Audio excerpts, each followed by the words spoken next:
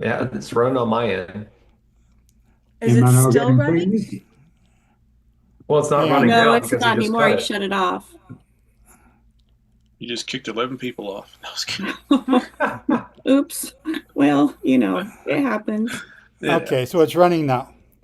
Um, Okay, before we get going too far and before we lose, is Johan still here? Because he's been popping in and out. Johan, would you like to do the opening prayer, sir? Yes, I'll do so. Can you hear me? Yes, sir. Go ahead. Good. Almighty Father Yehovah, thank you that we may again enter into your presence to meet with you and with our brethren as we gather as commanded on this Sabbath. Thank you for your protection over all of us. Thank you for providing us with your word. And today we wish to correctly hear exactly what you wish for us to hear and do. Thank you for this group. Thank you for the leadership with which you have blessed us. And thank you for providing everyone with sufficient strength to follow you every day of our lives. Thank you that we may all be companions of those who fear you and guard your Torah. We bless you, Yehovah, for you are very great, and we wish to sit in all humility only at your feet, listening to every word which you have spoken, so that we may worship you as we walk therein. We pray all this to you, Master Yehovah, in the name of our high priest, Yeshua. Amen. Amen. Amen. Thank you, Johan. And just in case we did lose everyone in the last 10 minutes that I was talking about, okay, we'll see if I can splice it together, but I'm not going to repeat it all. You should have been here on live to hear it live. And that's the encouragement to come here and do that. But I do want to say this. I'm going to continue where I left off. So we are now possibly 6 weeks away from Passover and Wave Sheaf Day on March 8th. So Wave Sheaf Day on March 8th. We may be keeping Passover. Not sure if we've got barley. We will continue the search. We have 3 vehicles going out this year. And I will send 3 vehicles in 3 different directions every single day until we find something, if we find something. And if we don't find something, then we'll report that to you as well. Okay? And Terry, go ahead. Can you elaborate a little bit, because this is where I'm at, and if we can talk about this later if it derails anything, but see, I'm trying. I know that the vernal equinox kind of does or doesn't play a thing in, and that's where I'm at, still trying to learn that, figure that out. Can you give maybe a 5-minute synopsis on that? I know it's more than 5 minutes probably, but anyway, thank you. Yeah, no, it is more than 5 minutes. And we'll probably, if you want, stick around. We'll do that afterwards when we have more time to elaborate on it. But basically, to answer your question, the vernal equinox does not come into play. It was added to the calculated calendar over time. If you check the tombstones, which we've done, none of the tombstones use the vernal equinox ever. And they were also using the Hillel calendar. So they're using the Hillel calendar, but they're not using the vernal equinox. So again, if you check our books, the Stones Cry Out book 1 and 2, this will explain the vernal equinox in great detail there. We can talk about this afterwards. Sarkis, I'm still trying to get through my stuff here, my announcements. It's basically, when do we declare Aviv 1, or that I'm confused on that part. I mean, is it on the 1st that the month is Aviv, or is it on the 10th, or So on Passover? the That's all on I'm the asking. I first don't know. on the 1st of Aviv. So right now, next month will be the 1st of Aviv. We will say it's the 1st of Aviv, but we're going to treat it like it's a 13th month at the same time. We don't know. That's the problem. It's not the problem. That is the way Yehovah's designed it, so that we don't know. We are depending upon Him. Is the barley Aviv? That's the question. So each year the calendar moves back by 11 days. 11 days each year. That's why we added an extra month about every 3 years. It's about. It's not regulated. It's about. depending on the barley, depending on if it's ripe or not. We've had an abundance of rain. It could be early. We've also had an abundance of rain, which means it could also take its time and come up later. Sarkis, you know the agricultural cycles very well. So, again, Becca has declared the 10th day her cutoff. She pulled that out of her hat a few years ago. Showed us the barley was almost Aviv, then said she's going to declare an Adar bet. That's why Randy and I went there to check. We found the barley was Aviv. So that's where we had our differences. But we need barley by the wave sheaf day. What I was about to say is, if we have 1 million people, and there's actually 6 million people, but not all of them are on the land. If we have 1 million people living on the land in Israel, and you are on the land in Israel, you could go out your door and you could say when y'all got daffodils. I see Shawna's got, I think those are daffodils in her picture. You know when the daffodils are about to bloom. That head is sticking up there. The stem is fat where the head is. Barley gets a shoot out. And when it comes out, it's got a certain number of days until it's ripe. If we are in the land, then we would look out our back door and we would see the awn sticking up. We would see the flags bent over. We would see the whole barley getting ready. But we are not in the land. Devorah has a different way of calculating whether an Adar bet is added. We cannot trust her. She went out last year and said, this is Aviv, this is Aviv, this is Aviv. In the first 3 or 6 fields, I forget what it was, that she went through. This is Aviv. This is full of dough. She did that at the end of the 12th month. And then, because it wasn't brown and hard and shattering, she declared an Adar bet. Okay, so I cannot trust her judgment. Devorah, or Rebecca, goes by the 10th. She does the same thing. Again, I have to go myself now until somebody else is going, which is why we want to train people. The same way we want to train people here to do the blessings, to do the service, to do everything that we do here, so that it's not dependent upon one person. I do not want this to be the Joe Dumont show. That's why, we have other people doing other things and taking over different responsibilities. And I'm so thrilled to see that. It's the same for searching for the barley. We need other people doing that who know how to do it, who know where to look for it and what to look for. So, every time that I've been over there, we tell everybody where we're looking so that it's not a secret. We tell everybody and show them what we're looking at so that you get to decide. And I don't tell you what to do. I will tell what Sighted Moon is going to do based on my observations. So is it the first of Aviv that you have to have barley? That's when everybody would like to know for sure. Then they could plan for Passover. It's difficult.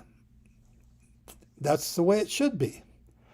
The Torah calendar, calculated calendar, you can plan your events 5, 10, 15 years in advance because you know when it's going to be. That's a little calendar. But nobody knows the day or the hour. That's what Yeshua said. So the Feast of Trumpets on the new moon, nobody knows the day or the hour. Passover not being able to be determined until we have barley, which is what these guys are picking here, right? We won't know until we see it. Again, some people get upset with me. Fine. It's not me. This is Yehovah. Or they don't want to change their position. So that's a lot of the problem. Now, so you need to start leavening your house, and you need to start getting ready to do that. I'm just going to share my screen here for a couple minutes. I want to go to Daniel 10. Daniel 10. Where's Daniel? Daniel 10, verse 1 here. And in the 3rd year of Cyrus, king of Persia, a thing was revealed to Daniel, whose name was called Belteshazzar. And the thing was true and a great conflict. And he understood the thing and had understanding of the vision. In those days, I, Daniel, was mourning 3 full weeks. And I ate no food or delight, neither came flesh nor wine in my mouth, nor did I anoint myself until 3 whole weeks were fulfilled. Verse 4. And in the 24th day of the 1st month, as I was by the side of the great river, which is Tigris, then the angel comes and reveals to Daniel his prayer that he started 21 days earlier. That prayer that Daniel started 21 days earlier is Daniel 9. All right? No, I'm sorry, that's not right. But this prayer that he does, repenting for Israel, he now gets his answer 21 days later.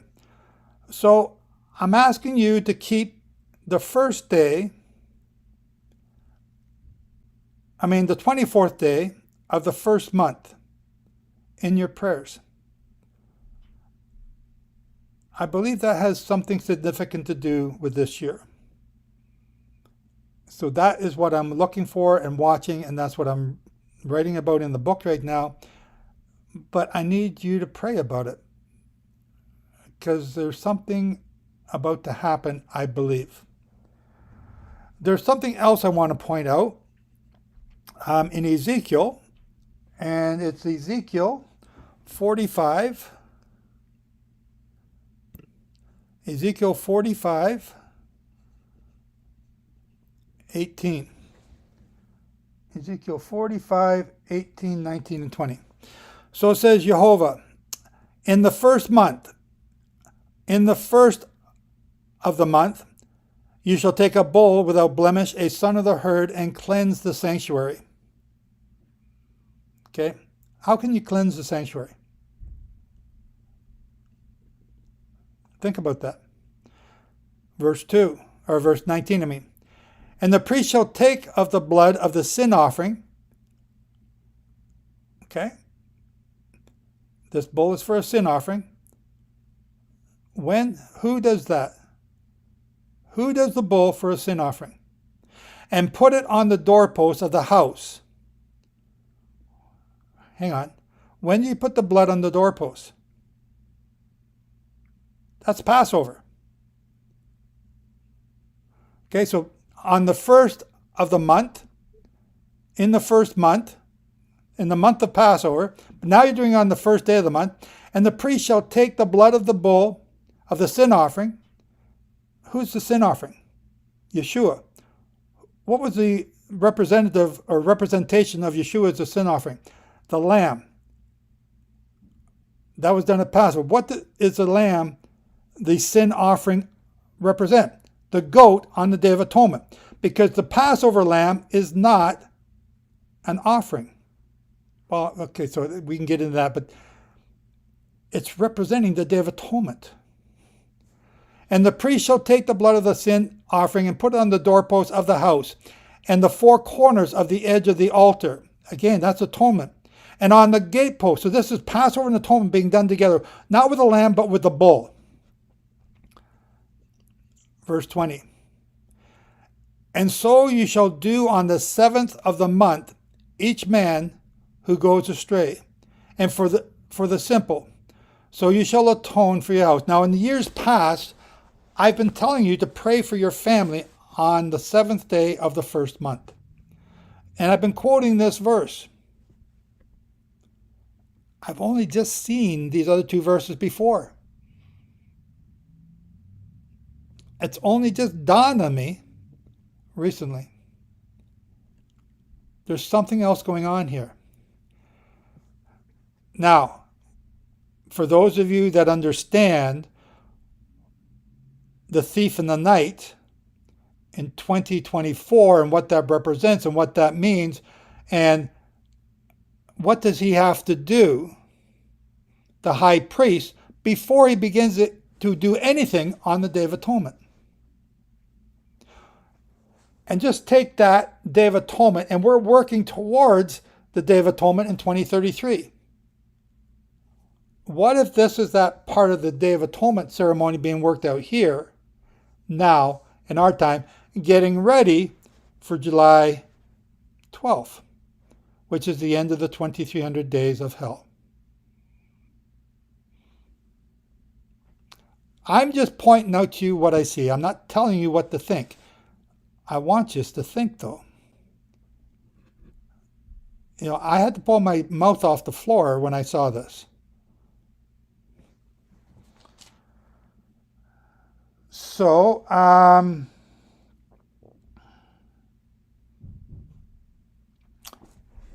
again, if this is this coming month, then I suspect these things are going to be coming into play. On the first and seventh day, the first and seventh day, the first and seventh day, there's something else going on with that. Go back and look at the sacrifice that we just read about in Leviticus. Think about these things. Now, before I move away from this, Sombra, did you find that prayer that I was looking for?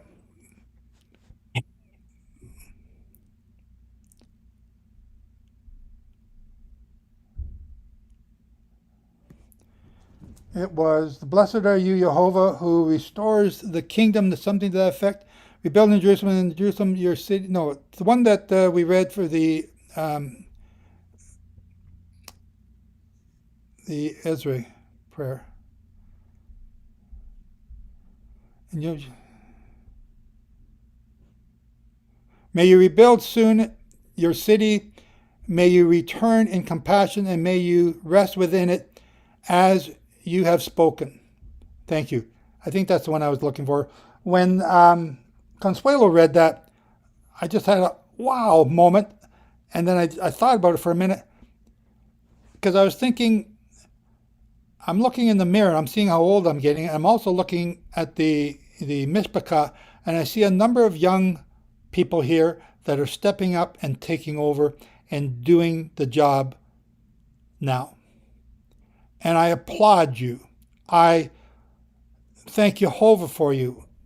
Pauline and I and James have been praying for you for a long time, and now you're here and you're taking over and you're stepping up and you're young, which is, they're young. Look how young they are. They're young. And then when I was thinking that, Consuelo read this verse. Do you know how close you are to Yehovah beginning to rebuild Jerusalem? And to Jerusalem, your city, may you return in compassion, and may you rest within it as you have spoken. The thief in the night, he's here. We don't see him yet. He's lighting on fire those who are falling asleep. May you rebuild it soon in our day as an eternal structure, and may you speedily establish your throne of David within it. Many of you could be, ambassadors or working in the administration of King David's kingdom in just a few short years. So I just wanted to point that out. By you volunteering, by you stepping up and learning to do some of these things, getting rid of the vanity or the fear of, I might make a mistake. You're going to make mistakes. I make blunders all the time, and I have people quickly pointing them out. That's awesome. Don't be afraid. Don't let your fear of what other people think of you hold you back. We need people to teach. We need people to start talking. We need people to learn how to argue these arguments in a logical way without getting your emotions involved. So, okay, before I move on, Chris, go ahead. Again, you just read it in Ezekiel 45 in verse 18. In the first month, in the first day of the month. So apparently, we need to know when the first day of the first month is. Again, if we lived in the land, we would know. But we don't. We're not in the land. Therefore, we have to go and look. And we have to look all over the land because we have nobody else doing it for us. Oh, you only going to do it for the wave sheaf offering and not for determining the first of the month. I'm going to assume the first of the month because I don't know. Okay. Right? Because And I got the impression that we had to be there before the first of the next month, for the coming month, and to determine if the barley is Aviv. And then with the coming new moon, it would announce the first of Aviv. That's my way of thinking. I got that from Nehemiah Gordon. Yeah. So if you're living in the land, Chris, Yeah. then you can do that. Okay. Yeah. But you're not in the land. Yeah. None of us are. And But there's nobody that's using the barley ripe. They're using the barley that's already shattering Yeah. to begin the month. Okay. And that's the problem. Okay. Okay, But- Sarkis. Sorry. Actually, Go ahead, Chris. One more thing. But in Ezekiel 45, verse 18, it has a special significance because we have to have that bollock. Yeah? Except that we do not make animal sacrifices today. Okay. So this is what I'm pointing out here is that something else is going on, and that something else, I believe, I suspect, is connected to the thief in the night. And Okay. if we are in that year when the two witnesses are to come and the prayer of Daniel, all these things combined together, and I'm telling you, I'm sharing with you what I see. I'm not trying to tell you what to think. I'm just sharing what I see and saying, we need to start paying attention to this. And when we do, more eyes, we might find something more. I could be out in left field on this. I don't know. But I'm seeing something and I'm sharing it with y'all. Okay. Thank you, Joe. Okay, Sarkis? Question. Daniel was in exile, and I believe Ezekiel was in exile. Yes. So how would they know if they're not in the land? So just like us, they're outside the land. Okay, so take a look at Jerusalem on a map and look where Babylon is and look where Ezekiel was at whatever that river is. Yeah. Okay, so basically they are like, Syria is right now. So Syria is north of Jerusalem, a couple, 3 hours drive. That's the difference. So wherever you are, 3 hours north of you is the difference in the geography of the land. So again, they didn't have telephones, they didn't have anything. They would have to go by what they knew best, by their current conditions. When you're outside the land, it's not always easy. So we're outside the land. It's not easy for us to determine. That's why we have to go. We're doing the best we can with what we understand. It may not be 100% right, but we're doing the best we can. Okay. But I'll accept that answer. My question originally that I asked earlier is, when are you going to declare the first of the month? Is it on the first of the month or in the middle of the month? It's on the first of the month, and I will confirm it in the middle of the month. And if it's not confirmed and we have to put an 8-hour bet in there, then I will confirm the next Aviv one for sure on the next Aviv one. I don't know, Sarkis. Again, That's my problem. I'm dealing with my family and friends and business, trying to figure out when to take time off, and and that's why I'm asking that. At the same time, I need to be able to answer some of these questions myself, not to me only, but to family. understood. So right now, book off Passover as if the first month is going to be this next month. Book it off. Book off the last day of unleavened bread. Plan to eat unleavened bread during those 7 days. We will know, hopefully we will know before. If we don't, and we're looking right up until Wave Sheaf Day itself, then Friday we'll probably say we don't have any barley, or if we can see that clearly that there's no barley anywhere, not even close, we can tell you early. Then you can go to work and then book everything for the next month. Okay. It is, like we don't have anybody in the land. Okay. So- I have a question. Okay. If let's assume we're in the land, we have a Sanhedrin, and on the first they say we don't have Aviv barley, and then they declare 13 month, and then right before Passover or on Passover they discover it's Aviv. Okay, are they gonna change their mind? Because they're the I- authority.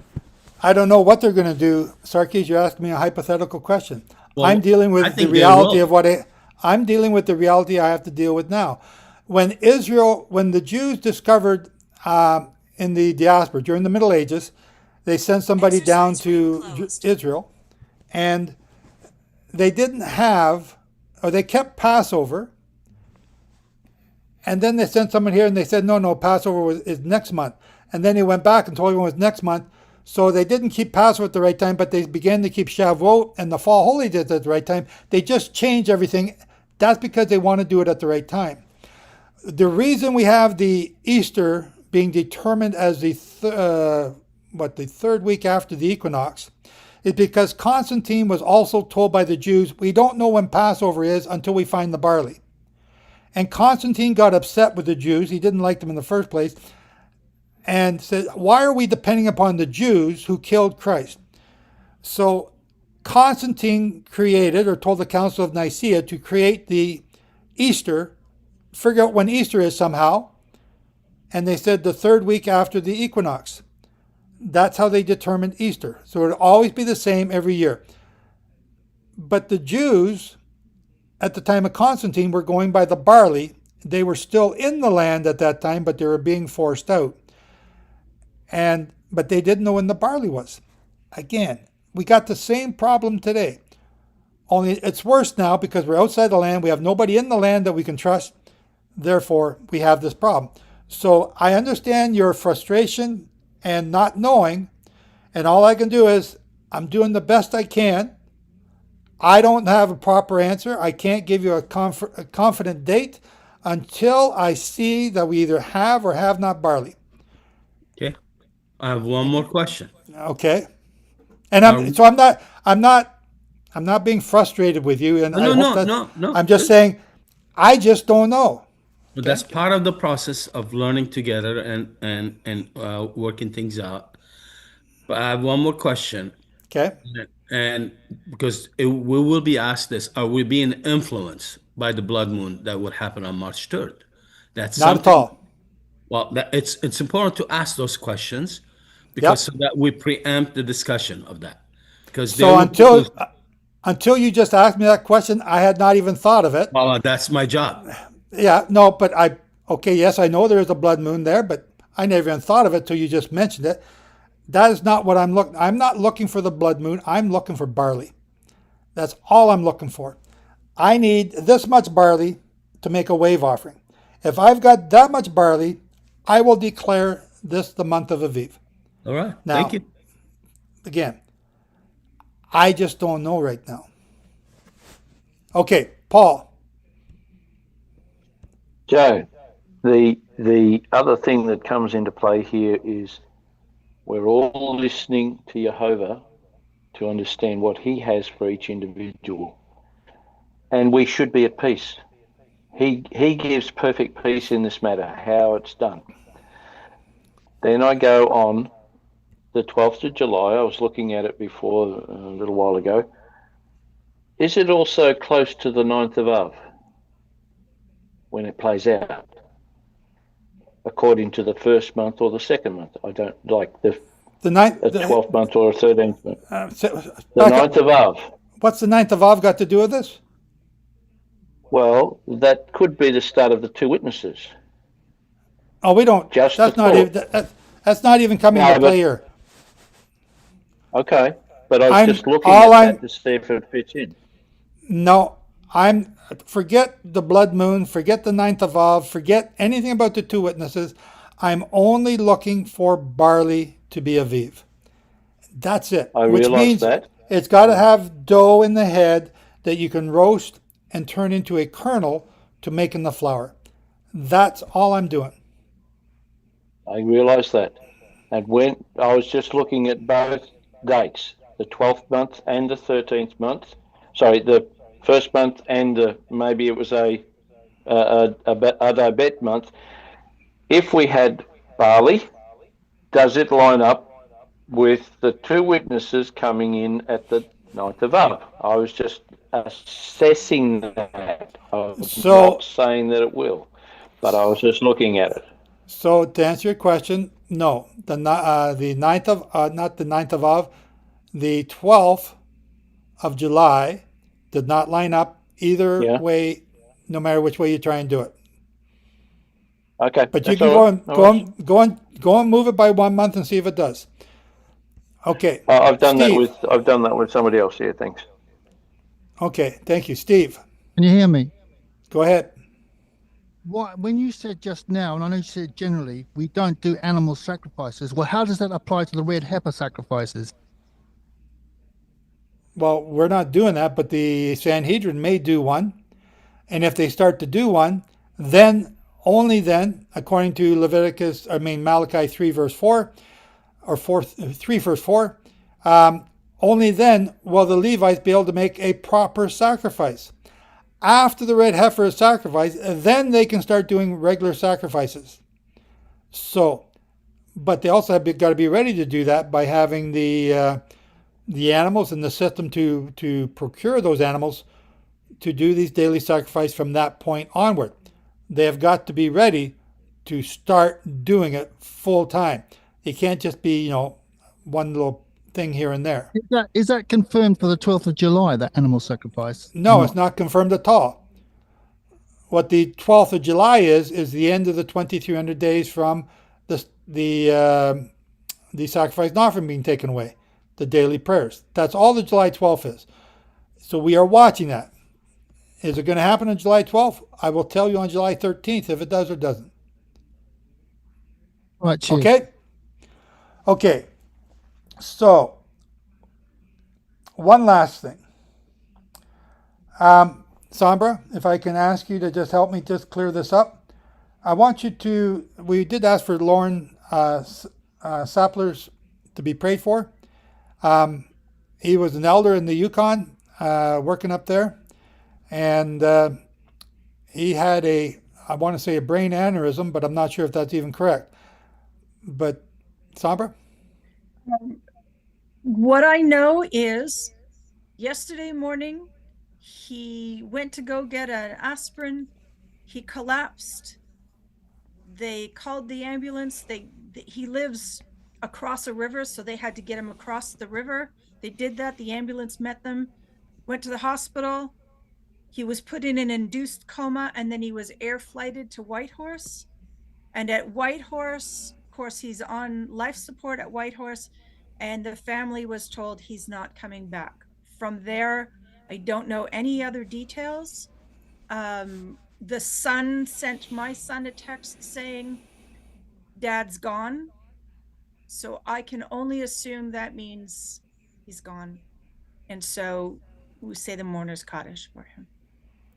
So I'm just asking all to keep him or keep his family in your prayers. Keep the assembly up there in your prayers. Again, so one of the things I'm trying to do here is if I'm not here or if anything happens to me, this carries on. You guys can carry on. We have enough different people that know how to do all the jobs here that it's not depending upon me. Because, we're all getting older, and things happen. So keep them in your prayers. Yeah. Pray So his wife's name is Jen. One of the sons' name is Mick. There's another younger son, and then there's an older married daughter. The mother and father, so Lauren's mother and father also live on the property. And then there's other Torah observant people in close community with them. Yeah. Again, brethren, you never know. Okay? So keep each other in prayer.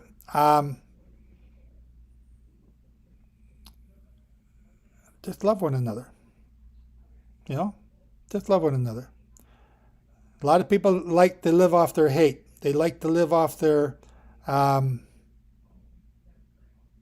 their hate. Don't be one of those people. Love your family. I hope that we're part of that family. Yeah, I just see somebody just turned 75. So yeah, we're all getting up there. Except for me, I'm the only one that's still 29, and I still look 29. So, but the rest of you are all getting up there. So we need more replacements to replace some of you. Again, I thank the volunteers that do come forward and do make an effort, even if they screw up. You know, Brian, he's coming up on 1 year since he's been here. Consuelo, I think is 6-7 months maybe since she's been here. I think that's awesome that they're stepping up and doing stuff in their first year. Okay, so and Consuelo's translated our riddle book into Spanish. Woohoo! So again, don't be afraid. You're going to make mistakes. And, I tease you sometimes because I love you. I tease Sombra all the time. I don't love her. Okay.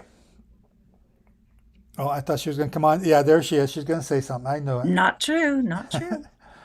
Okay, it's time to get going. I've really gone overboard here today, but again, it's important, and I understand your concerns about not knowing, but that's the exciting part. That's what makes this so exciting. We don't know. So you wake up one morning, you're sleeping at the Mount Sinai, at the bottom of Mount Sinai. You wake up in the morning, you go outside, you flip open your flap, you go outside your tent, and the cloud that was over top of the tabernacle is not there. It's just daylight. There's no alarm clock. The roosters are crowing, but there's no alarm clock. And all of a sudden, you start hearing all these women shouting, "The Shekinah's moving! The Shekinah's moving!" And what do? They have to run in, pack up the kids, wake up the husband, get everything going, take down the tent, pack it all in the boxes, load it into the wagon, get the horses, mules hooked up, and start to follow the cloud. When the cloud moves, that's all the time you got. And if you don't follow the cloud, the Amalekites pick you off in the back end. We are following the cloud. The cloud is Yehovah. He determines the barley. He determines whether the moon will be seen or not seen by the haze or the clouds or the rain. We just go with what he does, what he says. It's not Joe Dumont. It's not Becca. It's not Devorah. It's not Nehemiah. We just go with what Yehovah says. And I am so thankful that Nehemiah discovered this and brought this back to life back in 1988. He was just how old would he be then? He'd be a teenager when he started doing this. And from that, it's slowly grown. This is the way it used to be done. So, hats off to Nehemiah. Thank you. And you get to thank not Nehemiah, but Yehovah for bringing this back to our understanding. Because now we get to worship him on his Moedim at the proper time. Sombra, I got to stop talking here. We got to get going. Can you do the blessing of the Torah readers, please? Yes, I can. Okay. He who blessed our forefathers, Abraham, Isaac, and Jacob, may he bless Bobby, Ivette, Shawna, Johan, Kay, Isobel, because they have come up to raise the Torah, and they shall come to re-roll the Torah. As a reward for this, may the Holy One, blessed is he, protect them and rescue them from every trouble and distress, from every plague and illness, and may he send blessing and success in every endeavor, together with all Israel. And now let us respond. Amen. Amen. One other person I want you all to keep in your prayers. She's a dear friend of mine. She's been helping me edit the books now for a couple years, is Eileen Espinoza. She had half her kidney taken out. She had a kidney stone in it about the size of a fist, and they took out the kidney in December. She was on the road to recovery, and she got a note yesterday that the rest of her kidney is now starting to fail.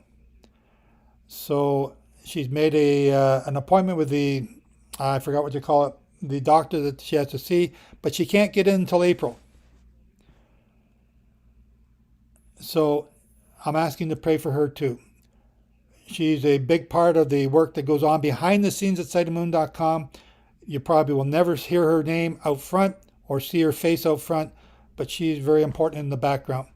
And she's been helping me edit the books. At the same time, she was editing the audio files that Sally Cave has been doing for the books. She's also been helping James editing his books. So she does a lot of work. And the little vignette videos? Yeah. So she does a lot of stuff behind the scenes. Those little 5-minute videos, that's what Sombra's talking about, the little 5 and 10-minute videos that we had. She used to make them all up on her own and just put them out. Anyway, I just asked you to pray for her and keep her in your prayers. There's other people, our friends, your friends. Yes, I'm asking special prayer for Eileen. Okay? Bobby is going to read Leviticus chapter 17 for us. And then after that, we're going to take some questions on it. I may rush you a little bit today because I've used up a lot of time already. So I'll try not to, but I'm just warning you, and I apologize. And the Lord spoke unto Moses, saying, Speak unto Aaron and unto his sons, and unto all the children of Israel, and say unto them, This is the thing which the Lord hath commanded, saying, What man soever there be of the house of Israel that killeth an ox or lamb or goat in the camp, or that killeth it out of the camp, and brings it not unto the door of the tabernacle of the congregation to offer an offering unto the Lord before the tabernacle of the Lord, blood shall be imputed unto that man. He hath shed blood, and that man shall be cut off from among his people, to the end that the children of Israel may bring their sacrifices, which they offer in that open field, even that they may bring them unto the Lord, under the door of the tabernacle of the congregation, unto the priest, and offer them for peace offerings unto the Lord. And the priest shall sprinkle the blood upon the altar of the Lord, at the door of the tabernacle of the congregation, and burn the fat for a sweet savor unto the Lord. And they shall no more offer their sacrifices unto devils, after whom they've gone a whoring. This shall be a statute forever unto them throughout their generations. And thou shalt say unto them, Whatsoever man there be of the house of Israel, or of the strangers which sojourn among you, that offereth a burnt offering or sacrifice, and bringeth it not unto the door of the tabernacle of the congregation to offer it unto the Lord, even that man shall be cut off from his people. And whatsoever man there be of the house of Israel, or of the strangers that sojourn among you, that eateth any manner of blood, I will even set my face against that soul that eateth blood, and will cut him off from among his people. For the life of the flesh is in the blood, and I have given it to you upon the altar to make an atonement for your souls. For it is the blood that maketh an atonement for the soul. Therefore I said unto the children of Israel, No soul of you shall eat blood, neither shall any stranger that sojourns among you eat blood. And whatsoever man there be of the children of Israel, or of the strangers that sojourn among you, which hunts and catches any beast or fowl that may be eaten, he shall even pour out the blood thereof, and cover it with dust. For it is the life of all flesh. The blood of it is for the life thereof. Therefore I said unto the children of Israel, You shall eat the blood of no manner of flesh, for the life of all flesh is in the blood thereof. Whosoever eats it shall be cut off. and every soul that eateth that which died of itself, or that which was torn with beasts, whether it be one of your own country or a stranger, he shall both wash his clothes, bathe himself in water, and be unclean until the even. Then shall he be clean. But if he wash them not, nor bathe his flesh, then he shall bear his iniquity. Thank you, Bobby. Verse 4. Verse 3.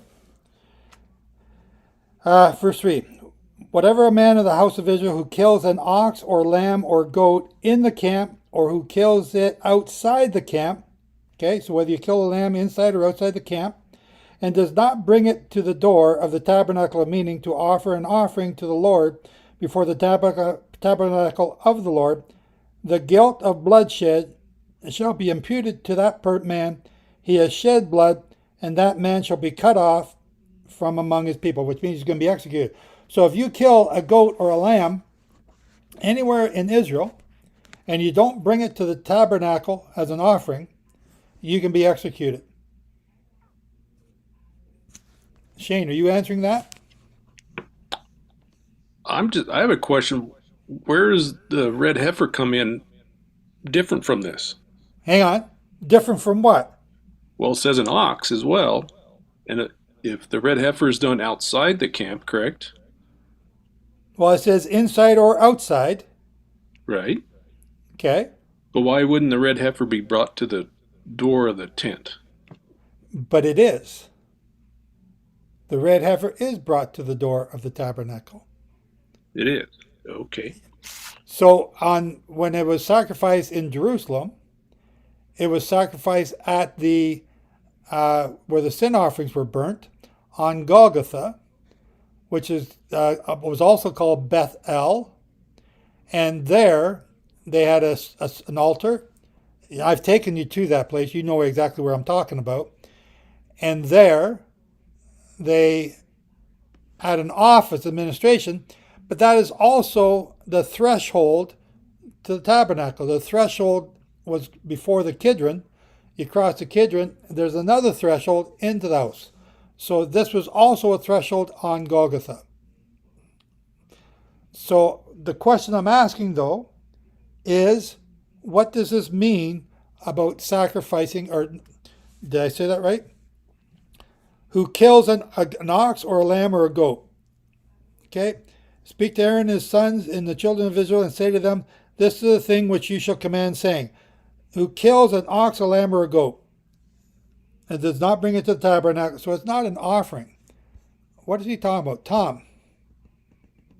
Well, first, I want to say this is speaking about the encampment in the wilderness. I don't think this is talking about greater Israel, because in Deuteronomy chapter 12, we see further instruction about that but this isn't talking about when they're in the encampment. And as I read it, what it's saying is if you're out in the encampment and you decide you want to have a barbecue and you slaughter a goat and you're cooking it, that is somehow being equated with how does it put offering it to what I forgot what it was, demon gods or whatever. Yeah, that's in verse 10. Yeah, goat demons, hairy goat demons, shirim. So what it said if basically what I see is this is instruction. Look, we don't want you slaughtering animals all over the camp. If you want to have a meal, if you want to have a goat, bring it to the tent. The priest will butcher it for you. They get their piece. You bring it back, the rest of it, and it becomes a peace offering. And you eat it like you deal with it like it's a peace offering. Don't just go and slaughter anywhere in the camp. You're making a mess of the camp with blood all over the place. That's what I hear. Okay, and I'm going to push back on that because there's nothing in here about it being a peace offering.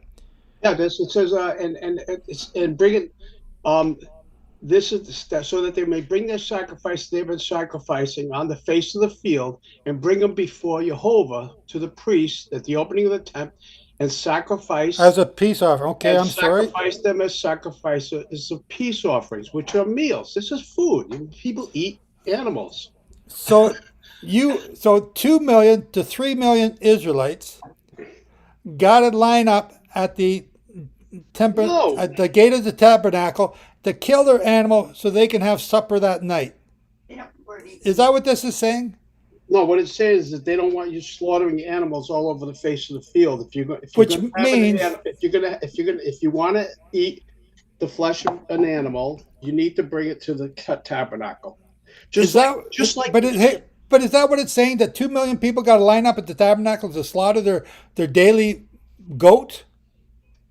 Are you going to have meat every day? Some people do. Some people are carnivores. Well, this look at this. Look at we in society you can't just slaughter animals in your backyard. Why not? We used to do it at our place. Well, we kill a cow. A lot of towns have edicts against that kind of stuff. So we slaughtered. We slaughtered and butchered our own animals in our backyard. I'm not saying I'm right. I'm saying that's how I read this. He's saying, okay, don't go and spill blood all over the camp. If you want to have goat for dinner, bring it to the priests. Bring it to the tent, and make it a peace offering, and so be it. That's what it's saying. And then it says, I don't want you drinking the blood. You pour the blood. That's what I see. Okay, Sabra, are you in agreement with that, or no, not at all? Because we know Esau went hunting, right? And when you go hunting, but hang on, this is not Esau. This is here in the camp. I do understand that, but there is the concept of hunting is still food that you can eat, and you're not going to bring the animal. You're not going to bring a live animal that you hunted to the tabernacle in order for it to be sacrificed. There is a difference between a slaughter and a sacrifice. When you slaughter an animal, you cannot offer that as a sacrifice. You may slaughter an animal and eat it for your own consumption. Which Hebrew words are you using, please? Well, okay, so I don't have the verse sitting right here right at the moment. I was just looking it up. But there is a verse that says that there's a difference between slaughtering an animal and sacrificing an animal. There's a difference between a korban and the other word. And you can eat meat that is not also a sacrifice. Okay. I believe the difference between slaughter and sacrifice is what you do with the blood. Because if they're out hunting, and they did hunt, they would kill an animal in the field. They were told to cover it with dirt. It was almost like a burial of that animal's lifeblood. The life was in the blood. So it was not a sacrifice, but it was killing an animal in the field is different because the blood was not placed upon the altar. But respect was given to that blood and that animal by covering the animal's blood with dirt. To answer your question, Joe, regarding being cut off from the people, I don't think they were killed because they did that. It says they were cut off from amongst the people. I believe they were sent or exiled from the community until evening. I believe it's not in there, but I don't think they would be. Yeah, I don't think it's until evening. I think they're cut off. I think they're executed. I don't believe that. If you go back to the guy picking up sticks, right? No, on the Sabbath. If you break the Sabbath, you'll be cut off. I think it says, and then he picked up sticks and he was executed. I think this means executed. I'll challenge on that one. I can't prove it. Okay. I have the verse, Joe. It's Deuteronomy 12:21. It says, if the place that Yehovah your Elohim will choose to put his name there is too far from you, then you may kill any of your herd or your flock, which Yehovah has given you, as I have commanded you, and you may eat within your towns whenever you desire. That is not a sacrifice. You should check the Hebrew. It's zabak, same word. It may be the same word, but it's a completely different action.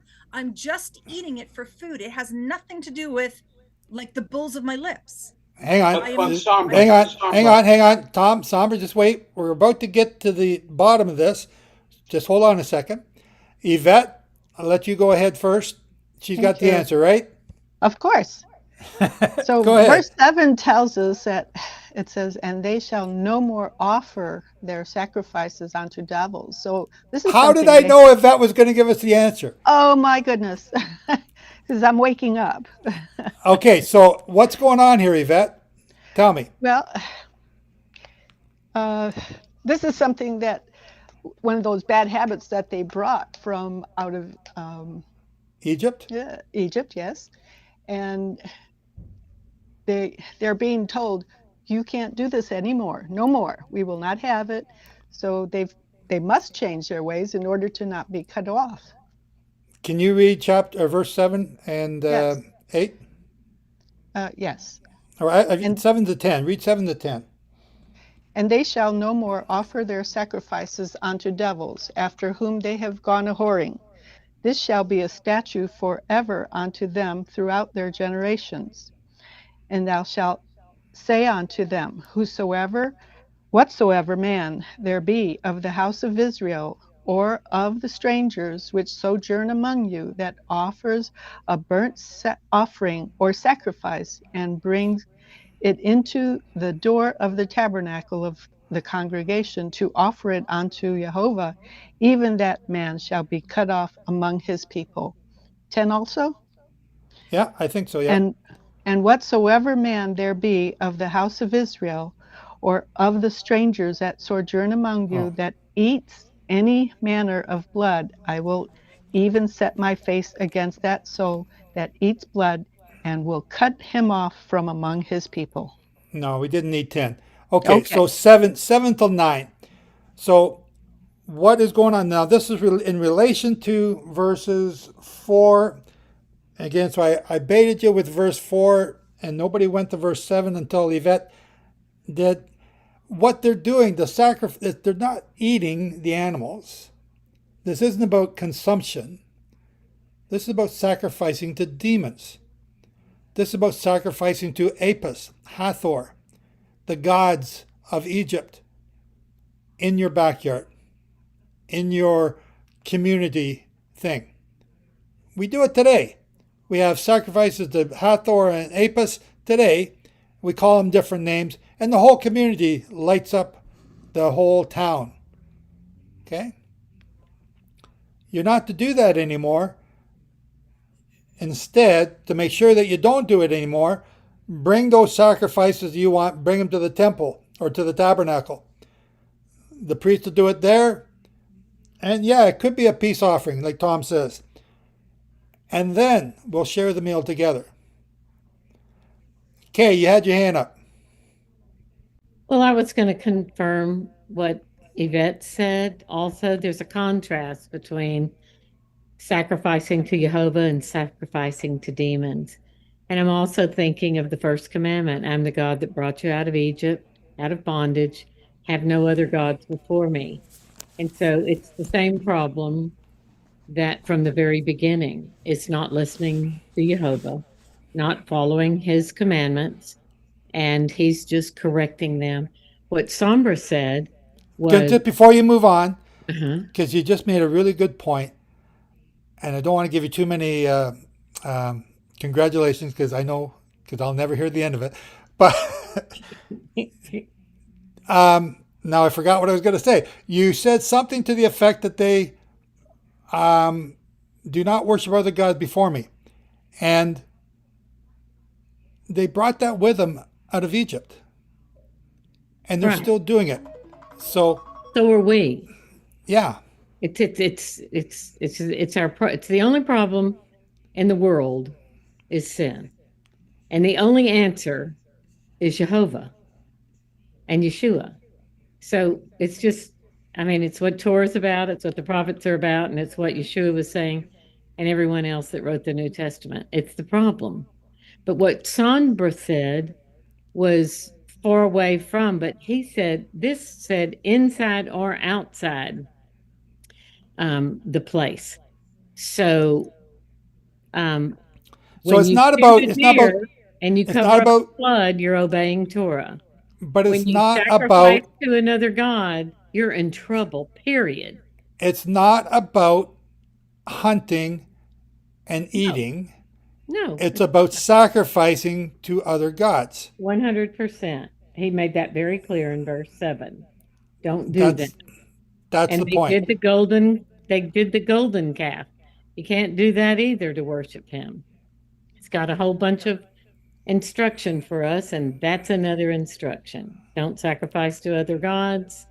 Sacrifice to me only. Bring your sacrifice to me.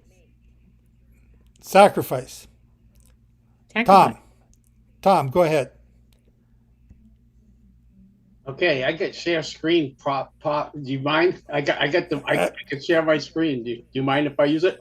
Yeah, go ahead. Okay. All right.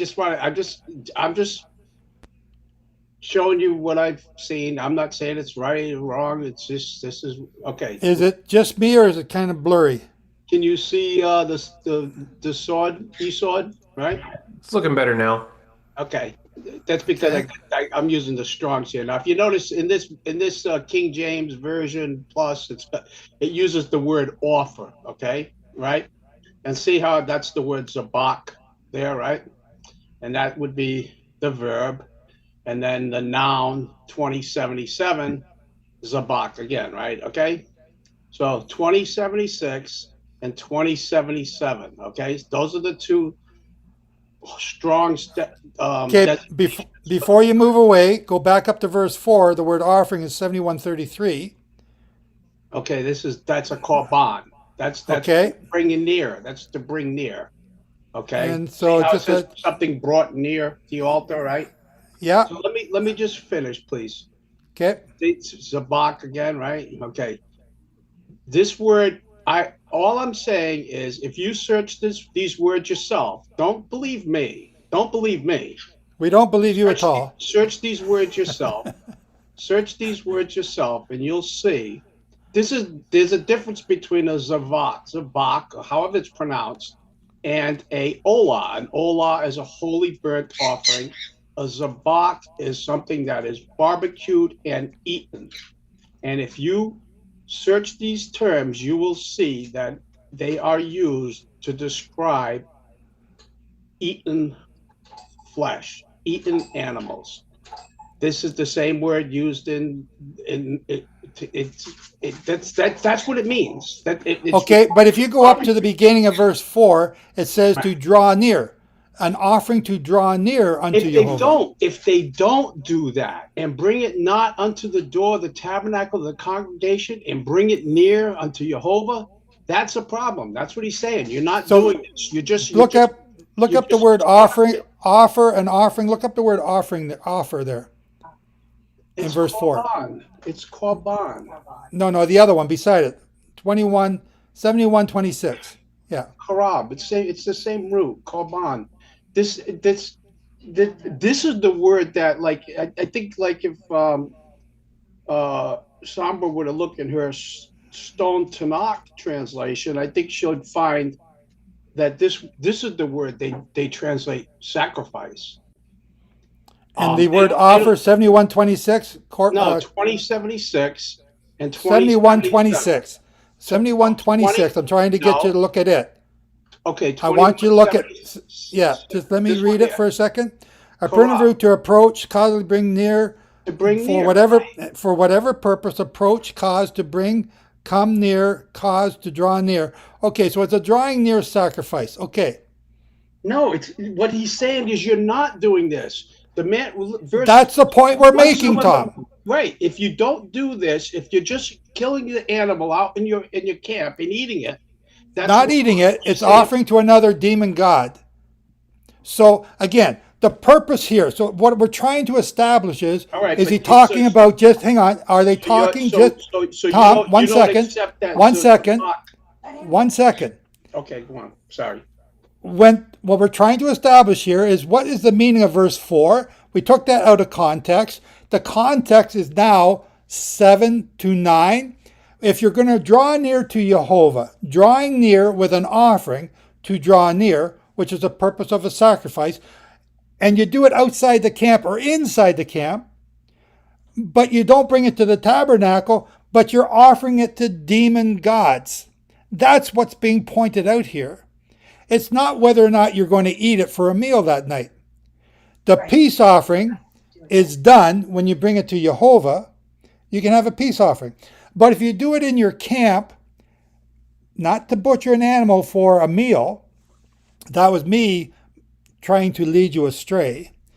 It was to butcher it in your camp to offer, to draw near to a false god, a demon god.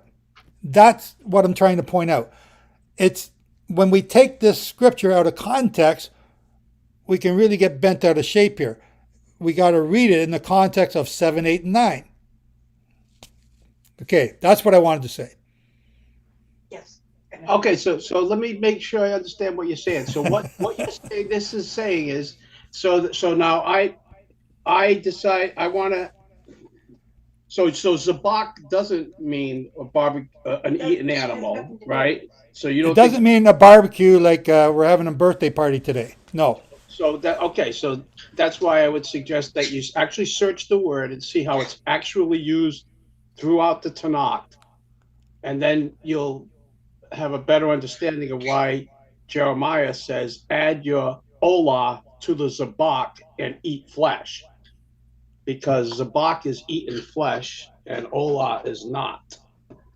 But it's okay. If you. That's what the word used here is. It's zabak. So anyway. Okay.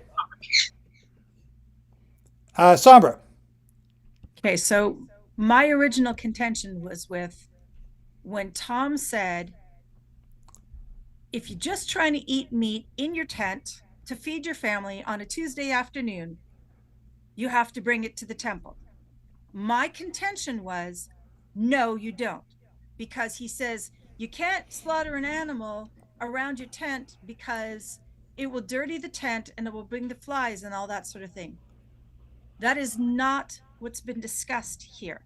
And so Ivette and Kay and you, Joe, brought up the fact that, no, what we're talking about is the difference between, are you offering it to Yehovah or are you offering it to demons? So if I'm sitting at my tent and I'm like, oh, I have such turmoil in my life, I want to offer a peace offering, I'm going to slaughter my goat at my tent. That's wrong. Why is it wrong? Because it's not about the blood of bulls and goats. It's about my coming to Yehovah. I come to Yehovah by going to the tabernacle. I come to Yehovah by doing it his way, not my own way. If I'm slaughtering a goat in my own tent, that's just me crying out for peace from the turmoil of the demon attack. But that's just worshiping the demons because it's not doing it the way God said. That's completely different from my family is hungry, or as Abram said to one of his servants, go and slaughter the fatted calf. That wasn't at a tabernacle. That wasn't at a temple. That was just go and slaughter this animal because I want to serve a meal. So what we're demonstrating is that at the time that this was written, the tabernacle was here, and they were still doing sacrifices to gods of Egypt. Yes, exactly. Because they were trying to absolve themselves of the trouble that they were in by doing it the old way, and you can't do that. They were going back to old habits. Yeah. Again, so I think Kay mentioned it. Us today, how many times did you want to say Mary?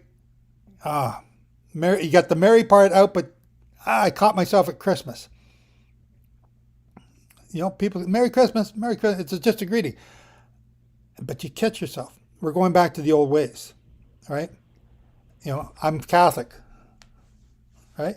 I do this every day. No. Again, that's what we're talking about. The old habits that we bring in to the camp with us.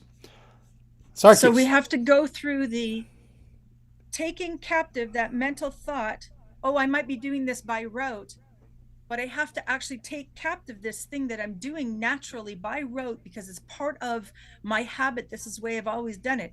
But take captive, what are you doing when you're doing that? What are you doing when you're doing the sign of the cross? No, I don't want to be doing the sign of the cross because it's not what I believe anymore. Okay, no, don't do it. But you have to take captive that thought and reconcile it with the word. It's hard work, but it's worth doing.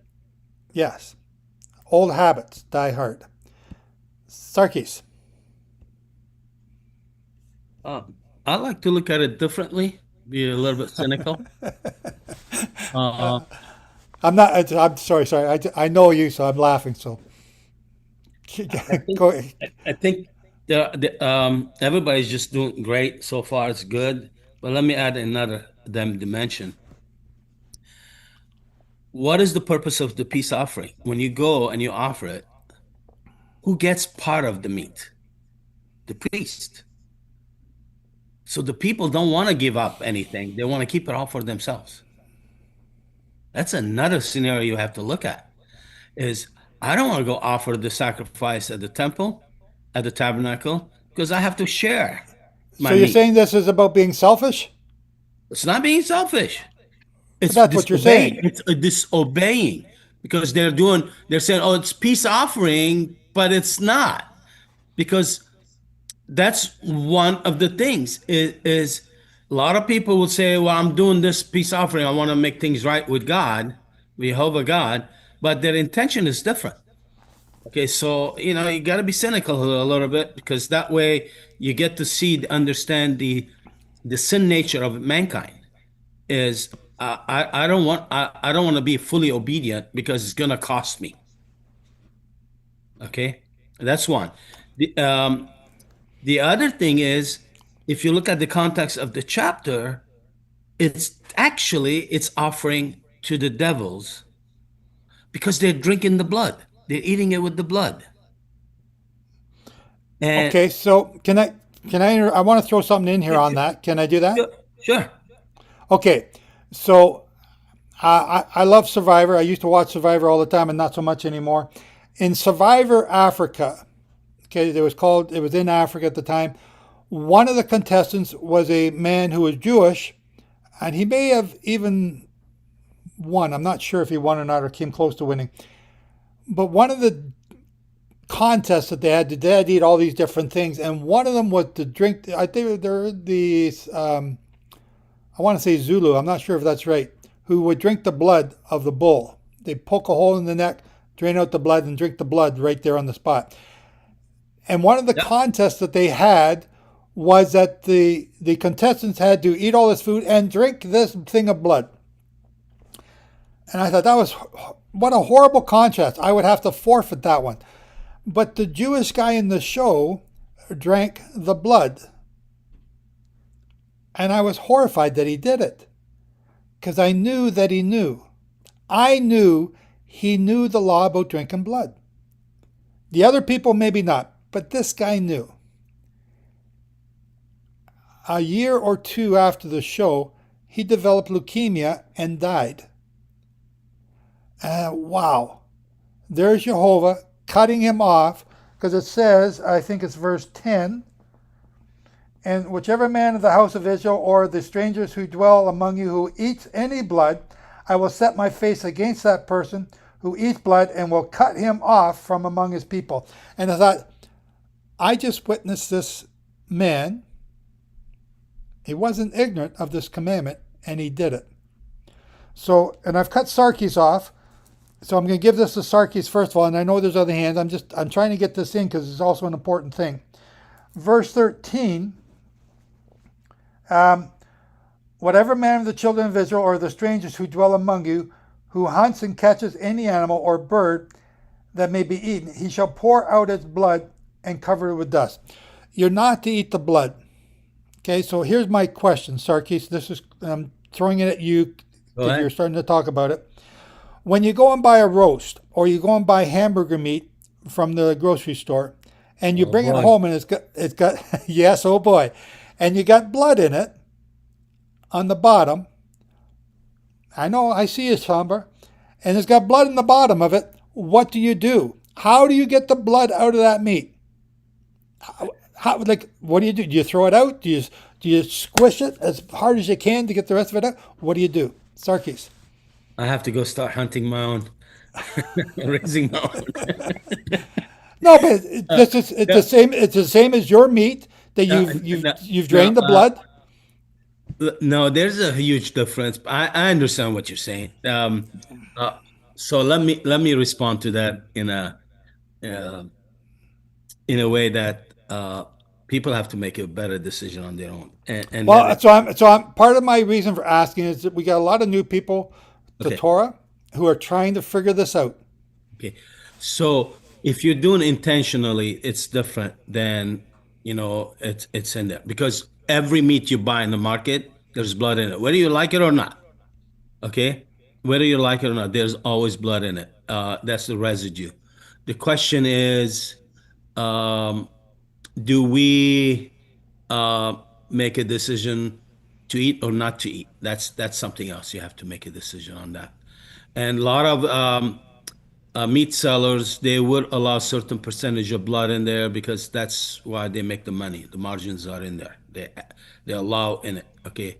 The process of killing it, the animal allows the blood to stay in the flesh. So I'm gonna sidestep this issue because my focus was on I'm focusing on something else when I was asking those questions and sharing, because that's the heart of the issue. Because then everybody has to go into the details how to respond to your question. Okay. Some people will have answers that are different than yours or mine. Okay. And that's why I bring it up. Yeah, but let me go back to the heart of the issue. Why did Yehovah hate what the Canaanites were doing, and the Amorites, and the Jebusite all? Because they were not just cannibals eating meat. They drank the blood of the victim, whether animal or people, and they sacrificed their children. And so there's a reason in there, because part of that issue is we see that, when you read stories about people in the jungle who are cannibalists, they do the same thing, and they're not exposed to the outside world, but they do it. It's inherent in their nature. Man's nature is sinful, and that's what they do. And we go back to Genesis chapter 8, when Noah is talking about, when Yehovah tells Noah, you can eat meat now, but don't you eat or drink the blood of the animal. Okay. So we have to go back to that and explain it there. So then the question is here, why were they sacrificing or killing animals? Either sacrificing or killing animals, whether it was for food or sacrifice. What was the purpose of it?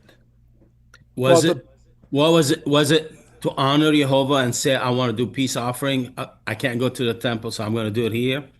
Or their intention was not to go to the temple and keep the meat for themselves so they don't have to share it with the priest. Or they were sacrificing to demons and they want to do their own thing separately and included drinking blood and not get Verses whipped. 7 to 9 tell us it was because they were worshiping demons. Absolutely. And just to let you know, I was a child. I experienced some of that growing up. And I understand what this passage is all about. The question here is, do people practice it today intentionally? No. Is there blood in our food supply? Absolutely. Is there blood in our food that's grown vegetables? Absolutely. If people are going to tell me you can't buy a vegetable that doesn't have blood in it, I challenge that. So now the question becomes, can you eat fruit? Can you eat vegetables? Can you eat meat? All of them have a residue of blood on them. So let's take the first question first. All right. I'm going to throw this at Somber now. Is there blood in the meat that we get in the restaurants or in the, when I order my steak, I like it well done. I don't like blood coming out of it. No, it is not blood. It is water and protein. Blood is thick. It is black when it's coagulated. When it is dead, it's thick and black and smells yucky. You would never eat meat that has blood in it because It stinks. It tastes awful. It's disgusting. When you go hunting, the bullet hole makes a bruise around the hole. You cut that part of the meat out. You don't eat that meat. When you slaughter an animal, according to the shechita, the kosher way of slaughtering an animal, the blood comes out. That meat still has that pink, watery liquid at the end. It's not blood, it's protein. And you're never going to get that out. Now, some Jews say, oh, you have to kosher the meat. In other words, you have to put it in saline water so that it draws out this pink water. Okay, but unless you turn that into ground beef, you are never going to get it all out, which means you'd never have a steak, you'd never have a roast. That's not what they're talking about. They're talking about the blood pumping out of the veins, because blood, when it coagulates, when it exposed to the air, when it's no longer pumping, it dies and it's black and it's gross. Thank you. And here's a proof. If anybody has British heritage, you've probably eaten what's called blood pudding or black pudding or black sausage, and that is blood in a sausage. And I have eaten that because that's my heritage. Okay. But you should not be eating it. No, of course not. I don't now. I just wanted to make sure that people heard that part. Yep. Okay. Don't now. So I got 3 other hands up there, and I just want to pursue this a little bit more, Sombra. So Sarkis is talking about vegetables. Now, when you take blood meal, or I say blood meal, and you sprinkle it on your vegetables to give them a boost of growth, are you eating blood by eating those vegetables or fruits? So the process by which a plant brings water from the root up into the leaf or up into the fruit is a process called osmosis. And the water goes through the cell lining of each cell, and it moves up the stalk through moving up through the cells. No, it's not moving blood, it's moving H2O. Okay, and Sarkis, do you want to comment? Because I know, Sarkis, what you used to do for a living. Do you want to comment on that while we're here? Well, I used to do in the past. Okay. Yeah. All right. Nowadays, they do spray on even the organic are. It's not everywhere. It's just selectively they do spray digested blood on plants because it behaves like a biostimulant. It will make the plants, even if they're injured, to produce more structure, more flower and bloom, and size the fruit. So the question becomes here, is that universal? I would say in Europe, it is. In North Africa, it is. In some areas in Asia, it is. Guess where most of our food comes from? Comes from overseas. We don't grow them here. And we have regulations here, but at the same time, a lot of organic crops require a lot of nitrogen, and blood has the highest nitrogen, 15%. And if you ferment it, it becomes a biostimulant, and they do spray on plants, whether you like it or not. Okay. That's extra information. Thank you. And So I know what you used to do. You used to be involved in the farming in California. That's why I wanted to throw this back. Okay. Okay, Kay, you've been waiting a long time. Go ahead. Oh, that's okay. I enjoyed all that conversation. And one of the things I was going to bring up is what Sombra taught a long time ago, which what she retaught today. So that was beneficial to me. She's a great teacher, and I love you, Sombra, and I love your hair. But that's not what I want to say. What I want to say is, again, we veered off to blood and other places, and I want to go back to verse 7 again. In the very first paragraph, they are no longer to offer sacrifices to the goat demons, after which they play the prostitute. So this will be statute forever to them throughout their generations. He's still teaching, and he still teaches us today. We never arrive. So I just wanted to go back to that. Then I wanted to switch, if you don't mind, to verse 13. Would that be all right?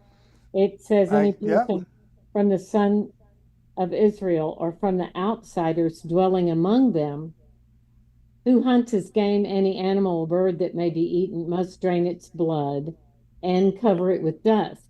And I wanted to give a tiny little testimony. I didn't know this, and my grandson hunted on our ranch. And then I learned this from some Torah portion. It could have been Sighted Moon, or it could have been someone else. I don't remember. But as soon as I learned this, I had a choice. And for new people listening, this is going to happen to you. You're going to learn something, and then you have a choice. Was this just for the Jews back then, or is it for me today? And so we had a new law on our farm. If you shoot a deer, you're going to have to get a shovel, and you're going to have to go there and cover up the blood. And so my son-in-law, who's very respectful, has his son do that immediately every time. And now my the son-in-law, second generation and third generation have not only learned this, but they have put it into practice, whether they believe it or not. And then another thing is, if I would have blown it off, then would there have been consequences for me to blow off Yehovah's word? And so, can I jump in on that just for a moment? Sure. I've always asked myself, what blessings have I missed out on because I didn't obey something and not knowing that I was missing out on those things? Which is what you're bringing up. What are we missing out on by not obeying? I'll tell you. Yeshua told us in Matthew 5:17 through 19, those who keep these commandments and teach others to do so will be called great in the kingdom of heaven. That's one thing you might miss out, because those who don't and teach others it doesn't matter will be called least. And I'm not going to go into the Shem Tov Hebrew translation where least says kneel. They won't be there because I'm not sure about that, but it's scary enough to consider. And then another thing I wanted to show you is that we have a tendency, and will always have a tendency and always be tested, not to obey Yehovah. It happened to me at Christmas this year. My kids I never see wanted me to all go to their Christmas party, and we refused. We said, no, we can see you before, after, whatever. We're not going to go do it. Gift exchange. And we didn't even go into detail. We just said, no, we're not coming. And they were upset. And so that's a good thing. That's a good thing. Rejoice in the Lord always. And again, I say rejoice, because you want to pass test with Yehovah. It makes him happy, and we love him. And he said, if you love me, obey my commandments. And we always will have a problem with this. So get used to it. People are going to be mad at you. It's the closest people to you, your family. Okay, get over it. Now, because they can't have an Easter egg hunt at the farm, and they can't hunt on Saturday, and if they leave to go to the store on Saturday, they may not enter, they may not come back. And if they shoot a deer, they have to cover the blood with dirt. They all do it. They all know it, and it's not a problem anymore, just the first time. So if you pass the test, the blessing is you don't have to fight that fight anymore. Nobody would consider asking about an Easter egg hunt at the farm. But people, even God's people, even me, even you, still don't always learn. We always are going to turn. And this morning, when I woke up, I thought of something Joseph Dumond taught me years ago. And I thought, where'd he get that? It's not in the Bible. And this is how the Lord wakes me up most mornings. Oh, please don't tell me I'm on your brain when you wake up. Something you said, something you taught me about, this is so crazy, but it relates. You said that Jeremiah took King Zedekiah's two daughters out of Israel to Egypt, and then T. Tippy married a Judahite, and the throne is always. And I went, I've never read that in the Bible. He never took them out. That's not true. I'm going to challenge him. So I Googled, and sure enough, again, Joe was right. And in. Hang on. Well, hey, stick quiet. I want Shane to make sure he takes that part out and blows it up, where Kay's admitting that Joe was right. Okay, well, so I went to Jeremiah, whatever it is, 43 through 45 or whatever, where everybody goes to Egypt against God's word. And at least it said there about the daughters and their names and everything. But what Israel was doing, which is to the point of this Torah portion today, is that they didn't trust. They said, Jeremiah, pray to God and ask what we should do. And God said, stay there. Don't go to Egypt. And they decided not to obey after they swore to Jeremiah, no matter what God said, they were going to obey whatever Jeremiah said, God said. And they said, Jeremiah told them, don't go to Egypt. And they said, we're going. And they were worshiping the Queen of Heaven. They also said they were going to cook their hot cross buns and worship the Queen of Heaven, because when we did that before, everything was rosy. Everything, yes, we had food and water and everything else from the Queen of Heaven. So when our circumstances when we're tested to do something else, go on to the party. It's your family. You never see them. It's not going to hurt anything. Jeremiah said the Christmas tree won't hurt you. Don't worry about it. When you go to celebrate a pagan feast with your family you love, and you're already convicted and you just want to give up and doing it, you're basically spoofing Yehovah. So that's what these people were doing here. And you go, can you believe they're still doing that out of Egypt? We're still doing it today. 44,000 denominations are not keeping the Sabbath, not keeping the feast, not keeping the food laws. And they are not only that, they're celebrating pagan feasts, the Queen of Heaven. So this is just another instruction from a loving Yehovah that is teaching. He is the best teacher ever. It's not Joe Dumont. It's not any of the rest of us here. We're just sharing what God told us in his word. That's all. Thank you, Kay. And Joe is always right. Yvette, go ahead. I love Kay.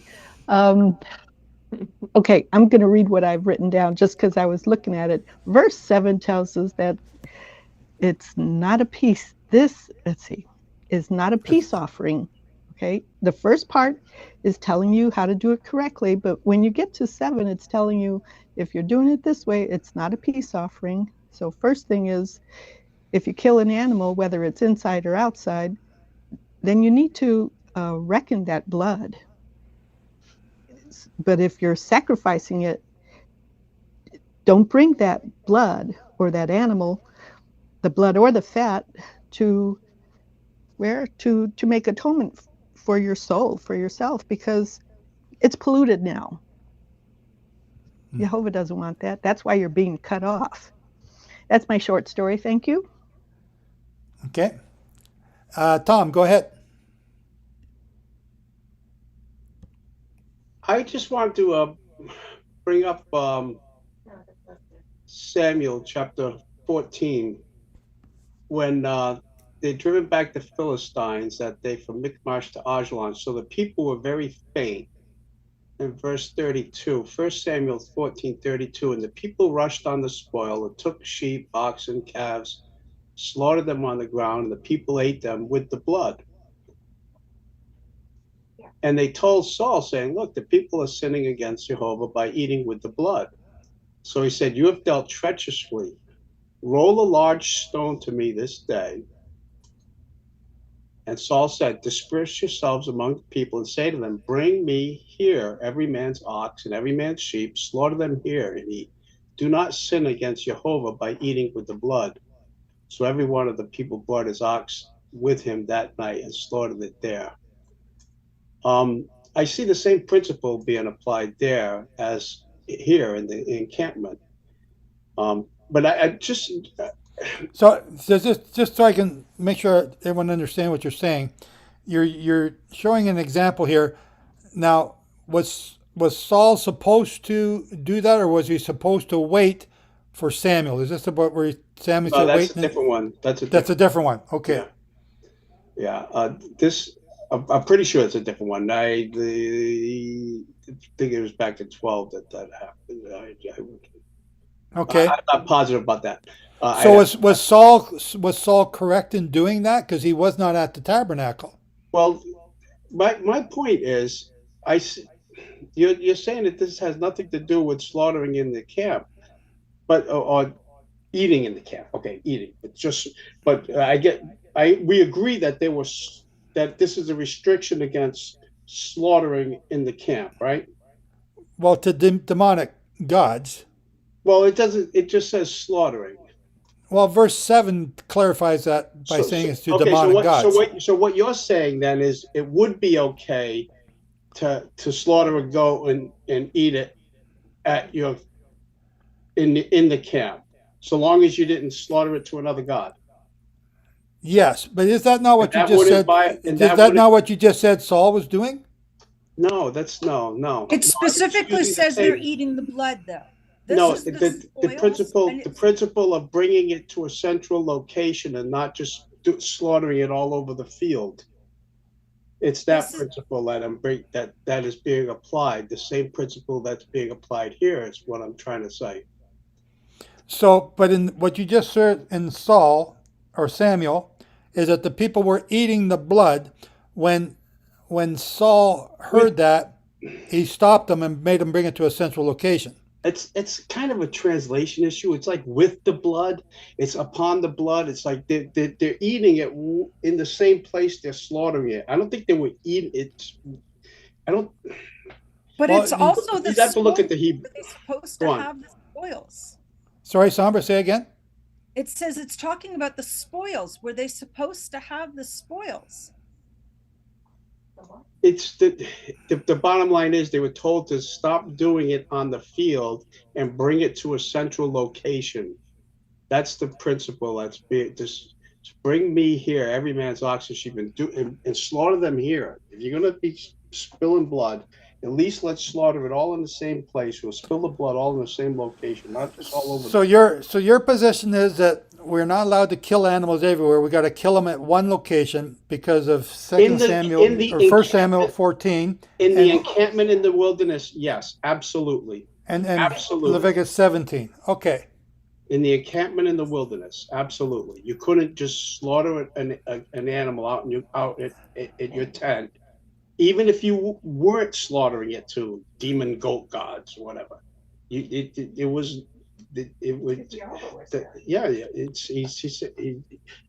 he said there's different things about the encampment to keep the encampment clean.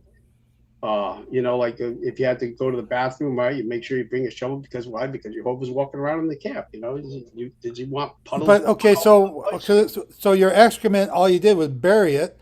The blood you could bury. What's the difference?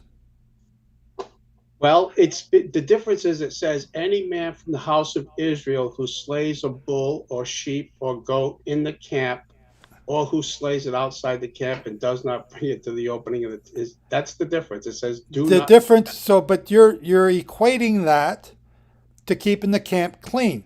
When you bury your excrement, you're keeping the camp clean. If you buried the blood, you're keeping the camp clean. Again, I understand what you're saying. I'm not sure that I agree with it, that it's about keeping the camp clean. I think it's about keeping the demonic worship out and not allowing that uncleanness to be brought into the camp, inside or outside the camp. Because if you're going to, I can't see 2 million people lined up at the tabernacle every day to kill, because they didn't have freezers, they didn't have fridge. So what you killed that day, you ate that day. So if you're doing that every day, that's a lot of work for the priesthood, which is just basically Aaron's family at the start. All right. So what you're saying is that it would have been okay to slaughter a goat out in the camp.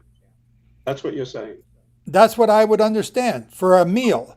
But if you're doing it, as verse 7, 8, and 9 are saying, to worship God, then, and you don't bring it to the tabernacle, then you're basically worshiping demons. You're bringing your Egyptian practice with you.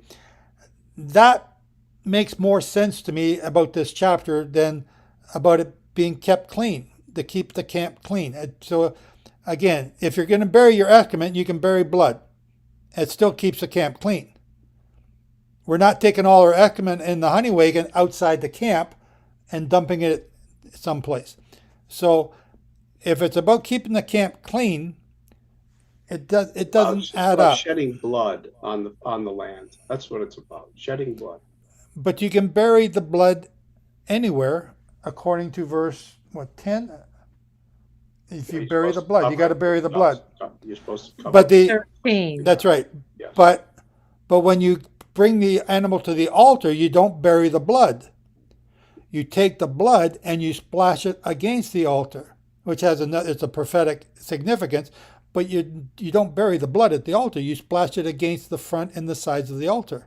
And then you poured out what was left at the base of the altar. That's right. You're not burying anything. On the ground.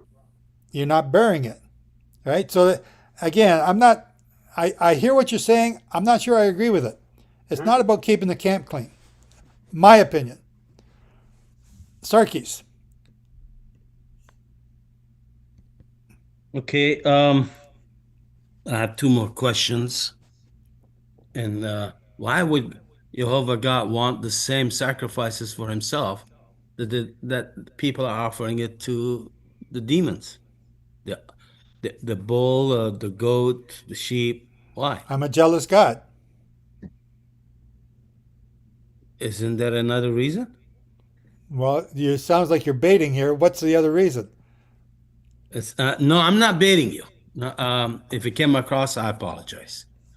Okay, so the reason is I'm Yehovah. I don't want you worshiping other gods that are made out of wood and sticks and stones. I want you worshiping me. I'm the one that created everything, not those guys. So if you're going to make a sacrifice to me, do it the way I said, do it where I said, and don't be making compromises with it. Okay. Well, no, this week, as of last Shabbat, I've been studying more about the sacrificial system. And one of the questions I was struggling with is, what does the bull represent outside Yehovah's calling? I mean, his worship system. What does the goat represent? Is that because the bull represents the gods of Egypt and the gods of Nimrod. So is the goat represents the gods of the Canaanites and the Greeks. And what I see here is Yehovah saying, I want you to kill your gods, bring them before me, slaughter them, because I don't want you to submit to other gods. I want you to submit to me. I want you to come to me and get rid of all your gods and know that I am only your God and no one else's. And so the bull and the goats in this situation represents what? It represents the gods of other nations. And that's what I'm coming across, and I'm still studying it, and I'm asking these questions. Do I have gods in my life that represents the bull, that I'm worshiping the devils of Nimrod or the Canaanites? Do I have other gods like fear or money or fear of losing my job or fear of I'm going to die soon because I have a cancer? All kinds of stuff. And these are gods, and he wants us to put them at the altar and say, Yehovah God, I give him to you, and let the priest slaughter it and clean it up and remove it from me. And that's from that perspective. I'm taking it to a different angle here, Joe. Yep. And there's a reason for it. Because what he was saying here in this chapter is the God, as the people are offering sacrifices to the devils, to demons, because they're afraid of them. Because their life depends on them. And he's saying, don't do that. Let your life depend on me, and I'll take your gods and I'll slaughter them for you, and I'll clean them up for you. And then you only have one God, and I will take care of you. You just keep my commandments. Stay close to me. Stay in my covenant. I want you to know I'm your daddy and you're my son. You're my daughter. And that's the perspective I'm coming across. That's all I Yeah. want. No, it's a good question, and we all of us need to ask: do we have other gods in our lives? And without knowing it, we always need to be checking. We always need to be searching our own soul. So what you're doing is right on. Okay, let's get moving on to Ezekiel. Ezekiel chapter 4, and we're going to have Ivette read that one for us. Very good. You also, son of man, take a clay tablet and lay it before you, and portray on it a city, Jerusalem. Lay siege against it, build a siege wall against it, and heap up a mound against it. Set camps also against it also, and place battering rams against it all around. Moreover, take for yourself an iron plate, and set it as an iron wall between you and the city. Set your face against it, and it shall be besieged, and you shall lay siege against it. This will be a sign to the house of Israel. Lie also on your left side, and lay the iniquity of the house of Israel upon it. According to the number of the days that you will lie on it, you shall bear their iniquity. For I have laid on you the years of their iniquity, according to the number of the days, 390 days. So you shall bear the iniquity of the house of Israel. And when you have completed them, lie again on your right side, then you shall bear the iniquity of the house of Judah 40 days. I have laid on you a day for each year. Therefore you shall set your face toward the siege of Jerusalem. Your arm shall be uncovered, and you shall prophesy against it. And surely I will restrain you so that you cannot turn from one side to another till you have ended the days of your siege. Take also for yourself wheat, barley, beans, lentils, millet, and spelt. Put them into one vessel, and make bread of them for yourself. During the number of days that you lay on your side, 390 days, you shall eat it. And your food which you shall eat by weight, 20 shekels a day, from time to time you shall eat it. You shall also drink water by measure, 1/6 of a hin. From time to time you shall drink. And you shall eat it as barley cakes, and bake it using fuel of human waste in their sight. Then the Lord said, so shall the children of Israel eat their defiled bread among the Gentiles, where I will drive them. So I said, Lord God, indeed I have never defiled myself from my youth till now. I have never eaten what died of itself, or was torn by beast, nor has abominable flesh ever come into my mouth. I want to stop and pause. Abominable, I've looked it up in the translation, gives me unclean sacrifice or sacrificial flesh. Now I'll continue. Then he said to me, see, I am giving you a cow dung instead of human waste, and you shall prepare your bread over it. Moreover, he said to me, Son of man, surely I will cut off the supply of bread in Jerusalem. They shall eat bread by weight, and with anxiety, and shall drink water by measure and with dread, that they may lack bread and water, and be dismayed with one another, and waste away because of their iniquity. Oops, I didn't see chapter 5 cut off there. Okay, thank you, Yvette. Chapter 5 is Shawna. Okay. Now you, son of man, take a sharp sword, use it as a barber's razor to shave your head and your beard. Then take balances to weigh and divide the hair. A third you will burn in the fire in the midst of the city when the days of the siege are complete. Take a third and strike it with the sword all around the city. Scatter a third to the wind, and I will draw out a sword after them. Take a few from there and tie them up in your garment. Again, take some of them, throw them into the midst of the fire, and burn them in the fire. A fire will spread from it into all the house of Israel. Thus says Yehovah Elohim, this is Jerusalem. I have set her in the midst of the nations, with countries all around. She has rebelled against my ordinances by doing wickedness worse than the nations, and against my decrees worse than the surrounding countries. For they have rejected my ordinances, and as for my decrees, they have not walked in them. Therefore, says Yehovah Elohim, because you are more turbulent than any surrounding nations, in that you have not walked in my decrees or followed my ordinances, nor have you observed the ordinances of your surrounding neighbors. Therefore, thus says Yehovah Elohim, behold, I in turn am against you. I will execute judgment among you in the sight of the nations.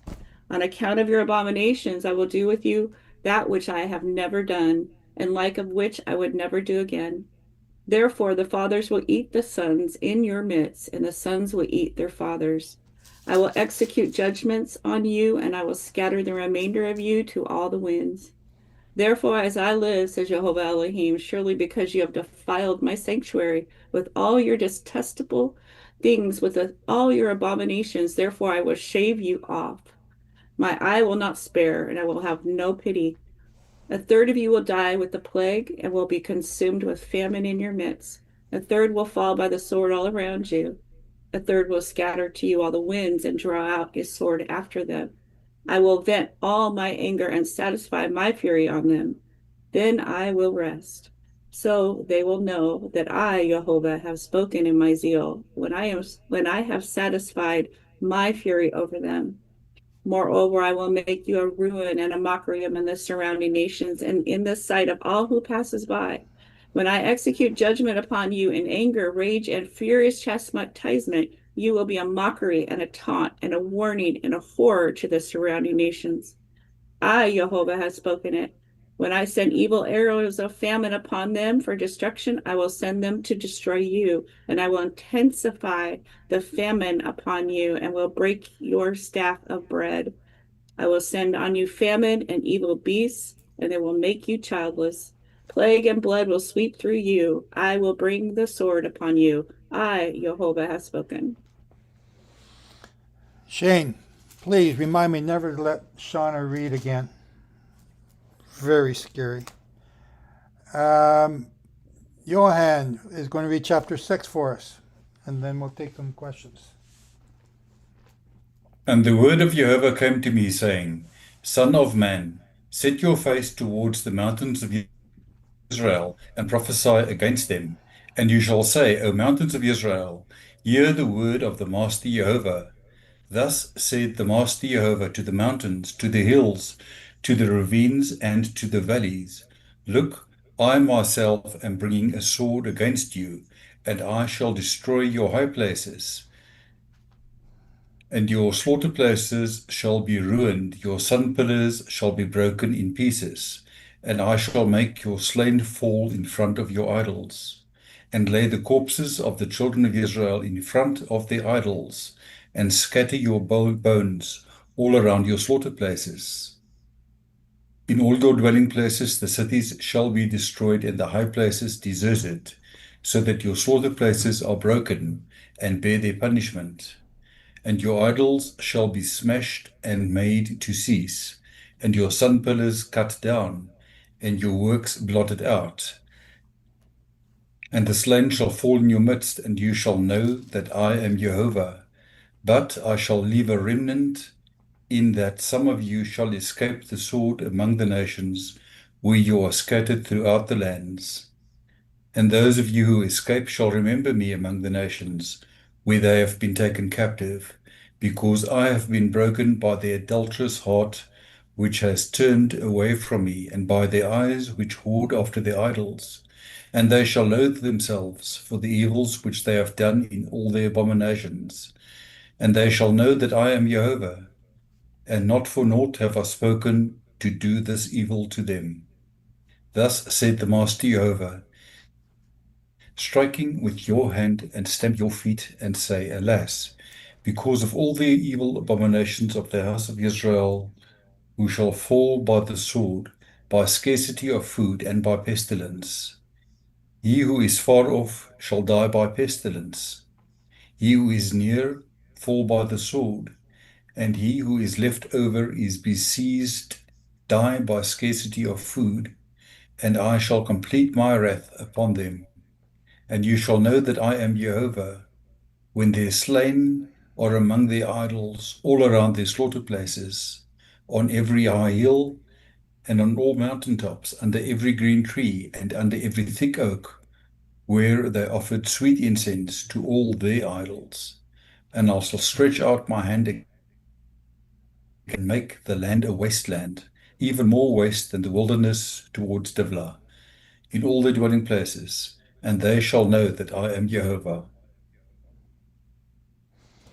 And Shane, same thing for Johan. Don't let him read no more either. I think we're running out of readers already. Wow. Okay.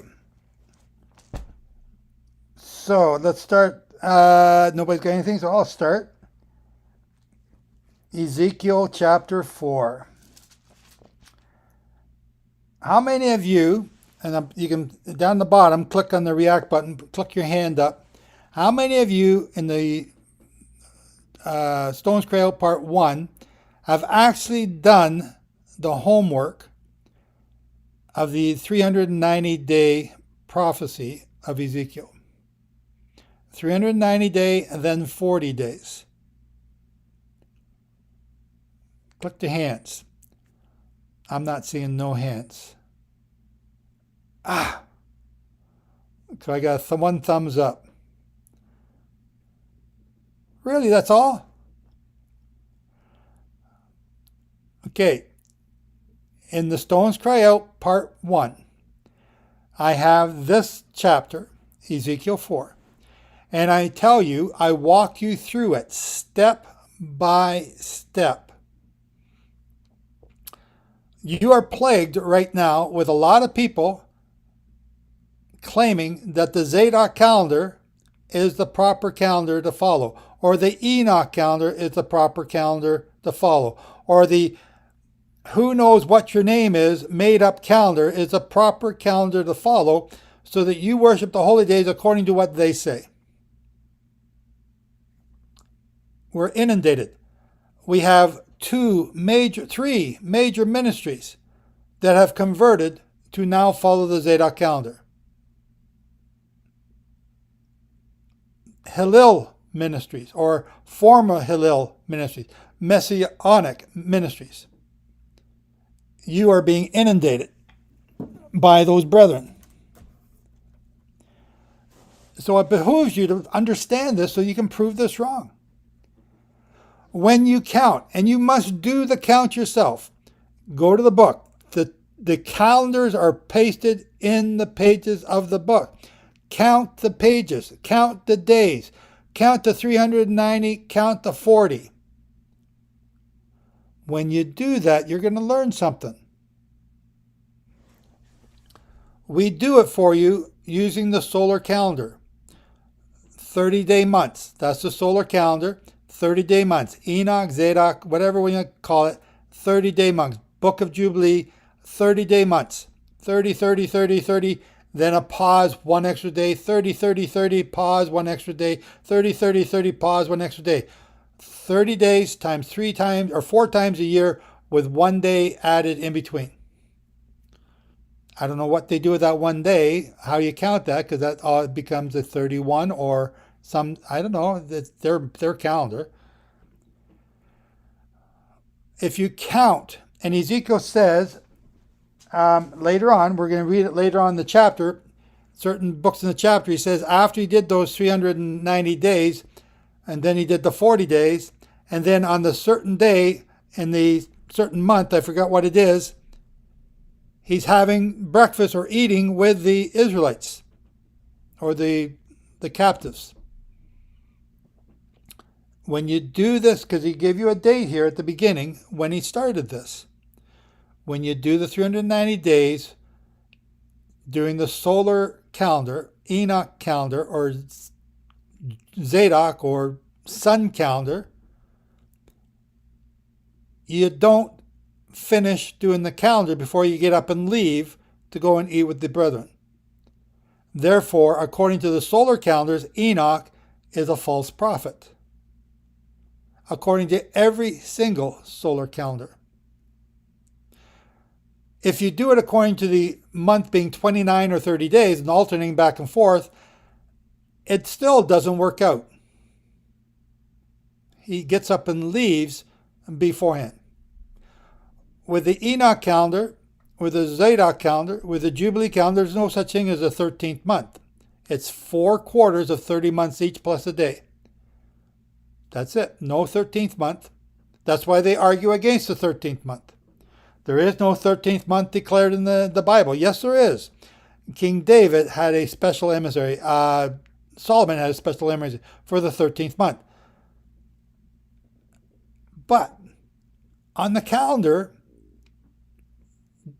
they might have you if you don't understand it. If you don't understand what Ezekiel's telling you, if you work it out, the only way that Ezekiel can get up and eat the meal with his brethren is if he completes the 390 plus 40 days. And the only way that works out to be in the month that he does that in is if there's an Adar bet. A second Adar is what that means. Adar the second time, which means a 12th month followed by a 13th month. When you do that using a 29-30 day calendar, then Ezekiel's getting up exactly the time proposed by this, he's a week after he's doing that. He's completed this task. Now he's going to have a meal with his friends or the people that want to ask him questions. That's why it's important that you, as an individual, go and do that test yourself. Prove it yourself. So in the book Joe's talking about, it's the Stones Cry Out Part 1. And the scripture, Ezekiel 4, verse 1 to 11, reads on page 193. And from 193, he goes with all the different calendars. So once you've done this, then there's no more waffling back and forth. I don't know if we're doing it the right way. I don't know. Maybe I should go with the Hillel. Maybe I should go with the Zadok. Maybe I should, because, certain teachers are teaching you to use the Zadok. Maybe I should go with the Enoch because certain other teachers are teaching that. And they're good teachers. They're smarter than me. No, they're not. They're just men that are being deceived the same way you are allowing yourself to be deceived by not doing the homework. Go and do the homework. If you do nothing else this week, do that. It will take you at the most an hour. Take an hour for you and do the homework. What page was that, Sombra? Page 193. 193 in the book. I don't know what page it is if you got the PDF version online. But do the homework. This is such an important thing that Ezekiel's giving you here. But you got to do the homework in order to understand how important it is. It blows all the solar calendars out of the water. Then you realize just how silly those people are. Everybody who's following Zadok isn't, can I say idiot? Because they can't do the math here. I can't say idiot. Stupid. Can't say that. Deceived. Deceived. You can say deceived. Every one of those idiots is deceived by not doing is that by not doing the homework here, okay, I'm just having fun here. Everybody can be deceived. I'm telling you how not to be deceived. Do the homework and do the count. Count the days on the calendar here. It's really important. So yes, I'm ranting about this because it is important. And once you do it, those people have no more argument with you because you can now prove this. It's very simple. You just count 1, 2, 3 to 390. Then you count 40 more, 1, 2, 3 to 40. Boom. You read the verses when he says he got up on a certain day. Boom. Wow. It only works one way. Okay? Nobody want to comment on that? Because you haven't done your homework. All I have to say is I wouldn't be wanting to eat with anybody if I had to eat crap because of their sins. I would be pretty upset. I'm sorry, you lost me. You had to eat crap because of their sins. Right, because Yehovah said you have to eat cow's dung because of everybody's sins. You're not eating cow dung. You're cooking your meals on or with the cow dung. You're going to cook your meals with human dung. But because Ezekiel objected, Yehovah relented, and he allowed cow dung. That's the fire that's burning. Okay? I'd still be pretty upset if I had to do that. But again, look at how much he's eating. Right. It's all a projection of what's coming. And who's he prophesying to by doing this? Who's he prophesying to?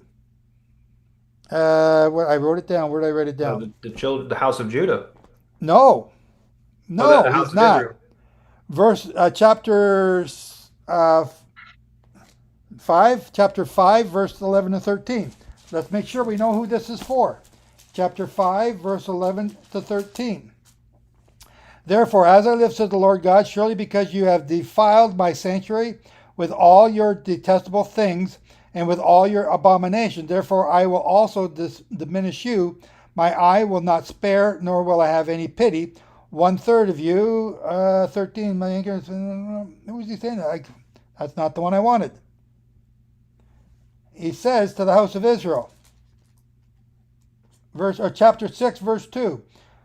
Son of man, set your face toward the mountains of the house of Israel and prophesy against them. So now he goes in to explain all this stuff that he just finished telling you is to the house of Israel. But it's also to the house of Judah. Israel's gone into captivity 125 years before this happens. They're already gone. They've already gone through the famine. They've already gone through the sword. They've already gone. So what's the purpose of prophesying after the fact? Who's he prophesying to? Okay. Well, I would say the exiles in Judah, because I looked it up and that's what it says. But it's confusing. Hang on. Chapter 6, verse 2 says the exiles of Judah?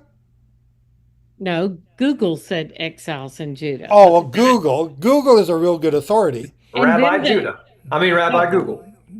And then before the introduction to Ezekiel says the same thing, and the house of Israel is already in captivity. When you say the introduction to Ezekiel, you mean chapter 1? The introduction, to the whole book of Israel. Okay. And so it says the exiles in Judah, but it says house of Israel, so that was confusing. So that's why I raised my hand, because I was going to ask you that.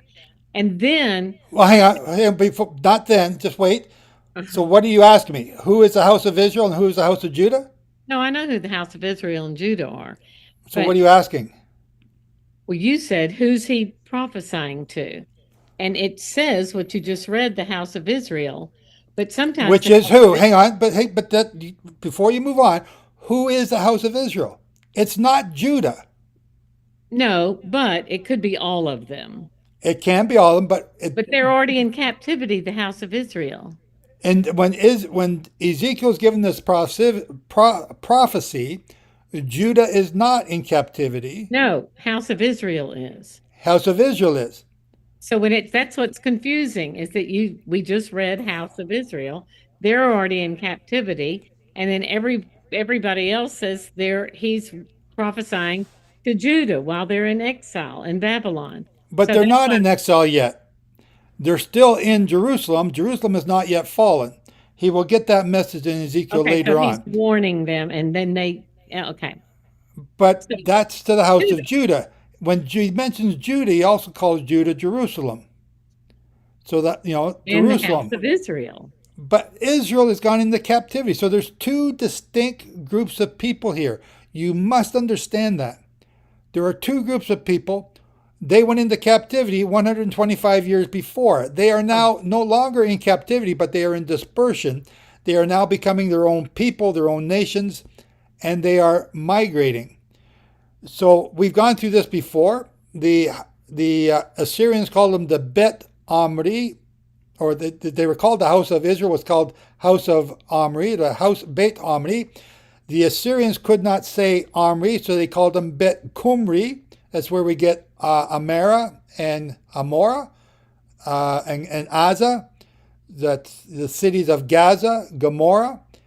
So Bet Kumri becomes Bet Gemera, or the Gemeri, or the Gemarians, and the Chemarians, and then the Sumerians, and those people are traceable. They become the Celtic people. We also have the scriptures telling us that they will be known as the children of Isaac, Isaac's children.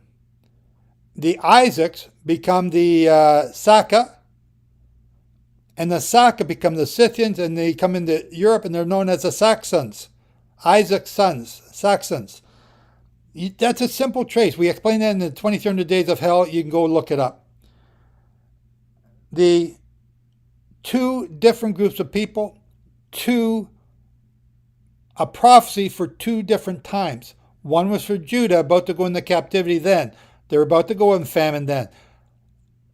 But a lot of people take the 390 and 40, add it together, or 390 for Israel, multiply by 7. I don't know, they just do that. They get a 2730 years. And from the time of the captivity, okay, we differ about the date, 721, 722, or 723 is my date. That brings you to roughly 2009, 2010. 390 times 70. Now, when you do the same for the 40, they always leave that off because I don't know where it fits. It doesn't, when you do that, where does that fit? So 40 times 70 is 280, right? Where does that fit into that? I don't know. It doesn't make sense to me. So I don't teach a 70 times 390 year prophecy. But go ahead. I've read all your books, and there's so much information, and I'm old and have short-term memory loss. So if I knew, I'm old and got long-term memory loss. If I read it and I understood it, then I forgot it. So I know it's on page 193. I know what book it's in. I know what it's not. You're telling all these things. Could you just cheat and spend 5 minutes explaining the 390 days? And it is, would you tell what it is real quick? For which? The prophecy or the calendar Whatever count? it's not. It's not Zadok. It's not this. It's not that. It's not multiplied by 7. It's not any of that. What is it? Apparently nobody's read the book here. And it's look for the moon and look for the barley. That's the correct calendar. Okay, how does that relate to 390 days on his left side? So if you do the calendar get out your calendar and count 390 days using a calendar, using a 29 and 30 day month calendar. Okay. That's what you have to do. We put those calendars in the book. Uh-huh. So when you do it in the book, using those calendars, each of the 12 months. So 390 days is almost like a year. Then 40 days is a year and a bit.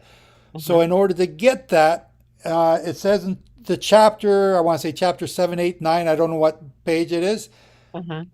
He finishes his he finishes his siege, and he Uh-huh. gets up and goes to talk to the people. Uh-huh. They give you a date when it starts, they give you a date when it finishes. Uh-huh. Doing the math, it only works out to be one way the calendar works. A 29 and 30-day month calendar with an Uh-huh. 8-hour bet. Uh-huh. When you try and use it during a solar calendar, Zadok, Enoch, Jubilees, any of them at all, none of them work. He always ends up leaving before he finishes his time. Right? Which proves that those calendars are false. Again, so I'm not reprimanding Kay. I'm telling all of y'all, open up the book, get a piece of paper, do the homework on page 197, I think she said. Do the homework. This is 93. important. 193. Do the homework and prove this for yourself. And you can also prove which calendar works and which one doesn't by counting out 50 days between Passover, first fruits, and Shavuot. You can't get 50 and complete weeks. Don't muddy the water here. They've got one homework assignment. They haven't done it yet. We're talking about Ezekiel chapter 4. I agree with what you're saying, but if they don't know how to do this, they might not understand that either, because that proves the calendar wrong as well. So I'm telling you a very simple thing. Do the homework. Page 193, read it, but don't just read it and put the book down. Do the homework. Do the Torah. I will show you my works. I will show you my faith by my works, by the things I do. Prove your calendar so that you know it. And again, so I can't really answer it. We'd have to probably take an hour to walk through this step by step. I don't even think I got a video on that. Probably on my to-do list. Okay, no one's got any other questions yet. Let's jump up to chapter 5, the terrible, terrible chapter that Shawna had to read. And he's talking to Israel. He's talking to the house of Israel. And he's, chapter verse 1. And you, son of man, take a sharp sword and a barber's razor. So 1/3 is going to be destroyed by fire. 1/3 by sword. Is that sword karab? And if it is, Sambre, can you look that up? The sword word here in chapter 5, verse, Mississippi, where is it? Siege? With sword, yeah, chapter 5, verse 2. The sword, if it's karab, it can also mean by drought and famine. And then the third to the wind, so some in the wind will escape. And then here's the part you got to pay attention to. And take some of them again. So verse 3, you shall also take a small number of them and bind them in the edge of your garment. So you take 1/3 and you scatter them. 1/3 you destroy by sword. 1/3 you destroy by fire. 2/3 are destroyed. 1/3 left, and they're scattered. And some of them, he says in other places, they will flee and die of their own because of their fear. Yes, it's the word chereb. Chereb, so it can also be drought. So then you take the third that are, not the third, a pinch, put them in the corner of your garment. They are protected. But out of them, some of them you now reach back in and throw them into the fire. Even the protected, some of them are going to die. Now the explanation of all of this, right? The explanation of all of this is found in chapter 6. And Yehovah explains who he's talking about. Right? Again. And he tells you why. And the why is what we just talked about in Leviticus chapter 7. the false gods that we are worshiping unknowingly. So I have chapter 7, verse 6, or 6, yeah, 6, 6. In all your dwelling places the cities shall be laid waste, and the high places shall be desolate. This reads exactly like Leviticus 26. How many of you, I haven't talked about Leviticus 26 for years. That's all I talked about from 2005 to 2020, Leviticus 26. The curses of Leviticus 26. They're happening, they're here, they're looking here, blah, blah. It was, global warming, climate change. It was man-made HARP. It's all this BS that people come up with. Instead of looking at Torah and seeing what it was, here it is again in Ezekiel chapter 6, verse 6. In all your dwelling places, and the city shall be laid waste, and the high places shall be desolate, so that your altars may be laid waste and made desolate. Your idols will be broken and made to cease, and your incense altars shall be cut down, and your works may be abolished. The slain shall fall in your midst, and you shall know that I am the Lord.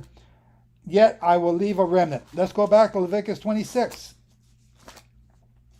Let's go back to Leviticus 26. Right? Oh, we're not too far away from that. That'll probably be the day I'm away. Leviticus 26. Let's see. Those are all the curses.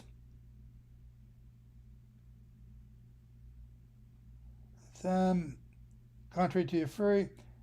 Yeah, let's start in verse 28. Leviticus 26, verse 28. We've already got a number of curses already happening. That's terror. I'll send terror. I'll send drought or extreme weather. That's the second one. I will send pestilence. Third one. Fourth one, I will send pestilence, famine, and sword. Fifth one, I'm going to send captivity. We're about to start it. We've already started into the fifth one. Verse 28. Oh, no, let's start 27. And after all this, if you do not obey me, but walk contrary to me, I will also walk contrary to you in fury. It's now in fury. He's furious. What's he talking about in Ezekiel? His fury. You shall eat the flesh of your sons, and you shall eat the flesh of your daughters. We have that in Ezekiel. Ezekiel 5, verse 10. I will destroy your high places. Oh, that's the one we just read in Ezekiel 6 that I just read. Ezekiel 6, 6. I will destroy your high places, cut down your incense altars, and cast your carcasses on the lifeless forms of your idols. Exactly as we just read in Ezekiel chapter 6. And a carcass on the lifeless form of your, and my soul, Yehovah, shall abhor you. I will lay your cities waste. Again, that's Ezekiel 6. And bring your sanctuaries to desolation, and I will not smell the fragrance of your sweet aromas. Again, Ezekiel chapter 6. I will bring the land to desolation, and your enemies who dwell in it shall be astonished at it. I will scatter you among the nations, and draw out a sword after you. Okay, Ezekiel 5 and Ezekiel 6 right here. Then the land shall enjoy its Sabbaths. Whoa, why is he doing this in Ezekiel 5 and 6? Because you're worshiping other gods. When do you worship? On Sundays, on Fridays, on Wednesdays. Then the land shall enjoy its Sabbath as long as it lies desolate, and you are in your enemy's land. Then the land shall rest and enjoy its Sabbath. As long as it lies desolate, it shall rest. What Sabbaths is it talking about? Ezekiel 26 is right after Leviticus 26 is right after Leviticus 25. Leviticus 25 is about the sabbatical years. So what Sabbaths is he talking about here? The land Sabbaths.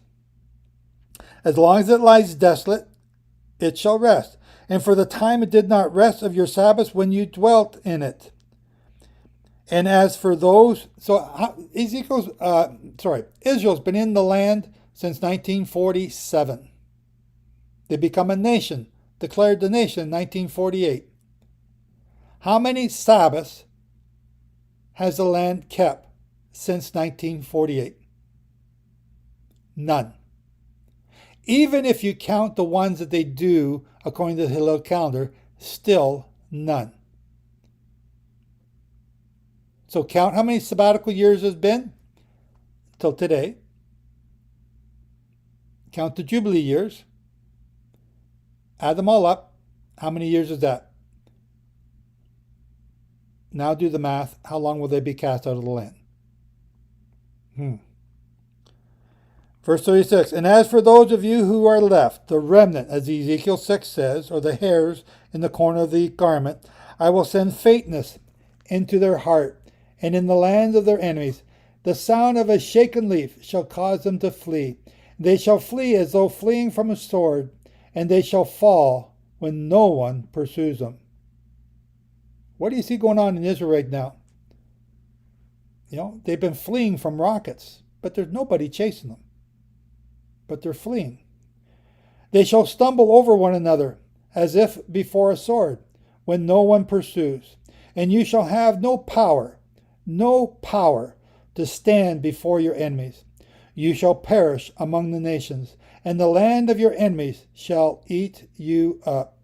And those of you who are left shall waste away in their iniquity in your enemies' lands, also in their fathers' iniquities, which are with them, they shall waste away.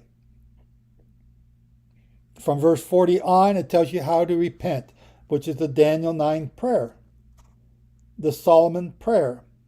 But if you confess your iniquity and all the iniquity of your fathers with their unfaithfulness, in which they were unfaithful to me, and that they also have walked contrary to me, and that I also have walked contrary to them, which is what, again, he's saying in Ezekiel here,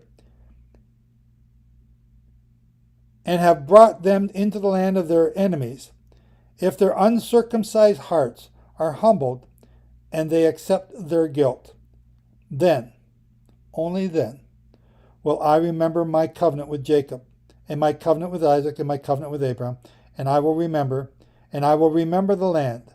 The land also shall be left empty by them, and will enjoy its Sabbaths while it lies desolate without them. And they will accept their guilt because they despised my judgments, and because their soul abhorred my statutes. You all know what that's like. How many people are rejecting everything you say because you mention the Sabbath word? That four-letter word called the Sabbath, or the four-letter word called the High Holy Days. Yet for all that, when they are in the land of their enemies, I will not cast them away, nor shall I abhor them, to utterly destroy them and break my covenant with them. For I am the Lord their God. But for their sake I will remember the covenant of their ancestors, whom I brought out of the land of Egypt in the sight of the nations, that I might be their God. I am Yehovah. And what you see right now in the nightly news, with the United States lining up the fleets against Iran, and the bows of Elam is Iran. The bows are their rockets, their missile launchers.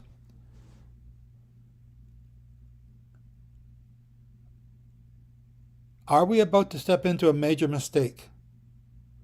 Or are we about to step into a major judgment period?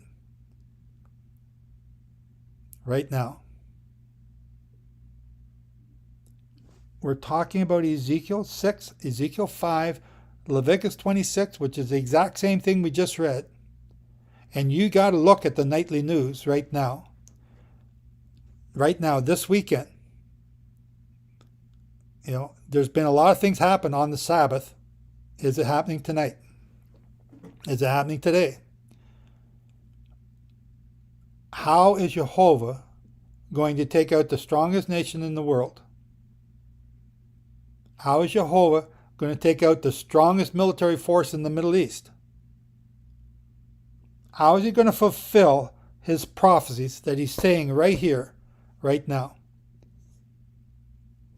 Because there's only a remnant that's going to be brought back. It's only a remnant. Again, 330 million Americans. A remnant is 10%. There are 12 million Jews around the world. A remnant is 1.2 million. Think about this. Think about the Jubilee cycles, how close we are to the end. Where is all that going to happen? At what point in time? If you wonder what's keeping me up at night, this is it. Right here, right now. What is the trigger for a lot of these things to come about? We talked about certain numbers at the beginning of this service today. Pay attention. Get on your knees. Start praying. Ask Yehovah for the answer. Sarkis. Yeah, if we use your sabbatical and jubilee calendar, and which Not, hang on. It's not mine. It's no, Yehovah's.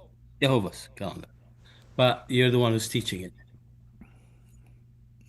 and you connect that to Daniel's 9, which you connected it in your books, but then you connected to Daniel chapter 2, the statue that Nebuchadnezzar saw with the golden head, silver, all the way down to the iron leg and iron mixed with clay toes. Do you think the statue is being repeated itself again?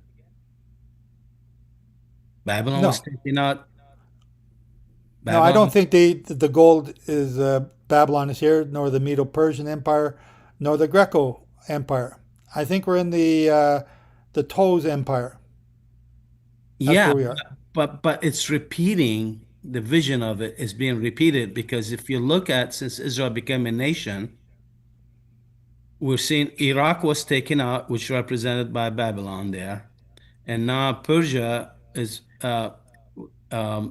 repeating its same pattern. Now the next one will be coming the Greeks, and I'm just saying that, and every time United States gets involved, it gets weaker. It doesn't get stronger. So, and weaker, what I mean is not militarily in as much as morally, they lose their moral compass. Economically, they're losing their economy. It's being affected, and which eventually will lead to Israel being in a civil war where the Western nations are fighting each other. That's what you're seeing, the pattern.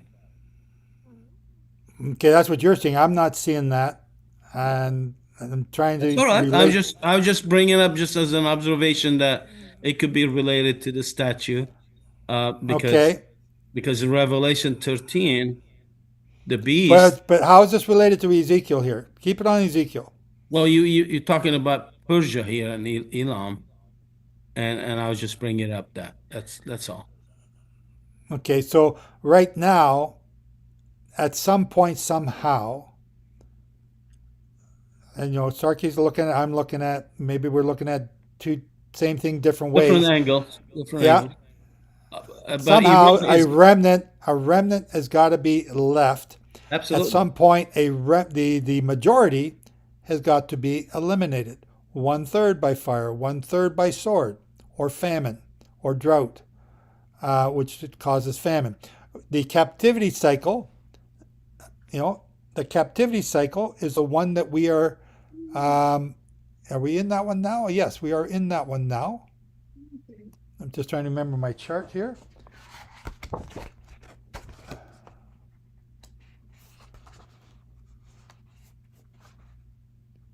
Captivity, yes, we're in the captivity cycle, judgment cycle. So yes, that's all correct.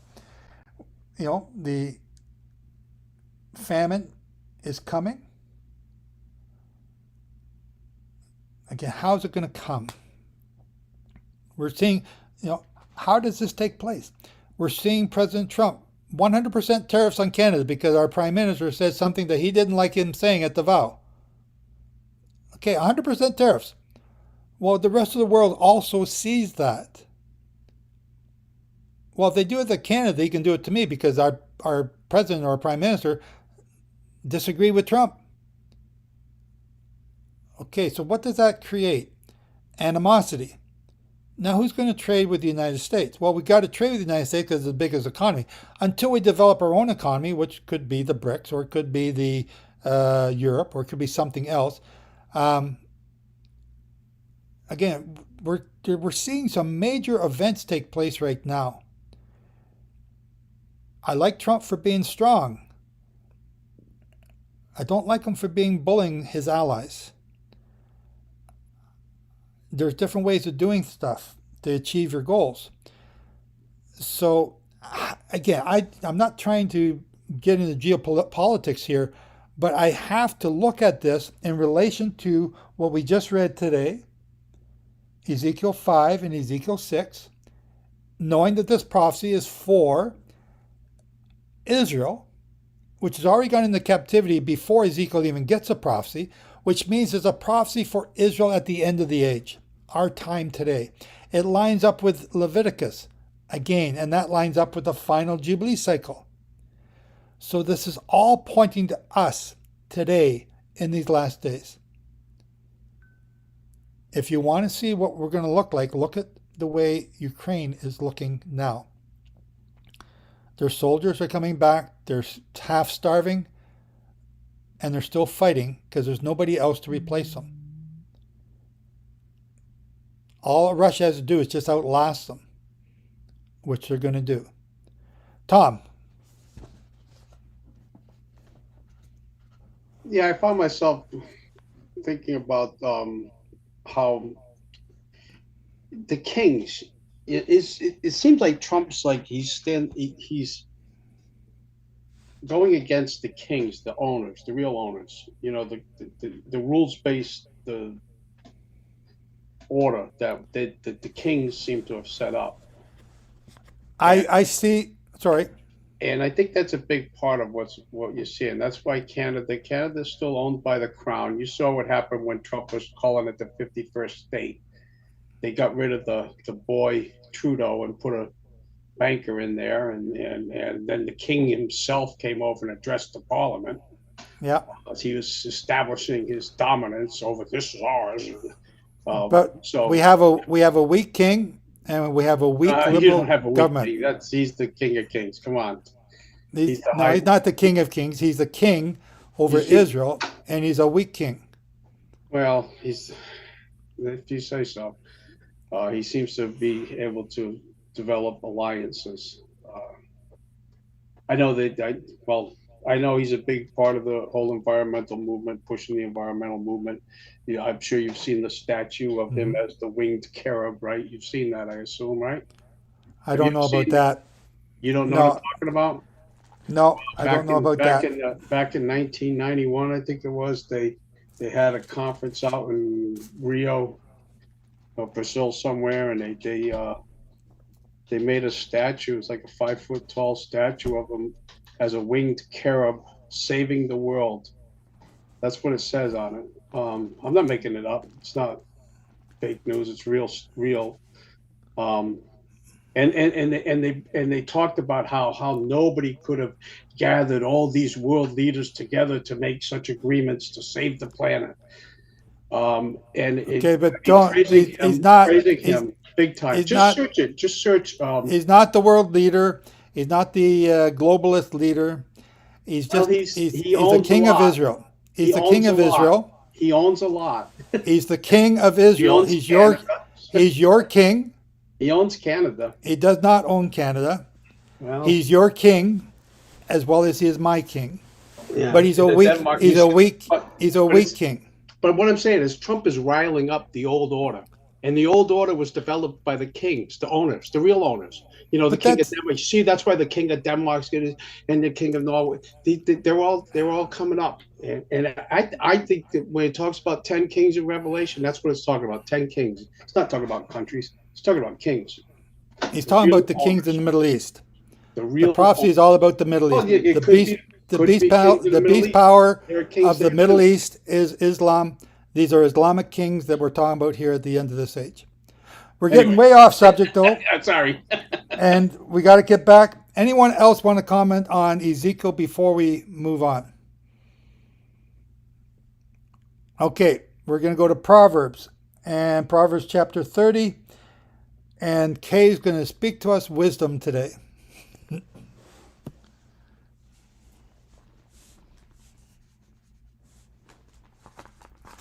Is Kay here? Hello, Kay.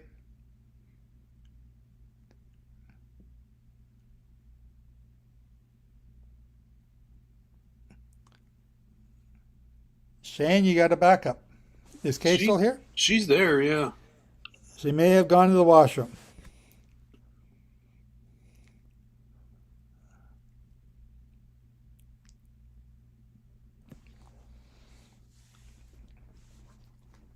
Okay.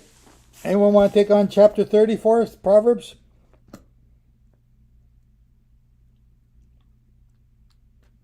I can do that, Joe. Chris speaking. Go ahead. Go ahead, Chris.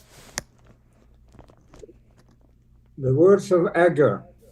The words of Agur, the son of Jakeh. Even the prophecy the man spake unto Ithiel, even unto Ithel and Ukal. Surely I am more brutish than any man, and have not the understanding of a man. I neither learned wisdom, nor have the knowledge of the holy. Who has ascended up into heaven, or descended? Who has gathered the wind in his fists? Who has bound the waters in a garment? Who has established all the ends of the earth? What is his name, and what is his son's name, if thou canst tell? Every word of God is pure. He is a shield, and unto them that put their trust in him. Add thou not unto his words, lest he reprove thee, and thou be found a liar. Two things have I required of thee. Deny me them not before I die. Remove far from me vanity and lies, and give me neither poverty nor riches. Feed me with food convenient for me, lest I be full and deny thee, and say, Who is the Lord? Or lest I be poor, and steal and take the name of my God in vain. Accuse not a servant unto his master, lest he curse thee, and thou be found guilty. There is a generation that curses their father, and does not bless their mother. There is a generation that are pure in their own eyes, and yet is not washed from their filthiness. There is a generation, oh, how lofty are their eyes, and their eyelids are lifted up. There is a generation whose teeth are as swords, and their jaw teeth as knives, to devour the poor from off the earth, and the needy from among men. The horse leech has two daughters, crying, Give, give. There are three things that are never satisfied. Yea, four things. Say not, it is enough. The grave and the barren womb, the earth that is not filled with water, and the fire that says not, it is enough. The eye that mocketh at his father, and despises to obey his mother, the ravens of the valley shall pick it out, and the young eagles shall eat it. There be three things which are too wonderful for me, yea, four which I know not. The way of an eagle in the air, the way of a serpent upon a rock, the way of a ship in the midst of the sea, and the way of a man with a maid. Such is the way of an adulterous woman. She eateth and wipes her mouth and says, I've done no wickedness. For three things the earth is disquieted, and for four which it cannot bear.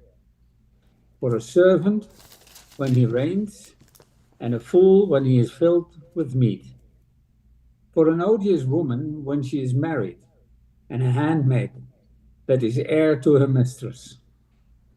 There are four things which are little upon the earth, but they are exceeding wise.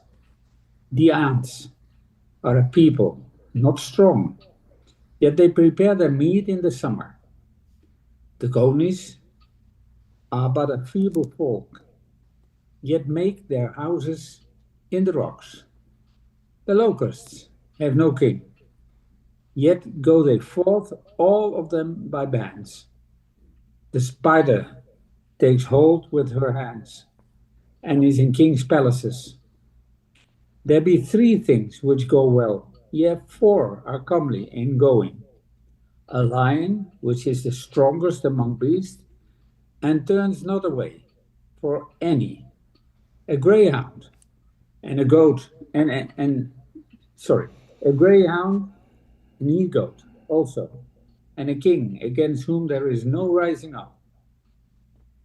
If thou hast done foolishly in lifting up thyself, or if thou hast thought evil, lay thy hand upon thy mouth. Surely the churning of milk bringeth forth butter, and the wringing of the nose brings forth blood. So the forcing of wrath brings forth strife. Amen.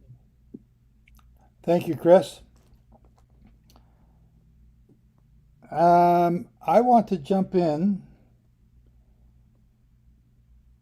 I think I want to jump in verse 18, I think. Verse 18, 11. No, I want to jump in verse 11. 11 to 14. This is a generation that curses its father and does not bless. So do not malign a servant to his master, lest he curse you and be found guilty. This is a generation that curses its father, but does not bless its mother. This is a generation that is pure in its own eyes, yet is not washed from its filthiness. There is a generation, oh, how lofty are their eyes, and their eyelids are lifted up. There is a generation whose teeth are like swords, and whose fangs are like knives, to devour the poor from off the earth, and the needy from among the men. The leech has 2 daughters, give. When Chris was reading this, all I could think about is our generation right now. I see all these things today everywhere. TikTok, YouTube, Facebook, everywhere. Am I the only one seeing that? Or, yeah, Isabel's giving me a thumbs up. Yeah, Bobby says yes. Okay. And Grant too. Okay, so now verse 18 then.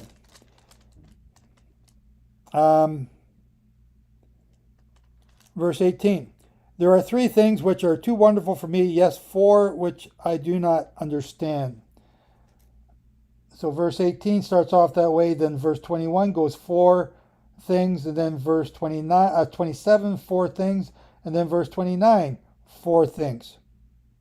What's this thing about 4? Is there a magic number for 4? Is 4 the wisdom number? What's 4?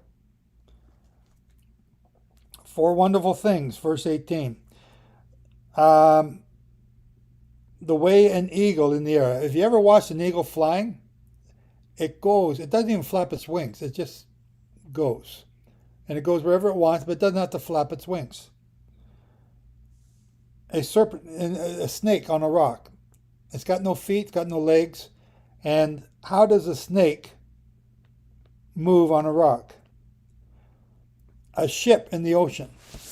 How does a ship move in the ocean? How does it stay afloat? When there's so much weight on top of the water, how come it doesn't topple over?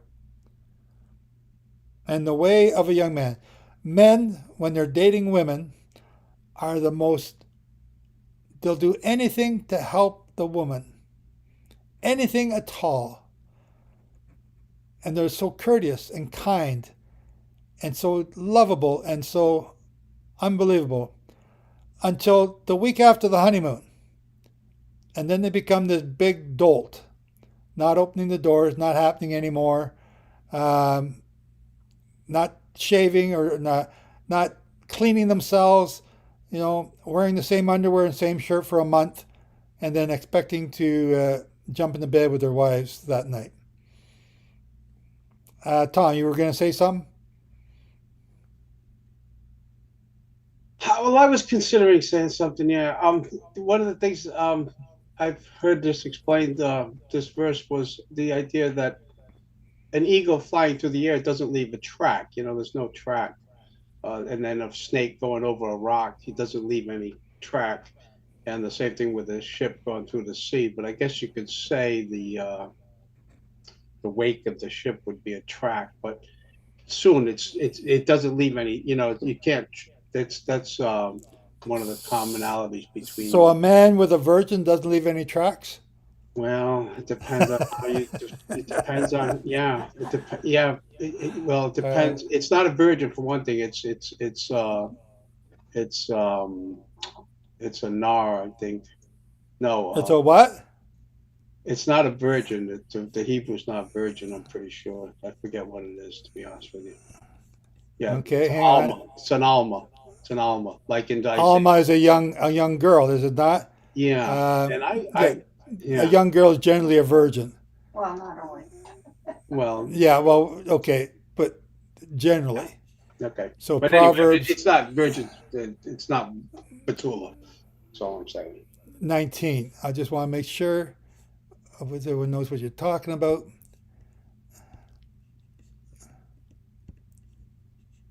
Man with a maiden. Okay. Work yoke, a pictograph above, upon rising captivity above accent. What's the word we're looking for? What number? I can't see that. 59, 59. 59, 59. Which one are you? 59, 58. A youth. 59, 58. 58 youth. A young female at the prime age for work. So what's that? 12, 14, 16, 19. A young female at the prime age for work. A virgin, maid, damsel. So it does say virgin. And the Hebrew word is alma, a lass, veiled or private damsel, maid, virgin. So it can also be a virgin. Virgin woman, a marriageable age, maid or newly married. Well, if she's newly married, the honeymoon's over, she's probably not still a virgin. So it's a young woman, generally a very young woman. Okay? When we're looking at these words, you can't look at those words through the corruption of what we see in our modern day. You have to look at them through what they were designed to mean. When you're talking about virgin and you're talking about young girl, you can't say, oh, well, young girls today aren't virgins. That's just applying corruption that you see in this world to God's perfect word. Okay. What he means is fresh, is perfect, is new, is not been used before. It's like the heifer, right? Okay. Thank you. I want to stick with the fours. Verse 21. For three things the earth is perturbed. How does the earth get perturbed? Yes, for four it cannot bear up. A servant, so here's a servant when he reigns. How do you think, what's that mean? A servant when he reigns. That's somebody who's used to being told what to do all the time, suddenly being told you're now in charge. Now he's going to act like he thinks the boss acts. A fool, oh, hang on. A fool, hang on. I want to go back to verse 2. My version, Modern King James, surely I am more stupid than any man. It's in the Bible. Why can't I use it? That's all I'm going to say. But then I might be stupid. Verse 23, a hateful woman when she is married. What does that mean? What's a hateful woman when she is married? A married hateful woman. And a maidservant who succeeds her mistress. That's got a lot of color to it. The maidservant is the mistress, and now she succeeds her husband's wife. For these four reasons, the earth is perturbed. Verse 27. Verse 24.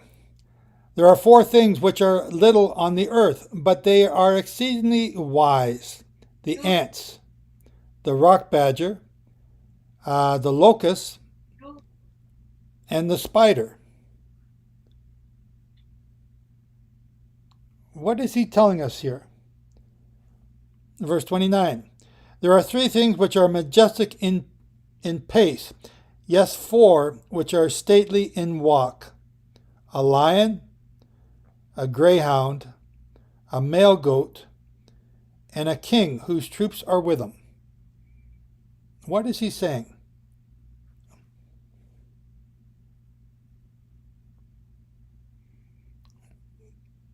Nobody got anything here?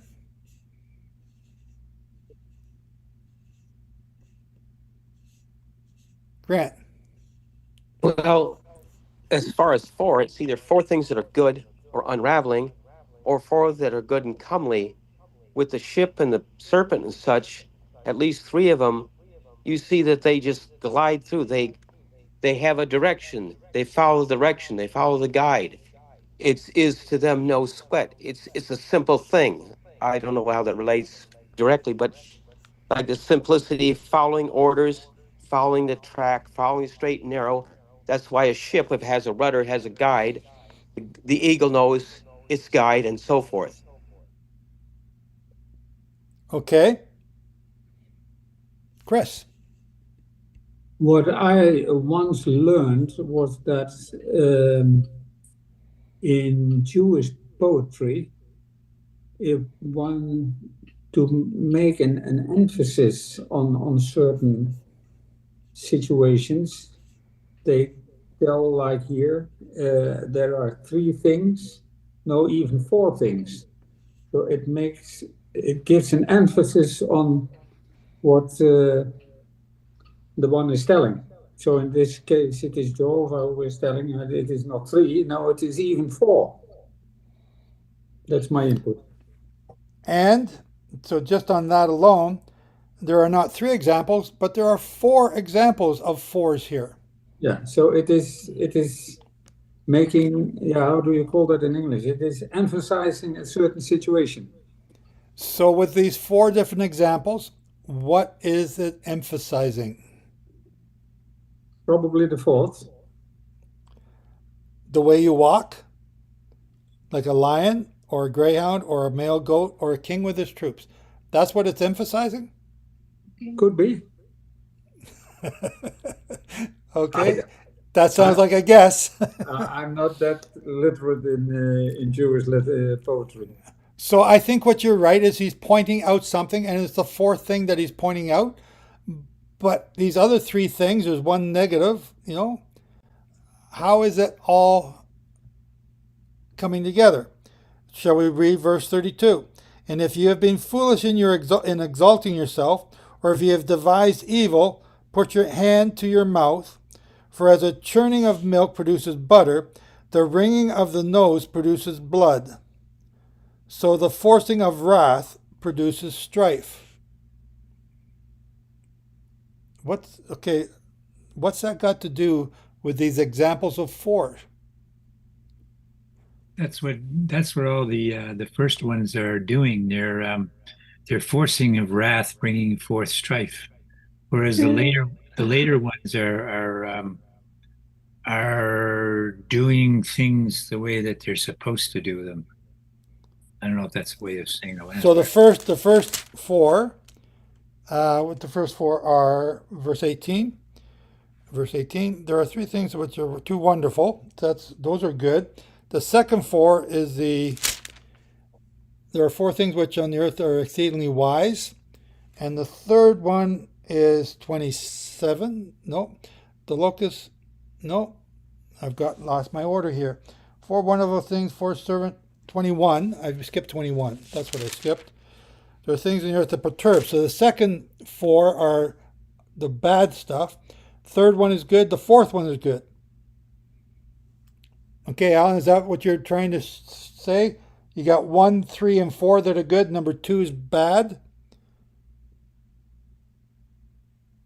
Well, I'm not sure which one was two. Like I'm saying, 22 is was a servant when he reigneth, and yes, and he is full when he's full of meat.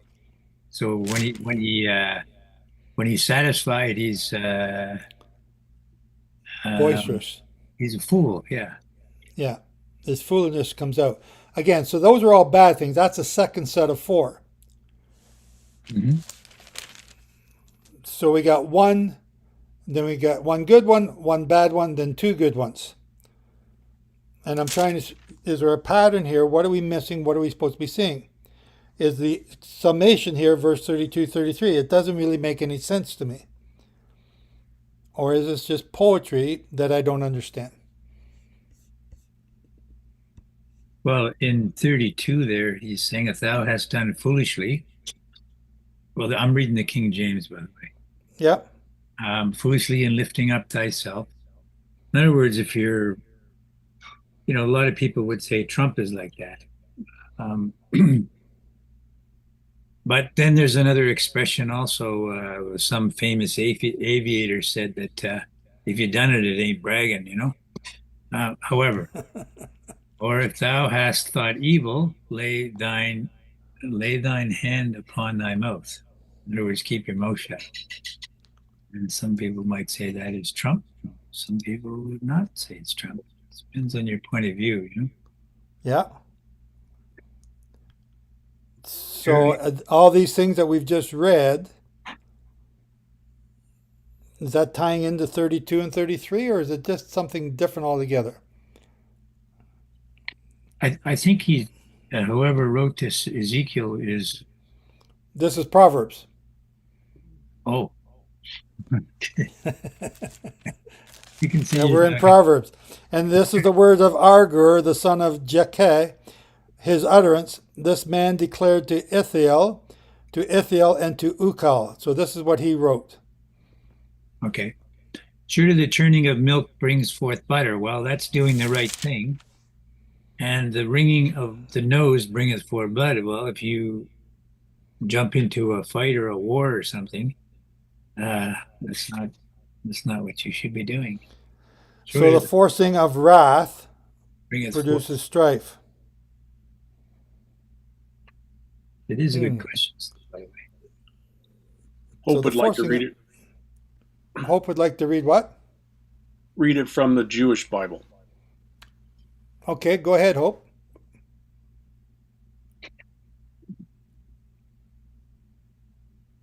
I can't hear her.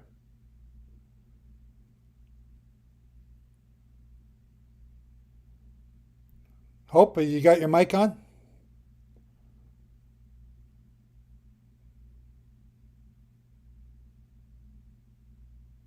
Okay, I can't hear anything. If Shane, are you hearing? There we go. Start at. Well, we're trying to understand why there's four examples of 4. One of them is bad, 3 of them are good, and if that ties into verse 32, 33. Okay, 32 and 33. If you have been boorish, exalting yourself, or if you have been scheming by your hand or on your mouth, like lying, for as pressing milk produces butter and pressing the nose produces blood, so pressing out anger produces strife. Okay. That doesn't answer our question, though. At least I don't hear the answer. Well, it's kind of like responding to the 3 things that are stately in their stride. It's saying that just produces. It's like anger and retaliation. You're going to be a bully. Okay. Sambra? I'm looking up the biblical meaning of the number 4, and it looks to me like it has to do with judgment and foundation.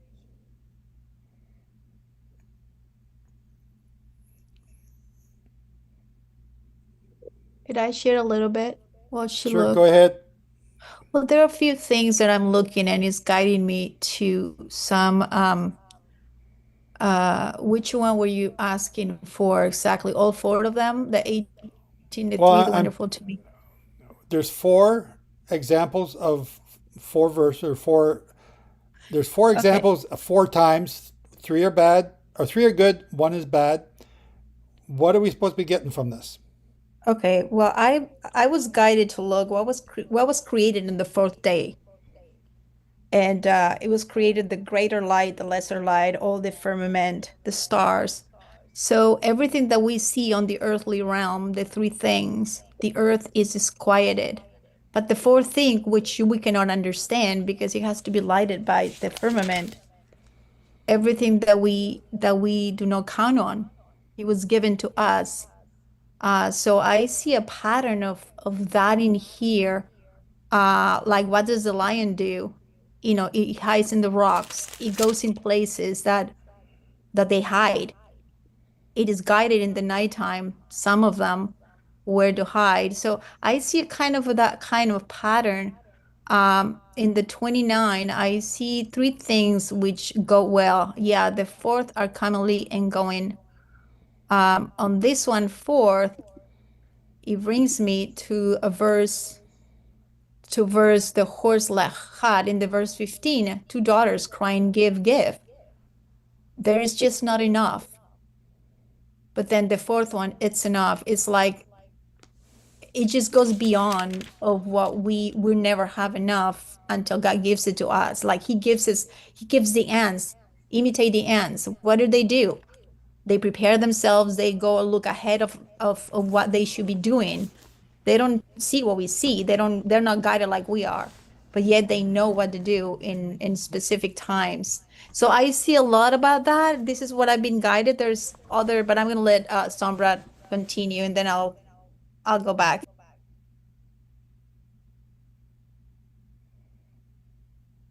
I don't really have much to continue on. I'm just it's kind of like there's a measurement, right? You measure something against something else. It's like a justice. It's an appointment. It's there's a just measure. That's what the number 4 signifies. Okay, I'm asking because I don't know, and I'm wondering what am I not seeing here? I don't see anything. I can't see the pattern.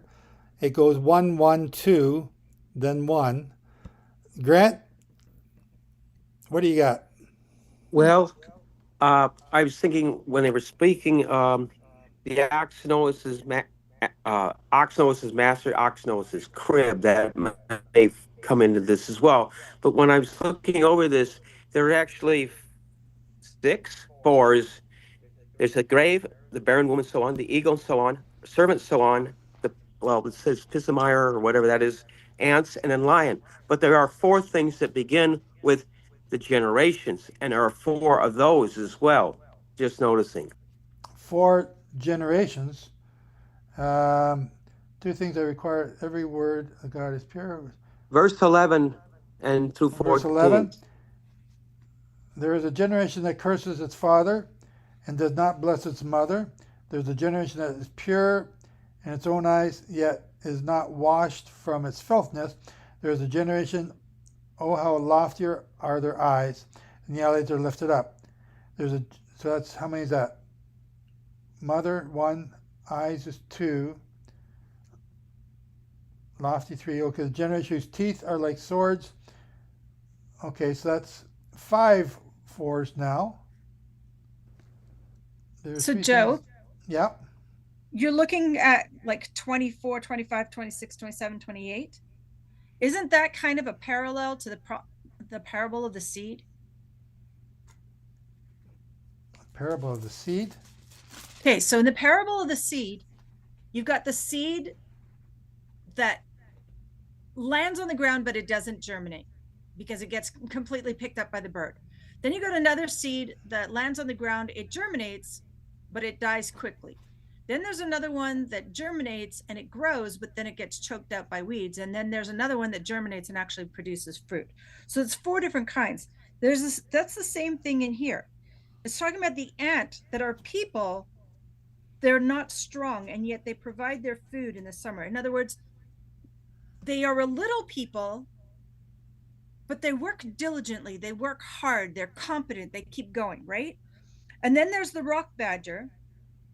which is an animal actually called a hyrax, and it hides. It's terrified. It has no way of protecting itself, and so all it does is hide. That's kind of like that's like the guy who gets the money, but all he does is dig it into the ground, and he doesn't actually earn any interest on it, right? There's no value in it. Then there's locusts that have no king, yet all of them march together in rank. It's like not thinking. So at Passover time, we have the parable of the 4 sons. You've got 4 sons who follow the word of God. You know, there's the one who follows blindly, and then there's the one who hears what his father says and doesn't do it, and then there's another one who says, no, I'm not going to do it, but he does it anyhow. So he does it with a bad attitude. And then there's the one who says, yes, Father, and he does it. So these are all about wisdom, which is all about having a sure foundation, which is all about judgment, right? Use your judgment, do it wisely, do it properly. Okay. Okay, go ahead. I'm sorry, my computer threw me out, and then we got on Bobby's iPad, but the mic didn't work, so I apologize for that. But as I look at this, and maybe I'm not seeing what everybody else is seeing, but well, I'm not seeing anything yet. I'm still looking for something.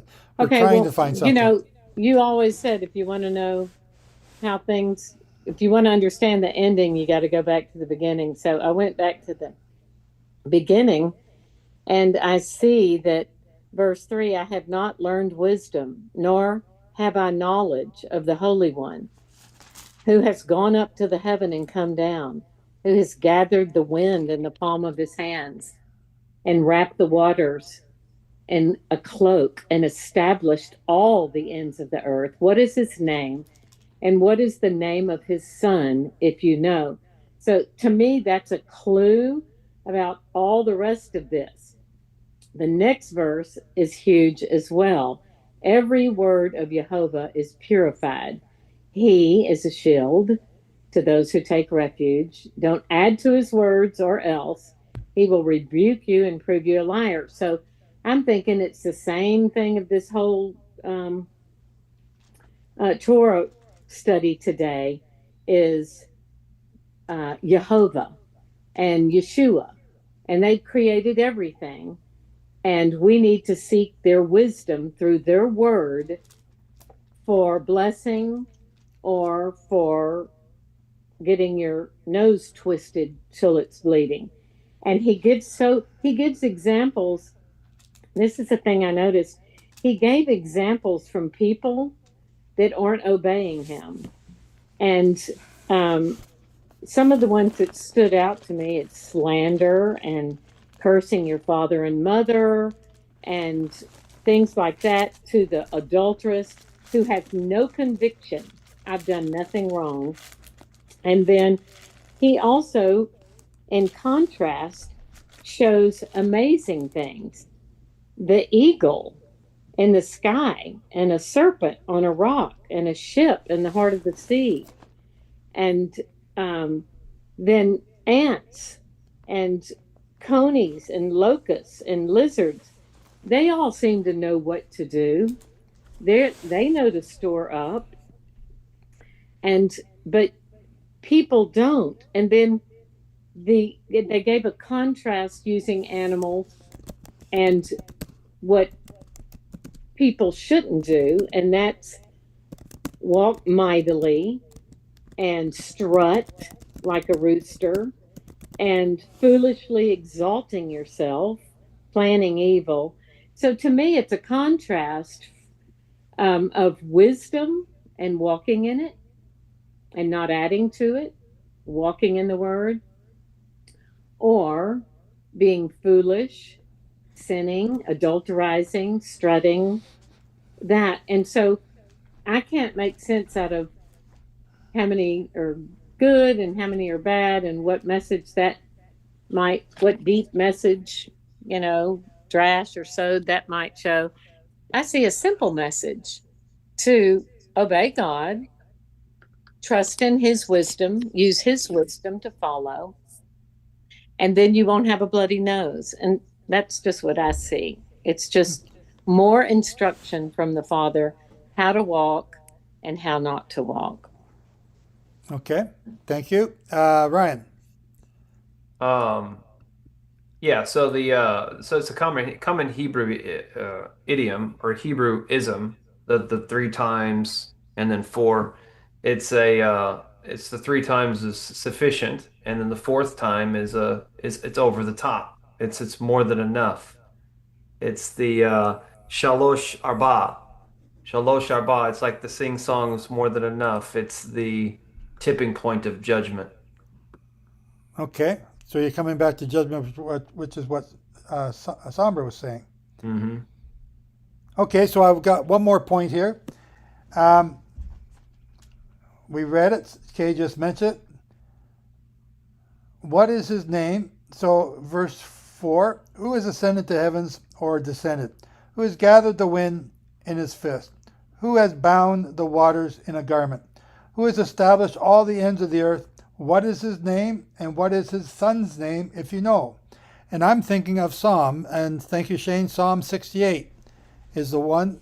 So let's just pop over to Psalm 68. That's a guess. That's a guess? Okay. I wasn't really quite sure what you were asking, so. Psalm 68. You got a verse? Psalm 68, Father. Yeah, Psalm 68 is a big one. So I'm looking for the verse that says, who has ascended and what is his name? And if anyone sees it or knows it.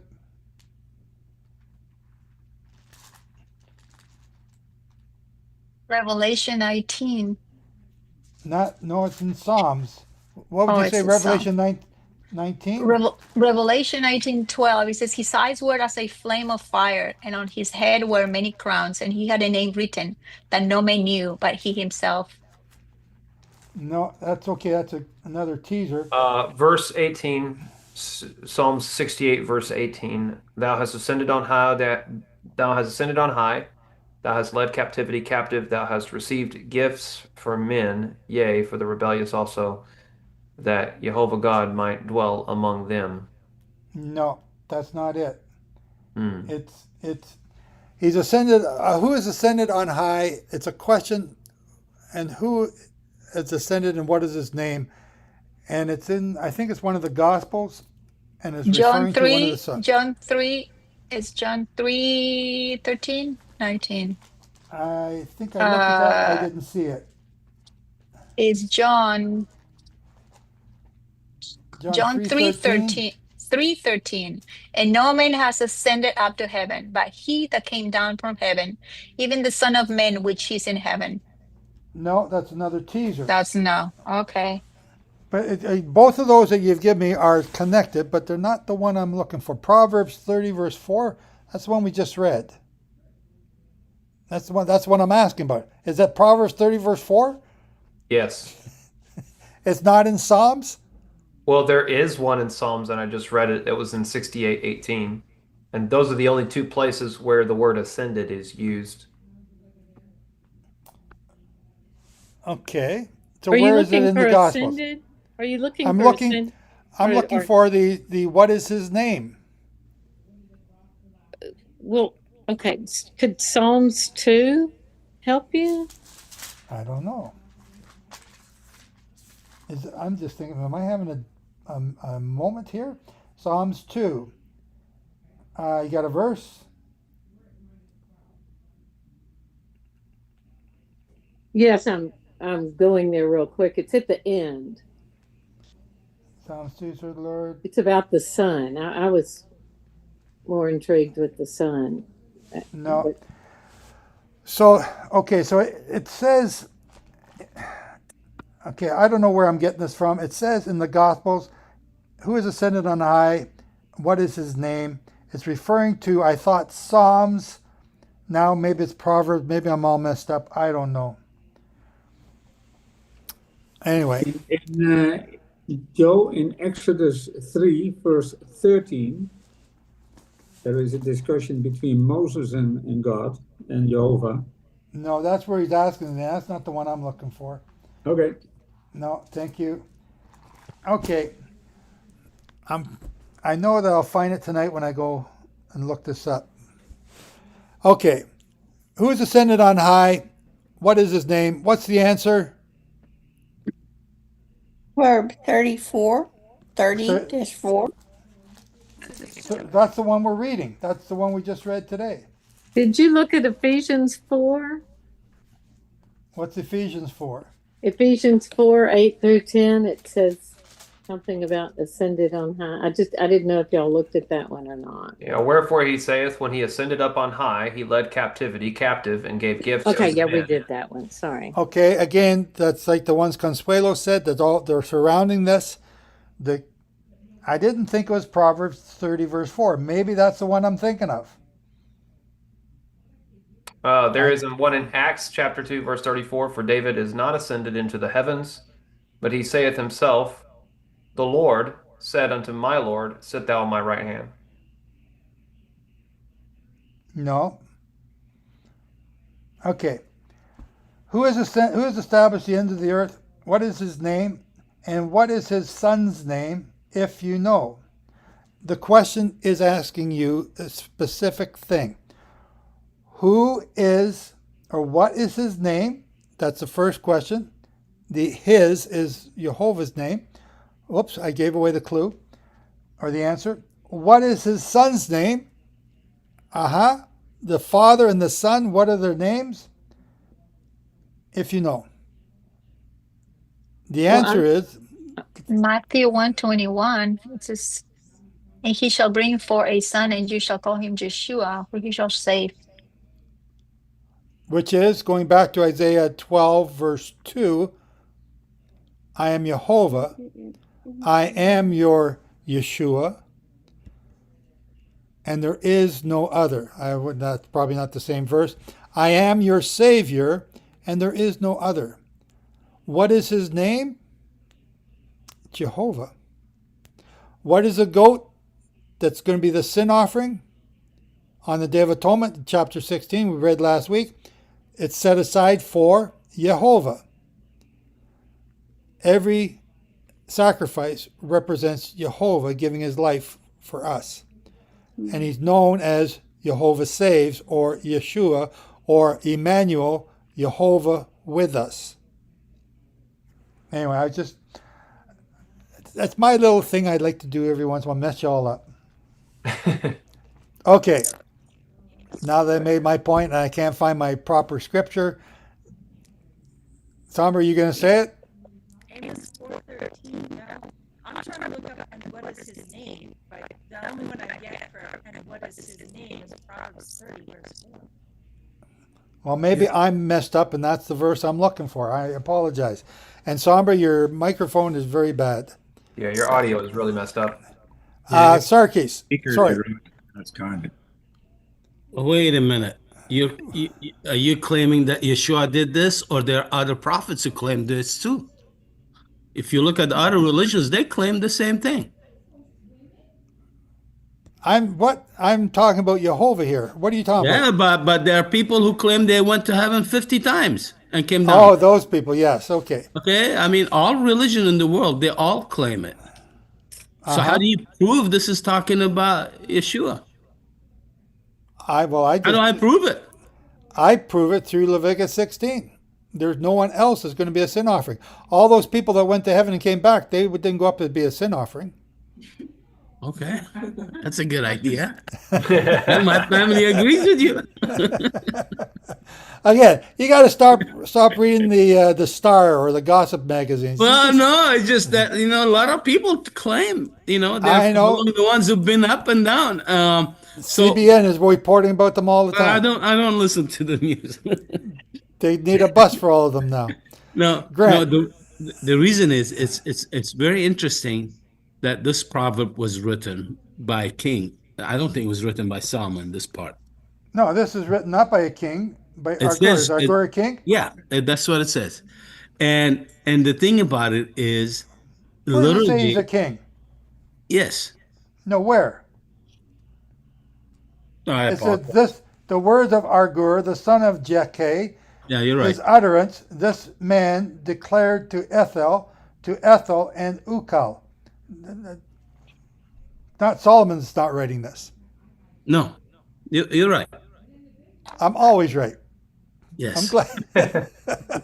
But my point was here is that there are many people who would claim to be the ones who've gone to heaven and come down, and yet nobody could claim that they could raise themselves up from the dead, and Yeshua did that, and therefore, um, you know, easy to talk, but you can't demonstrate it, and Yeshua demonstrated it by coming down and going up, and and and and the point here is a lot of times we need to remember that our Yehovah is very active in on earth in his within his people and in world's affair, and we forget that other religions their God is not involved in humans' affair, Right. not at all.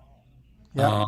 It just people decide to do it on the name on behalf of their name, but our Yehovah is involved. He speaks, he does things, and he leads and guides and controls the events in the world. And And that's that verse is all about he is in control.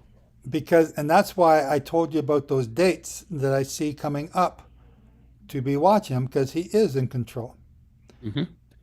Okay, last word to Grant, and then we're going to go to Acts. Yes, the verse I was thinking about with what is his name and what is his son's name, and about ascending and descending. John 3:13. For no man ascended up to heaven, but he that descended from heaven, the Son of Man which is in heaven. Proving it's Yeshua, and he is one with the Father. Yes, that is not the verse I was looking for. I may be getting old. It may be the verse I'm looking for is the verse that we're reading, Proverbs 30, verse 4. I thought it was a psalm. I would bet it was a psalm, but I can't. I have to go look. Okay, we're going to go on to Acts. Acts 26. Isobel, are you still awake, Isobel? I am. You are? I am. Wow. Okay, Isabel's going to read Acts chapter 26 for us. Okay, now I've been sort of trying to work out what would be the best Bible translation, but I keep coming back to the New Living. If you'd rather I got a different one, just let me know. I want everybody to read whatever version they're comfortable with, and then if it says something weird, we're going to pick it apart. And that's why anybody can use any version they want. I really hate the old King James personally, but that's just me. But Ryan likes it. I don't know why, but any version is good as long as you got. It's an OG translation. Okay, it's. Yeah, well, yeah, okay. We won't go into that right now, but yeah, I kind of like this one because it's actually quite easy to read. Yeah. Okay. All right. Then Agrippa said to Paul, "You may speak in your defense." So Paul, with a gesture of his hand, started his defense. "I'm fortunate, King Agrippa, that you are the one hearing my defense against all of these accusations made by my Jewish leaders. For I know that you are an expert on Jewish customs and controversies. Now please listen to me patiently. As the Jewish leaders are well aware, I was given a thorough Jewish training from my earliest childhood among my own people and in Jerusalem. If they would admit it, they know that I've been a member of the Pharisees, the strictest sect of our religion. Now I am on trial because I am looking forward to the fulfillment of God's promise made to our ancestors. In fact, that's why the 12 tribes of Israel worship God night and day, and they share the same hope I have. Yet, O King, they say it is wrong for me to have this hope. Why does it seem incredible to any of you that God can raise the dead? I used to believe that I ought to do everything I could to oppose the followers of Jesus of Nazareth. Authorized by the leading priests I caused many of the believers in Jerusalem to be sent to prison, and I cast my vote against them when they were condemned to death. Many times, sorry, I've just got to get my light better. Many times I had them whipped in the synagogues to try to get them to curse Christ. I was so violently opposed to them, and I even hounded them in distant cities and foreign lands. One day it was on such a mission to Damascus, armed with the authority and commission of the leading priests. About noon, Your Majesty, a light from heaven brighter than the sun shone down on me and my companions. We all fell down, and I heard a voice saying to me in Aramaic, Saul, Saul, why are you persecuting me? It's hard for you to fight against my will. Who are you, sir? I asked. And the Lord replied, I am Yeshua, the one you are persecuting. Now stand up, for I have appeared to you to appoint you as my servant and my witness. You are to tell the world about this experience and about other times I will appear to you. And I will protect you from both your own people and the Gentiles. Yes, I am going to send you to the Gentiles to open their eyes so that they may turn from darkness to light and from the power of Satan to God. Then they will receive forgiveness for their sins and be given a place amongst God's people who are set apart by faith in me. And so, O King Agrippa, I was not disobedient to that vision from heaven. I preached first to those in Damascus, then in Jerusalem, and throughout all Judea, and also to the Gentiles, that all must turn from their sins and turn to God, and prove they have changed for the good. By the good things they do. Some Jews arrested me in the temple for preaching this, and they tried to kill me. But God protected me so that I am still alive today to tell these facts to everyone, from the least to the greatest. I teach nothing except what the prophets and Moses said would happen, that the Messiah would suffer and be the first to rise from the dead as a light to Jews and Gentiles alike. Suddenly, Festus shouted, Paul, you are insane. Too much study has made you crazy. But Paul replied, I am not insane, most excellent Festus. I am speaking the sober truth. And King Agrippa knows about these things. I speak frankly, for I am sure these events are all familiar to him, for they weren't done in a corner. King Agrippa, do you believe the prophets? I know you do. Agrippa interrupted him. Do you think you can make me a Christian so quickly? Paul replied, Whether quickly or not, I pray to God that both you and everyone here in this audience might become the same as I am, except for these chains. Then the king, the governor, Bernice, and all the others stood and left. As they talked it over, they agreed, This man hasn't done anything worthy of death or imprisonment. And Agrippa said to Festus, He could be set free if he hadn't appealed to Caesar. Thank you, Isabel. Yep, that's it. That's it, yeah. Yep. Anyone got any comments on this? Fairly straightforward.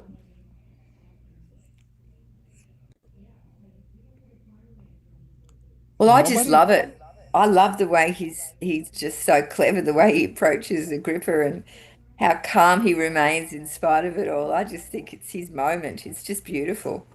But he's not attacking the authorities. He's not saying they have no authority over him because he's a follower of the way. He's got a God above them all, or that he's smarter than them all. He's actually talking to them, trying to win them over because they're human beings. It's beautiful. So I actually liked your version too. Kay, go ahead. I liked her version too, and I love her voice. Where is she from?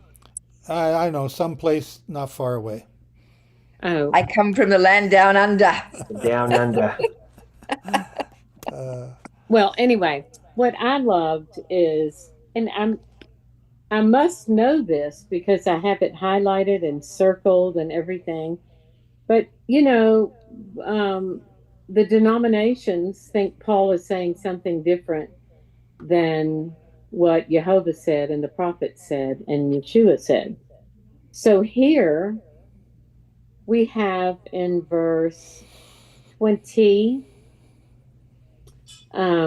rather, I keep declaring first to those in Damascus and then Jerusalem and throughout all the region of Judea and also the Gentiles that they should repent, teshuvah, and turn to God, which is what repenting is, performing deeds, there's deeds, consistent with that repentance. And so that's another one I can add to all the others that nullify that false teaching that Paul's saying don't obey God, basically. Yeah, the commandments are not done away with. Yeah. Okay, Ryan. I just want to point out the verse, where it's in 22, where he's saying that he's preaching those which the prophets and Moses did say should come, that Christ should suffer, and that he should be the first that should rise from the dead. But where does it say that? I was just going to ask that. When did Moses and the prophets say this? You only see this really in the Jonah. I mean, and Jesus himself said that, but other than that, there is no explicit place that says that Christ should come and suffer and all of that. Can you read John 5:46 right now? John 5:46. You know it. No, I don't know it off the top of my head. I think it's 46 and 47. 46, 47. Or 45, 46. Do not think that I will accuse you to the Father. There is one that accuseth you, even Moses, in whom you trust. For you have believed Moses. For if you had believed Moses. For had you believed Moses, you would have believed me, for he wrote of me. But if you believe not his writings, how shall you believe my words? So again, the question is, same question you're asking, where did Moses write about Yeshua? And you're asking here, where does Moses write about Yeshua coming back from the dead? Right. Awesome question. Where's the answer, people?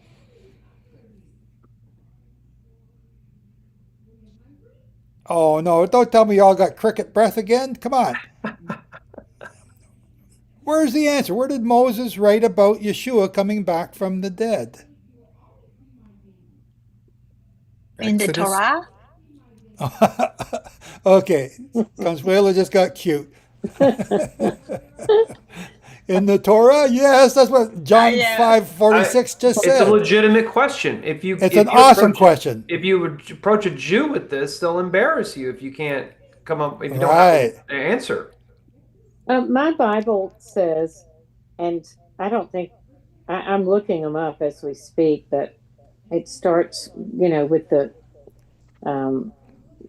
verse 23, which is what and it says, it takes you to Isaiah 42:6 and Isaiah 49:6. And I just went there, and it really doesn't say that, but you could go look. 49:6 says. Let me throw it up on the screen. Let everybody see this. I don't know which verses you're referring to, so let's do it together. 42, get out of there, get back to the English. Well, 42, yeah, 42:6 and 49:6. 42:6, it's not quite as clear. And so 42:6, I, Yehovah, have called you in righteousness and will hold your hand and will keep you and give you for a covenant for the people, for a light to the nations. And what was the other one? And then what he did, opening blind eyes, bringing prisoners out of the dungeon. Now, okay, let's just look at prisoners out of the dungeon. because in First Peter 3, oh wait, where am I? Somewhere in one of the Peters, where Jesus, while he's in the grave, goes to 1 Peter 2:9. Yeah, is that where he goes I and think that's what she's talking about. Yeah. the captives that are there? Okay. And this isn't Moses, it's Isaiah, and those sitting in darkness out of the prison house. So, I mean, that could relate. And then the other one is 49:6, and that says, so he says, it is too trifling a thing that you should be my servant to raise up the tribes of Jacob, and restore the preserved ones of Israel.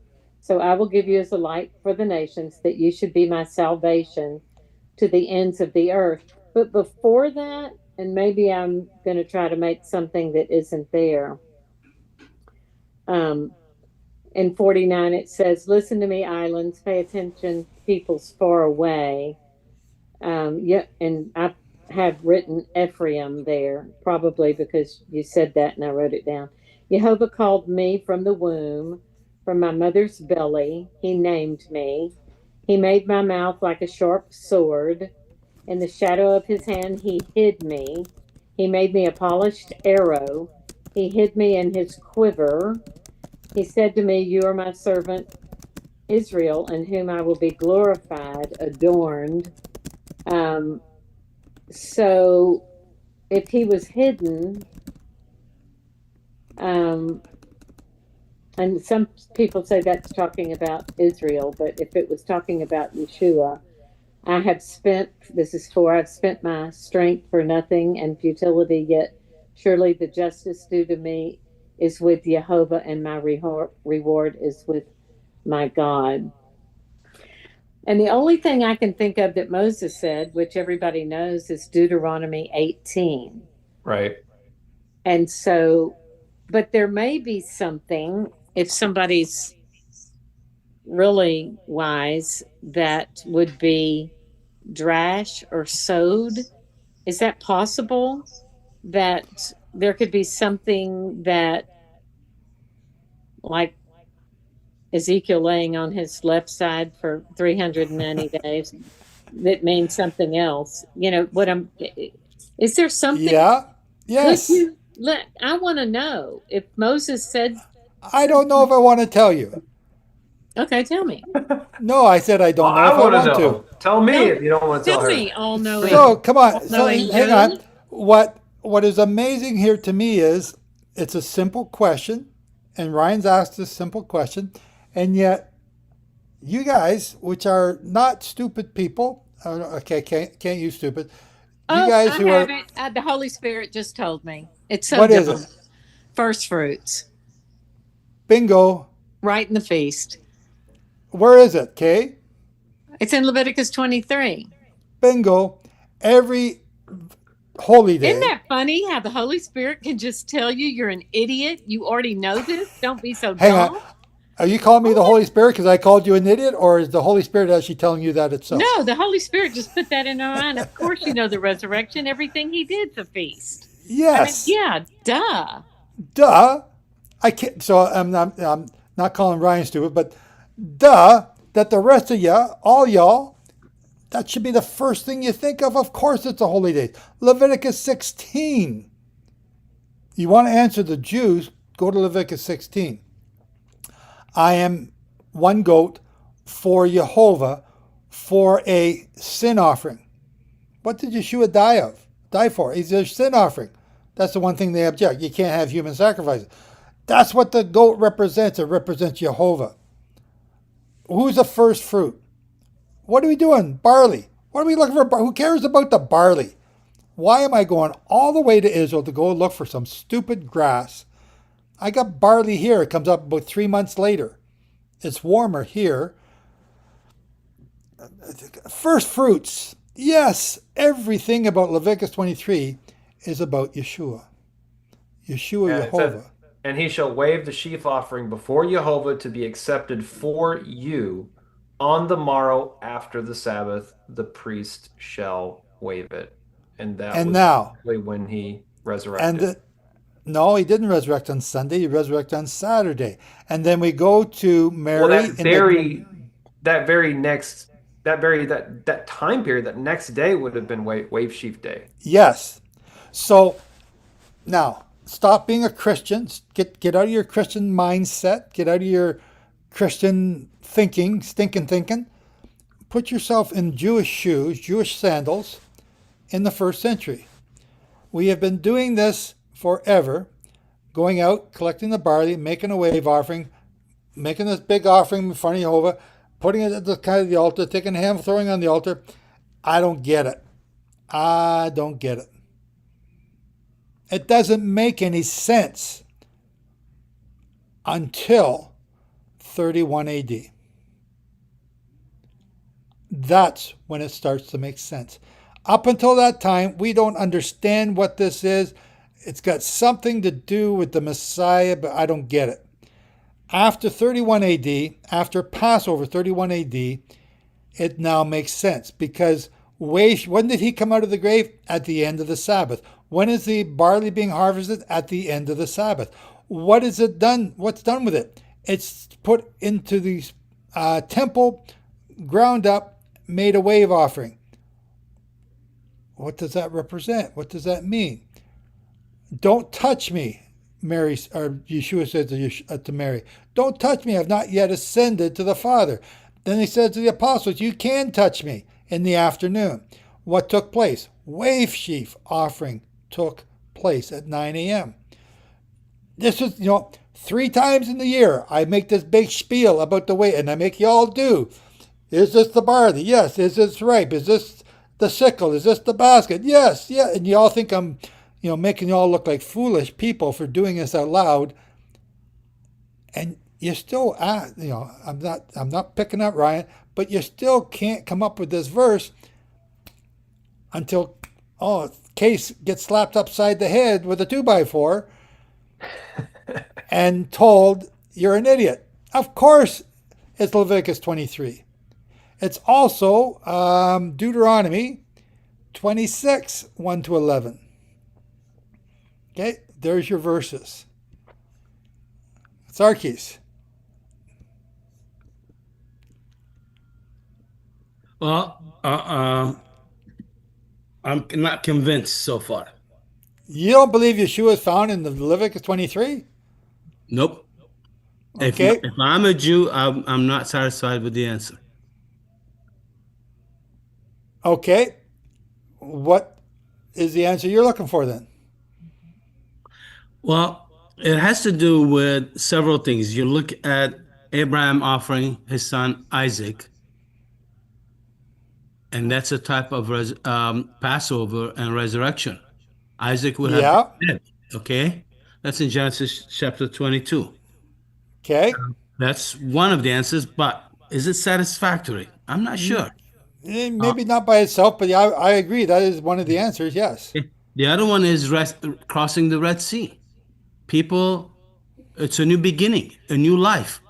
From they were enslaved in Egypt, now they're free. They were. How's that got to do with Yeshua? From being dead people to alive people, just because now there's a new nation. It's a new nation is born. Okay, as a Jew, I would not accept that. That's why just those ideas. It's ideas. Okay. The other one is Yeshua is a type of Moses. Moses came back after he was rejected by his people when he was 40 years old, and he rescued them within 3 years and brought them out of Egypt. He's a type of Messiah.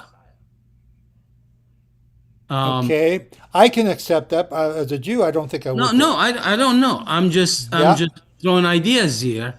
Okay, keep going. But at the same time, we have to look at does Yehovah God raise people from the dead? That is the problem. Everybody has that problem, not only Jewish people. Everybody has that problem. What makes it unique and scary is looking at what happened to Lazarus.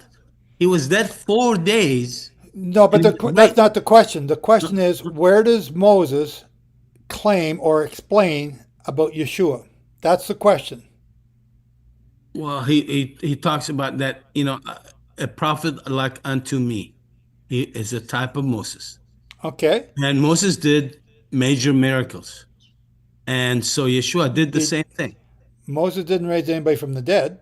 No, but he raised the people out of slavery. They started a new Okay. beginning. They crossed the Red Sea, started a new beginning. But all the 10 plagues, plus the other two that it's not mentioned as plague, Jehovah God destroyed the Egyptian army. He destroyed, Yeah, and but that doesn't tell me about Yeshua. So again, the question is, and I liked your Abraham and Isaac because I forgot that one. That's a good example. Um, was that done at Passover? I'm trying to think. I want to say yes, but I can't remember if that was done at Passover time. That would be another one. Again, where did Isaiah Moses? 66. No, where did Moses write about Yeshua? That's the question. Okay. So I'm working Isaiah, on yeah, it. they're going to reject Isaiah 53. We can't use that. So we don't read that on Shabbat.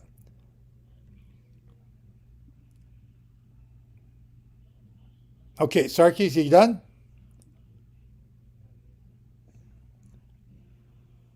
Maybe it's Kay. Go Yeah, ahead. no, I'm done. Okay, go ahead, Um, Kay. I was saying unless there's some drash or sewed or some, and as I'm sitting here, another story, and I don't know how long I'll sit here and think of more stories, but Joseph is put in a pit, and he's raised up, and he becomes a leader of a great nation, and then he forgives all his brothers when they come and saves all of Israel. He's a beautiful picture of the resurrection, written by Moses, right in Moses. And will you accept that one? Because I do. Anyway, another one is Abraham. And I heard this teaching, and I'm still um, thinking about it. Sometimes I hear a teaching like this morning, yours about Jeremiah taking the king's daughters, and I have to be reminded and then go research it for myself. It's kind of a Berean thing. I have to search the scriptures to hear what people say. And one I haven't searched out a lot, but is Abraham and Yehovah killing the animals and lining them up and putting Abraham to sleep. And then if that covenant is broken, what happened to the animals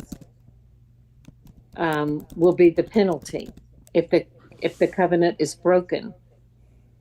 And so the covenant was broken, and so Yehovah then was scourged and whipped and bled and died on the cross to pay the penalty because he had put Abraham to sleep. And he's eternal. He never was and always will be. I mean, he always was and always will be. And so I'm thinking that could be a picture of his death, burial, and resurrection as well. And it is within the confines of Moses or Torah. And if you think of stories like that, like Jonah can't count because it's not within the confines of Torah. But somebody just put none of his bones were broken either. And so It's bones, not phones. mhm. So there's probably other stories. If we all just sat and dwelt on it a second, we'll think within Torah there are other stories that are. There's so many pictures of Joseph that relate to Yeshua, and so I mean, you have some more that you're holding. No. My big thing was the whole what the Holy Spirit told you was Leviticus 23. And every single sacrifice points to him. Again, why did he do that? Why? So, again, But the resurrection was what Ryan asked. Where is that in Moses? So you have to find a resurrection. You found it in first fruits. You see it first in fruits. Joseph. First fruits. You see it in Joseph also. He was thrown into a pit for dead and then sold. You know, somebody got him out and he saved his nation like Yeshua saved the nation. Anyway, I bet there's more stories that'll come to mind after we close today. Okay, so I'm about to step in unknown territory. Is Somber still here, or is she not here? I think he said no. She had to leave. She doesn't feel Okay. good. So she asked me, but I was going to ask somebody else if they wanted to do the closing of the Torah. If they want to try it. If not, I'll do it. Suelo. Are you ready to do it now? Me? Yes. Yes, I'm ready to do it now. Okay. And I do not have a closer either. Closing prayer. Okay. I've asked a few. I can do it. You want to do the closing of the Torah? Yes, are we ready? Yes, ma'am. Okay. Thank you. Dear Heavenly Father, we come before you, Abba, thanking you for this beautiful, beautiful day that you have created for us, that you have allowed us to be all here together, Abba, to Midrash, to be a sweet aroma to you, Abba, as a unity, as a unified body, as your people, Israel, Abba. We thank you. We are so grateful for this day, Abba. We ask, Abba, that now that each of us, whatever we are, Abba, in adversities, in the cold, in the wind, in everything that's going on, we know that you're still in every corner, Abba. We know that you are here, Abba. We ask that you protect each of us, Abba, as we go about this coming week, Abba. As we go about every trial, every tribulation, as well as knowing that we are the light that are to be shine, Abba, that is to be shown around us with anyone that you bring upon us, Abba, on our daily walk. Abba, we ask that you keep us with your Holy Spirit sensitive to hear those, Abba, to know that it is you who is exhorting us, who it is you who is calling us to serve you, because we desire to serve you, Abba. We ask that you protect those, Abba, that are in need of physical hunger, of physical needs, Abba. Let those who are calling your servants that are closer to those, Abba, to reach out. Call us, each of us, Abba, to that calling, because we are a part of what Yeshua did. He taught us the way to go and in love, in gentleness and peace, Abba, to reach out for those, Abba. He came to the sick. Let us be mindful about that as we go about the coming this week, Abba. We ask that you protect us, that you care for everything, Abba, because you do, Abba. We just want to shout it out to you, Abba, because we have no one else but you, Abba. We ask that you bring us back in this shalom again, Abba, in this day that we have recognized as your holy, your blessed day that you have set apart so long ago, and we have missed so many of these Shabbats, Abba. We ask that you bring us back, with so many wonderful things to testify about you and what you did, Abba. Every day is a day to be grateful, because every day is just a new day, Abba. I ask for all the leadership of this mishpacha, Abba, that you bring more of those, as Joseph and many others have been praying, Abba. Thank you for the opportunity that you have given me, Abba. Bring those who, even though they think they're not ready, Abba, it is you who will get them ready to be ready, Abba. It is in your timing, Abba. Those who are so hunger for you, I can hear many in here, Abba, that so thirst and hunger, Abba. And this is the time to step up, Abba. Let us make mistakes, but let us also come closer to you, so that we might know that it is you who is guiding us, that it is you who is using us. Like Moses couldn't speak, but you gave him the words, Abba. You brought Aaron, his brother, alongside him, Abba, to do your will, Abba. Let us be this mishpacha, that you bring us to step up because there's so much need for others to come, and for those that lead can be able to do more of what you have given them as well, Abba. We ask that you bring those, Abba. Let them be put into the fire and be tested, Abba, because we are willing. We just need your help to really, really do it, Abba. I praise you and I thank you. We thank you for this mishpacha. And we love you, Abba. Thank you for everything you have done, you will do. And we can't wait for that new beginning, New Jerusalem, in your time, Heavenly Father. We thank you and we praise you. In Yeshua's mighty name. Amen. Amen. Amen. Thank you, Consuelo. We were looking, that's nothing wrong with that. We were looking for the closing of the Torah readers. Can I do that, Joe? You can do that. I'll try. How about that? Go ahead. Baruch atah Adonai Eloheinu melech haolam asher natan lanu Torah emet velech haolam natah betokainu Baruch atah Adonai noten ha-Torah. Blessed are you, Adonai our God, sovereign of the universe, who has given us a Torah of truth and planted in our midst eternal life. Blessed are you, Adonai, giver of the Torah. Awesome. Thank you, Ivette. Amen. Thank you, Consuelo. And just so Kay knows, another one is first fruits, also first fruits of Shavuot. Okay. That one hasn't happened yet, but it's still talking about them. And the other one, the first fruits of Sukkot. Anyway, is very good. Very good. Is Terry still? Is Terry still here? I think it was Terry. No, he had to leave. Oh, okay. Well, then let's do it here for him. His question was at the beginning, and we said we'd talk about it afterwards, is the equinox, how is the equinox part of the calendar? Or it's something to that effect. Do we need the equinox to have the right calendar? Anybody? No.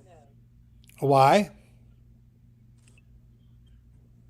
Because we need, the first month is green, barley, and the sliver of a new moon. So when you say, how do you get, where are you getting the green barley from? Israel. You get it from the, I'm trying to help Terry to understand this, so that's why I'm gonna beat you up a little bit about it. Where you get it from the word Aviv, in the month of Aviv. The word Aviv means green heads. So you're to keep the month of Aviv. When is the month of Aviv? What was that? Was that Yvette? Did you have your hand up there? I did, but you don't want to answer this question? Well, okay. When is the month of Aviv? It's when the barley is in the boot, and you have enough to. It's out of the boot. Okay, out of the boot. So what does the boot mean? So people know what you're talking about. What does the boot mean? It's a level of ripeness or readiness. So if you have a stalk of grain, and as the stalk of grain grows up, it develops leaves that come out as they go, and they get to a certain point that the head or the barley with all the grain is inside, and that part of the grain becomes very fat. I can't show you my finger. It becomes very fat. And then just before, that's the boot part, when it's in the boot. It swells out. That's where all the grains are. And then it pops out, and the grain starts to stand straight up. When the grain is standing straight up, if you can see, I think it's this picture here. You see how the grain is standing straight up? The bird is about to land on it. Okay, what color is that grain? It's green. Green. Right? What's Aviv mean? Green heads of grain. The month of Aviv, right there. See this one here? is that green? The parrot is green, but the grain is not. Down here, is he landing on a carrot? Is that green? I can't tell. It looks green. And this one over here with the chickadee, that's brown, right? So it's green heads of grain. That's the month of Aviv. That's what Yehovah's saying. This is the month that you keep the Passover in, when you have green heads of grain. Now, if you wait too long, they become brown heads. That is not the month of Aviv. That's the month after Aviv. It's a month of brown heads. Okay, there's a difference. So, in that saying in Exodus, when Exodus 12:2, I believe it is, Yehovah said to Moses, "This is your month, the first month, the month of Aviv, the month of green heads is what Aviv is." It doesn't say anything about the equinox. So, where do we get the equinox from?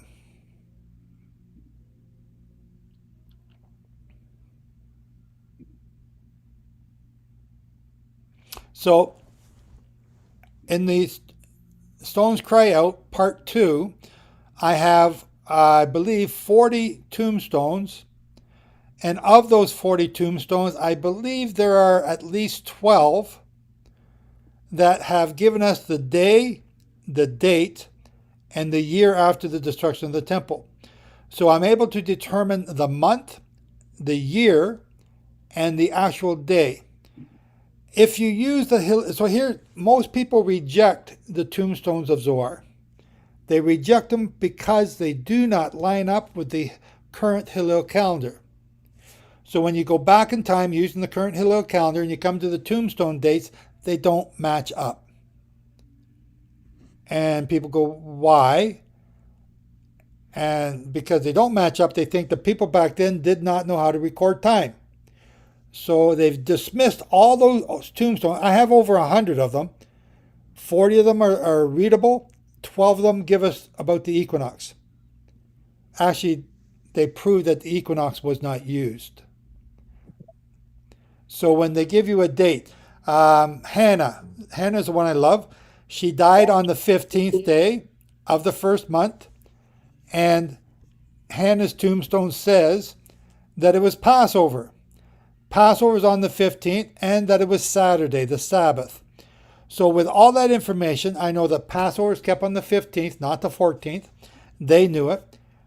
The same argument I've been doing in the newsletter the last 2 weeks. She died on a Saturday, the 15th of Aviv. So when I go back and I look at that date, it tells me exactly when it was. It was a month before the equinox. I have 12 others like that. They tell me when they died in a certain year, they gave me the date. And when I check the first of the month, like if it's the 8th month they died in, I go back and I check the first month is before the equinox. So when did the equinox come into play? After the 5th century, after the 6th century AD. Exactly when? If I do a lot more research, I could probably figure it out. But just on the amount of research I've done now, it's after the 7th century. Okay? So if it's after the 7th century that the equinox comes into play, who added it? Men, not Yehovah. Bobby, you got something you want to say or ask?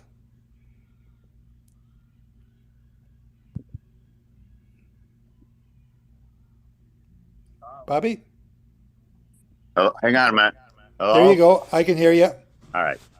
Didn't with the scholars today? Didn't my Maimonides Rambam confirm the calendar as far as the gravestones? No. Rambam, what he does is he confirms the Jubilee year or the sabbatical years. And he confirms it in exactly the same way I do. But as far as the calendar is, he ratified the calendar of Hillel at that time, which means that what he's done is whatever the calendar was in the 11th century is the one they currently use today. But up until that time, the calendar of Hillel, created in 358, was being added to and modified and adjusted over the centuries. The tombstones also prove this. And Maimonides, or Rambam, in 1177, in the Mishnah Torah, codified it, so now everybody's going to keep it this way from now on. But that's not true either, because in the 18th century and even as late as 1932, they are trying to make adjustments to the calendar. Even as late as 2007, the Jerusalem Post says we must adjust the calendar because it's out by at least 19 days. Jerusalem Post, 2007, I think, or 2017. I don't know which. It's saying the Hillel calendar is out by 19 days. Why? Because they're still using the Julian dating system, and they've never adjusted for the error in the Julian calendar. We adjusted, the Gregorian calendar adjusted in 1582. The Russians adjusted that error in the 1700s, the Americans in the 1800s, the British in the 1800s, all made adjustments to the calendar because of the Julian error, but the Hillel calendar never did. Yes, it's based on the Julian calendar. It has an error in it. And it's now out by 19 days. If you add an Adar Bet in that, that means it's out by 49 days. 2 years ago, we differ from the Hillel calendar by 2 months. So the equinox has been an addition over time at some point, and I can't tell you exactly when. It was added to, because it's easier in the dispersion to just, we don't have phones, we don't have internet, to use a calculated method based on the equinox to determine when the holy days are. And that's why it's used, because of the diaspora. And the diaspora came because we weren't obeying in the beginning, back in, before 70 AD. That's when it started. The diaspora started because we weren't obeying.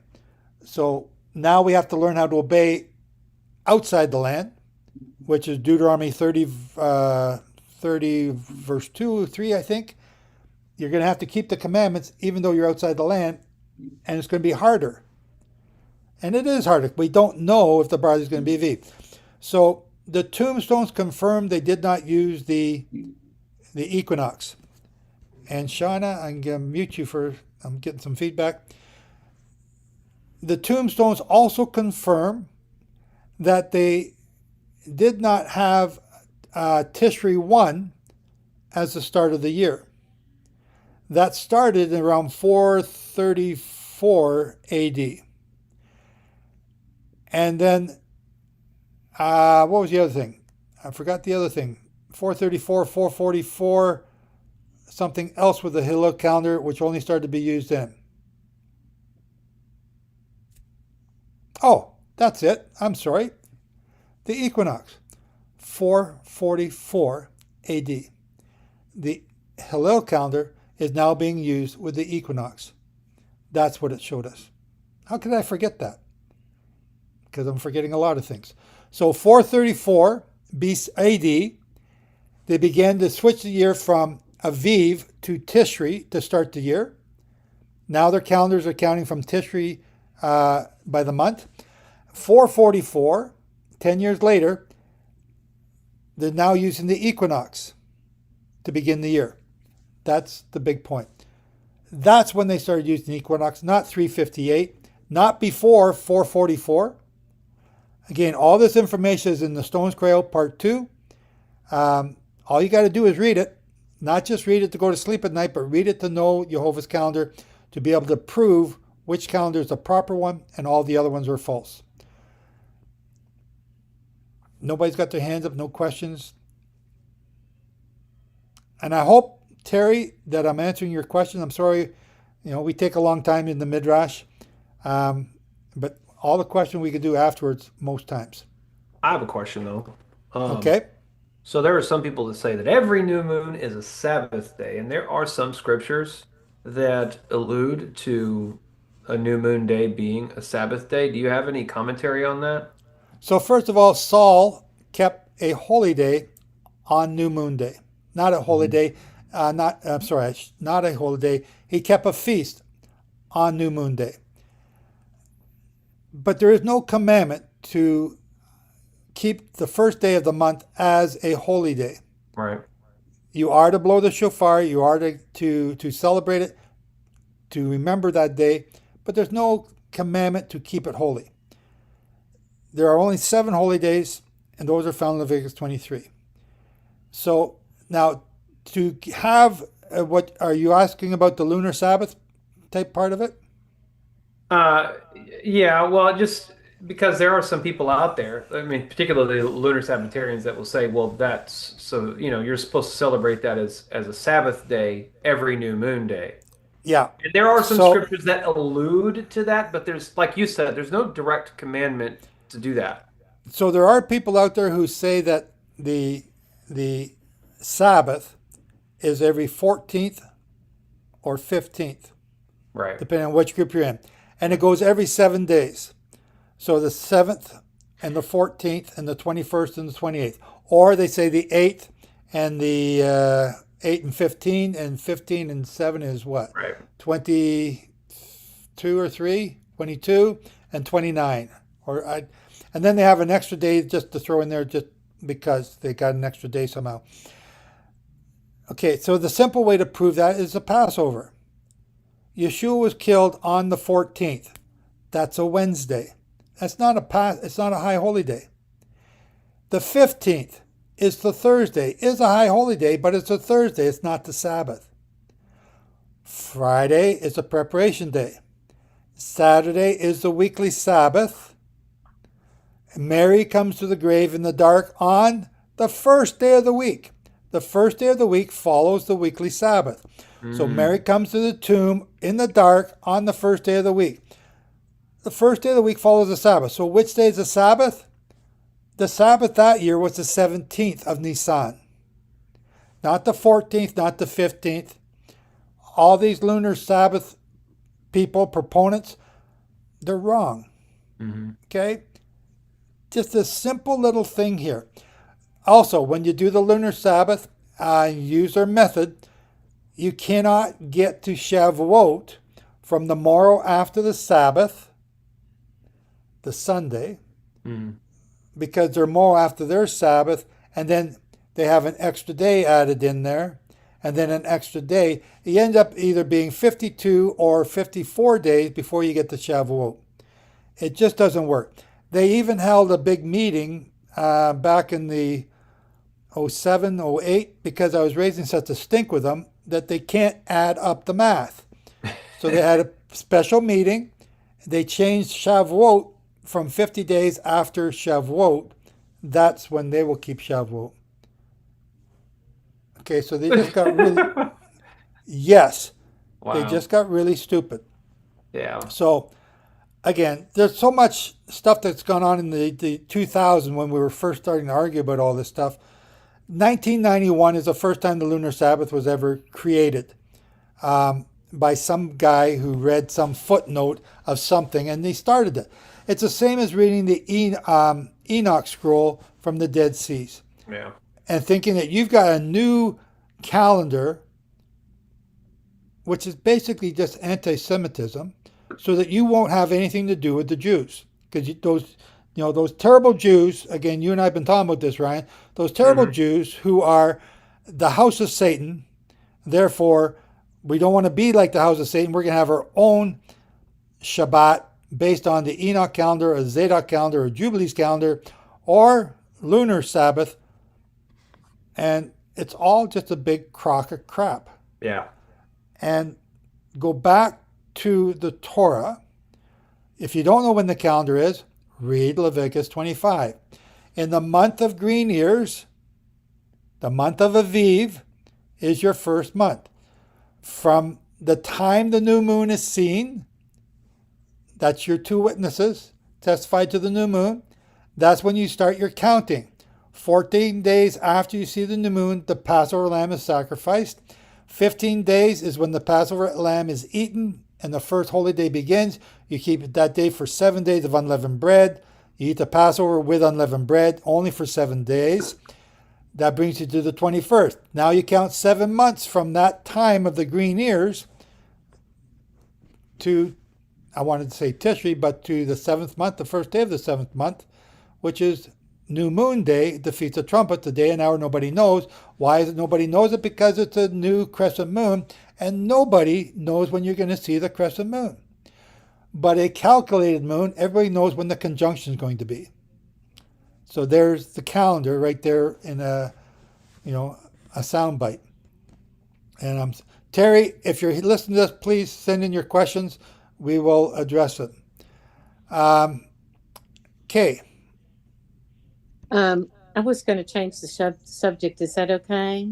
Yeah, I think we're done. Are we done? Is there any other question about the equinox or the calendar itself?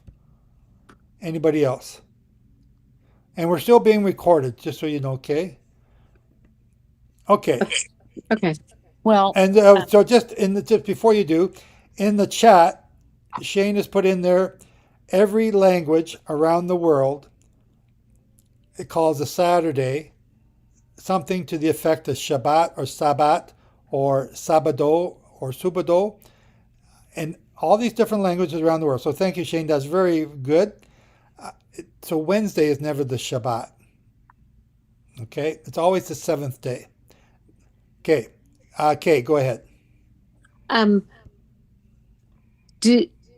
Until Babylon, did Israel meet as a congregation on Sabbath? I believe they did. Even after Babylon. No, before. Did they meet? Is that a commandment? It says to the word mikra, or maybe I got to go back and look it up, but the word to assemble or memorial or mikra is for the Sabbath, to meet. Yeah, there is a C word. I looked it up. I can't think of it right now. I can look it up while I'm talking, but it's I believe you are commanded to assemble. Okay, so if they didn't live in Jerusalem, did they have to commute? No, they would still assemble. So like you got to walk. Not everybody can walk to the temple. So it's not just the temple. You're walking to your local synagogue. You're walking to your local assembly to gather and to learn, to study Torah. What did the book of Acts say? They can go and learn about Moses. Yeah, but I'm not talking about at the synagogue. Babylon. Yeah, but even before Babylon, yes. Okay, it says work may be done for 6 days. This is Leviticus 23:3. But the 7th day is a Shabbat of solemn rest, a holy convocation. You are to do no work. It is a Shabbat to Yehovah in all your dwellings. So it says. What's the word convocation? Well, it doesn't have to mean gathering. I looked that up, and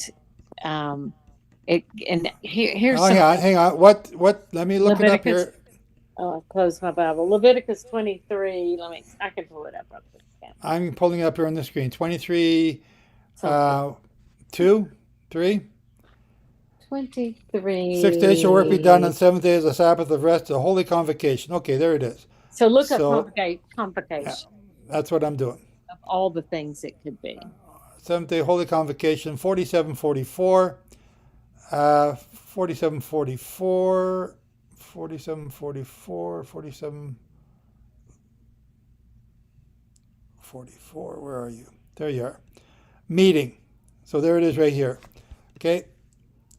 Meeting, a calling. Read what together. Else it says. No, that's the word that it means right there. Okay. Meeting, a calling, together to meet. So you can't meet when you're by yourself. The reading from a scroll. Okay, that's what we do at the Bema. We read from the scroll. Okay. A called meeting, convocation, assembly, calling, reading. So there are using the root word, you can get other different meanings or different meanings here. Okay. But that's the actual word. I Is looked it up, and that's not what it said. It said meeting, but it Strong mikra. said Mikra is the word. Sorry. Yeah, that's the word I looked up. Okay. So convocation, convoking, reading, calling together. Okay. Sacred assembly, reading. So Strong's mikra, from something called out, that is a public meeting, the act, the persons, or the place. Also a rehearsal, again, that's also correct. Assembly, calling, convocation, reading. So all of those That's meanings. the one I read, a rehearsal. Yes. And it so said it's also, meeting too, but sometimes, you know, you can look at another. But you can't dismiss everything to have it mean one thing. Except that, and I'm bringing this up because I need you to help me think about it. And when they went out to get the manna on the sixth day, they got twice as much for the seventh day. And Moses said, "Don't go out of your house." So they didn't meet then. They weren't. He said, "Don't leave your home." And so I was confused because a teacher that I really respect said that, and it challenged me to think, wait, is that right? And so what he said was that they didn't start meeting on the Sabbath until Babylon. And that's where the synagogue was first started. And after that, the synagogues continued all the way through even the days when Yeshua was here. And so that would explain what you were explaining in Acts, because they had these few laws because they would be in the synagogue each Sabbath hearing from the seat of Moses. But did that synagogue system start in Babylon? And if they met before, could they meet in their homes or just meet if they were far away? Could they just meet with each other or so here's families? I just a quick question. The first synagogue did not have a single precisely dated founding moment, as synagogues evolved gradually rather than being invented on a specific day. Historical archaeological consensus points to their origin. So now this is AI, and it's taking a survey of all the different Christian sites out there. So just keep that in mind. Their origins in the Jewish diaspora during or after the Babylonian exile, starting around 586 BC, when the first temple in Jerusalem was destroyed and centralized worship became impossible for many years. Okay, so that's just the initial thing. There's a lot more here. Again, I've learned that AI will take whatever the majority is saying, it's what it will repeat. And it's not always the truth. I just AI'd, and it said synagogues likely began during Babylonian captivity, 6th century BCE, as places for prayer and study when the temple was destroyed through the earliest, clearest archaeological evidence dated to 3rd century BCE Egypt. Yeah. So my question to you is, if that is true, and it continued till today, because we meet in churches every Sunday because we have no temple, or Saturday because we have no temple, or we live too far even if there was a temple in Jerusalem, did they all go to the temple before Babylon? So if you keep reading, at the bottom here, the word synagogue itself is the Greek synagogue, meaning assembly. Okay? Now listen here. Now you got to start thinking, because AI is just a repetitive thing. Now you got to start thinking, what is it telling you? The synagogue is a Greek word, and it means assembly. What did we just say mikra was? An assembly, a gathering. So now, a gathering place, reflecting Hellenistic influence, while the Hebrew term The Hebrew term is Bet Knesset. Does that sound familiar? Yes. The Knesset, the Beit Knesset, or house of assembly, or Beit Midrash. What are we doing here? We're having a Midrash, house of study. A Midrash is a house of study. No biblical verse directly mentions synagogues as they post-date the main Torah narrative and even much of the prophetic writings. In short, while roots may go back to the 6th century BC exile, the first clear evidence of synagogues is institution dates in the 3rd century BC. And I disagree.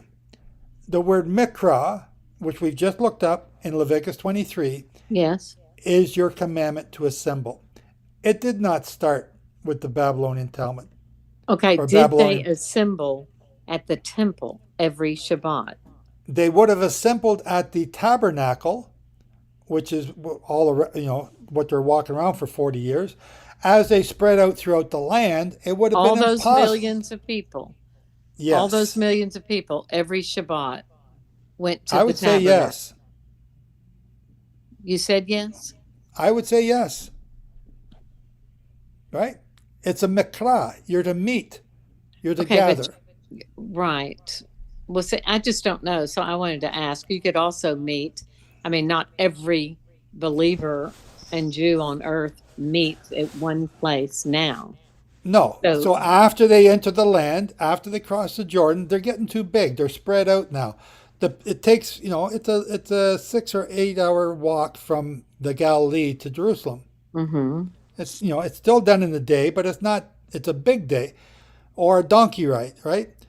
So the people in northern Israel would not be coming every Shabbat down to the temple, but they're still commanded to mikra. They're still commanded to be taught. The Levitical priests were sent out to all of Israel, and they taught the people, not at the temple, but dispersed throughout the Israelite kingdom. So they mikra every Shabbat. This is before Babylon. Okay. That's just the word mikra itself.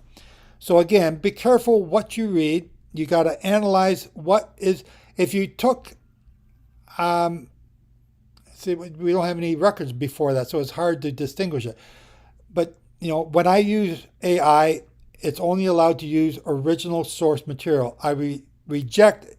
I get mad at it if it uses any modern day Christian sites. Right. So again, but when it does that, I get more truthful answers. So mikra means to gather. Leviticus 23:2. Sounds good. Thank you. With that, we've already done the closing prayer. I'm going to wrap this up. We can stay here and talk for a little bit longer, but I'm going to wrap up the recording. Ladies and gentlemen, if you like this, tell your friends about it. Come and join us on Shabbat. Listen to our podcast. Ryan's doing a great job there. He's taking on some hard subjects, and I applaud him. But go and listen there. But here, do us a favor. On the podcast, on Spotify, iHeart, iTunes, give us a 5-star rating. Like us, leave a comment. Help us to get rated on the podcast. We ask you to do that here on YouTube. It helps. Share the podcast as well. Come and join us live here on Shabbat. It's a long day, but we're doing this Midrash, which is Mikra, Midrash, meeting on Shabbat. I hope you enjoy it. It's a way to worship Yehovah as well. Okay? And Ryan, were you going to say something? Nope. Go Just ahead. banging your mic. Okay. Sorry. So with that, we've already done the closing prayer. I just want to say thank you all for joining us. Again, like us, share us, tell other people, come and join us. Share the newsletter. And understand, go and get the booklet, the charts, right? Sabbatical Jubilee Year charts. Go and get them. Learn how close we are to the end. 2026, there's a lot happening this year, and there's even more that I'm learning. And I've only just mentioned it today for the first time. There's more coming. So be ready. Mikra, each week, learn more. Keep studying. Shabbat shalom, everyone. Shabbat Bye. shalom. Shabbat shalom. Oh, I almost hit the wrong button there. Oops. That was a big oops moment.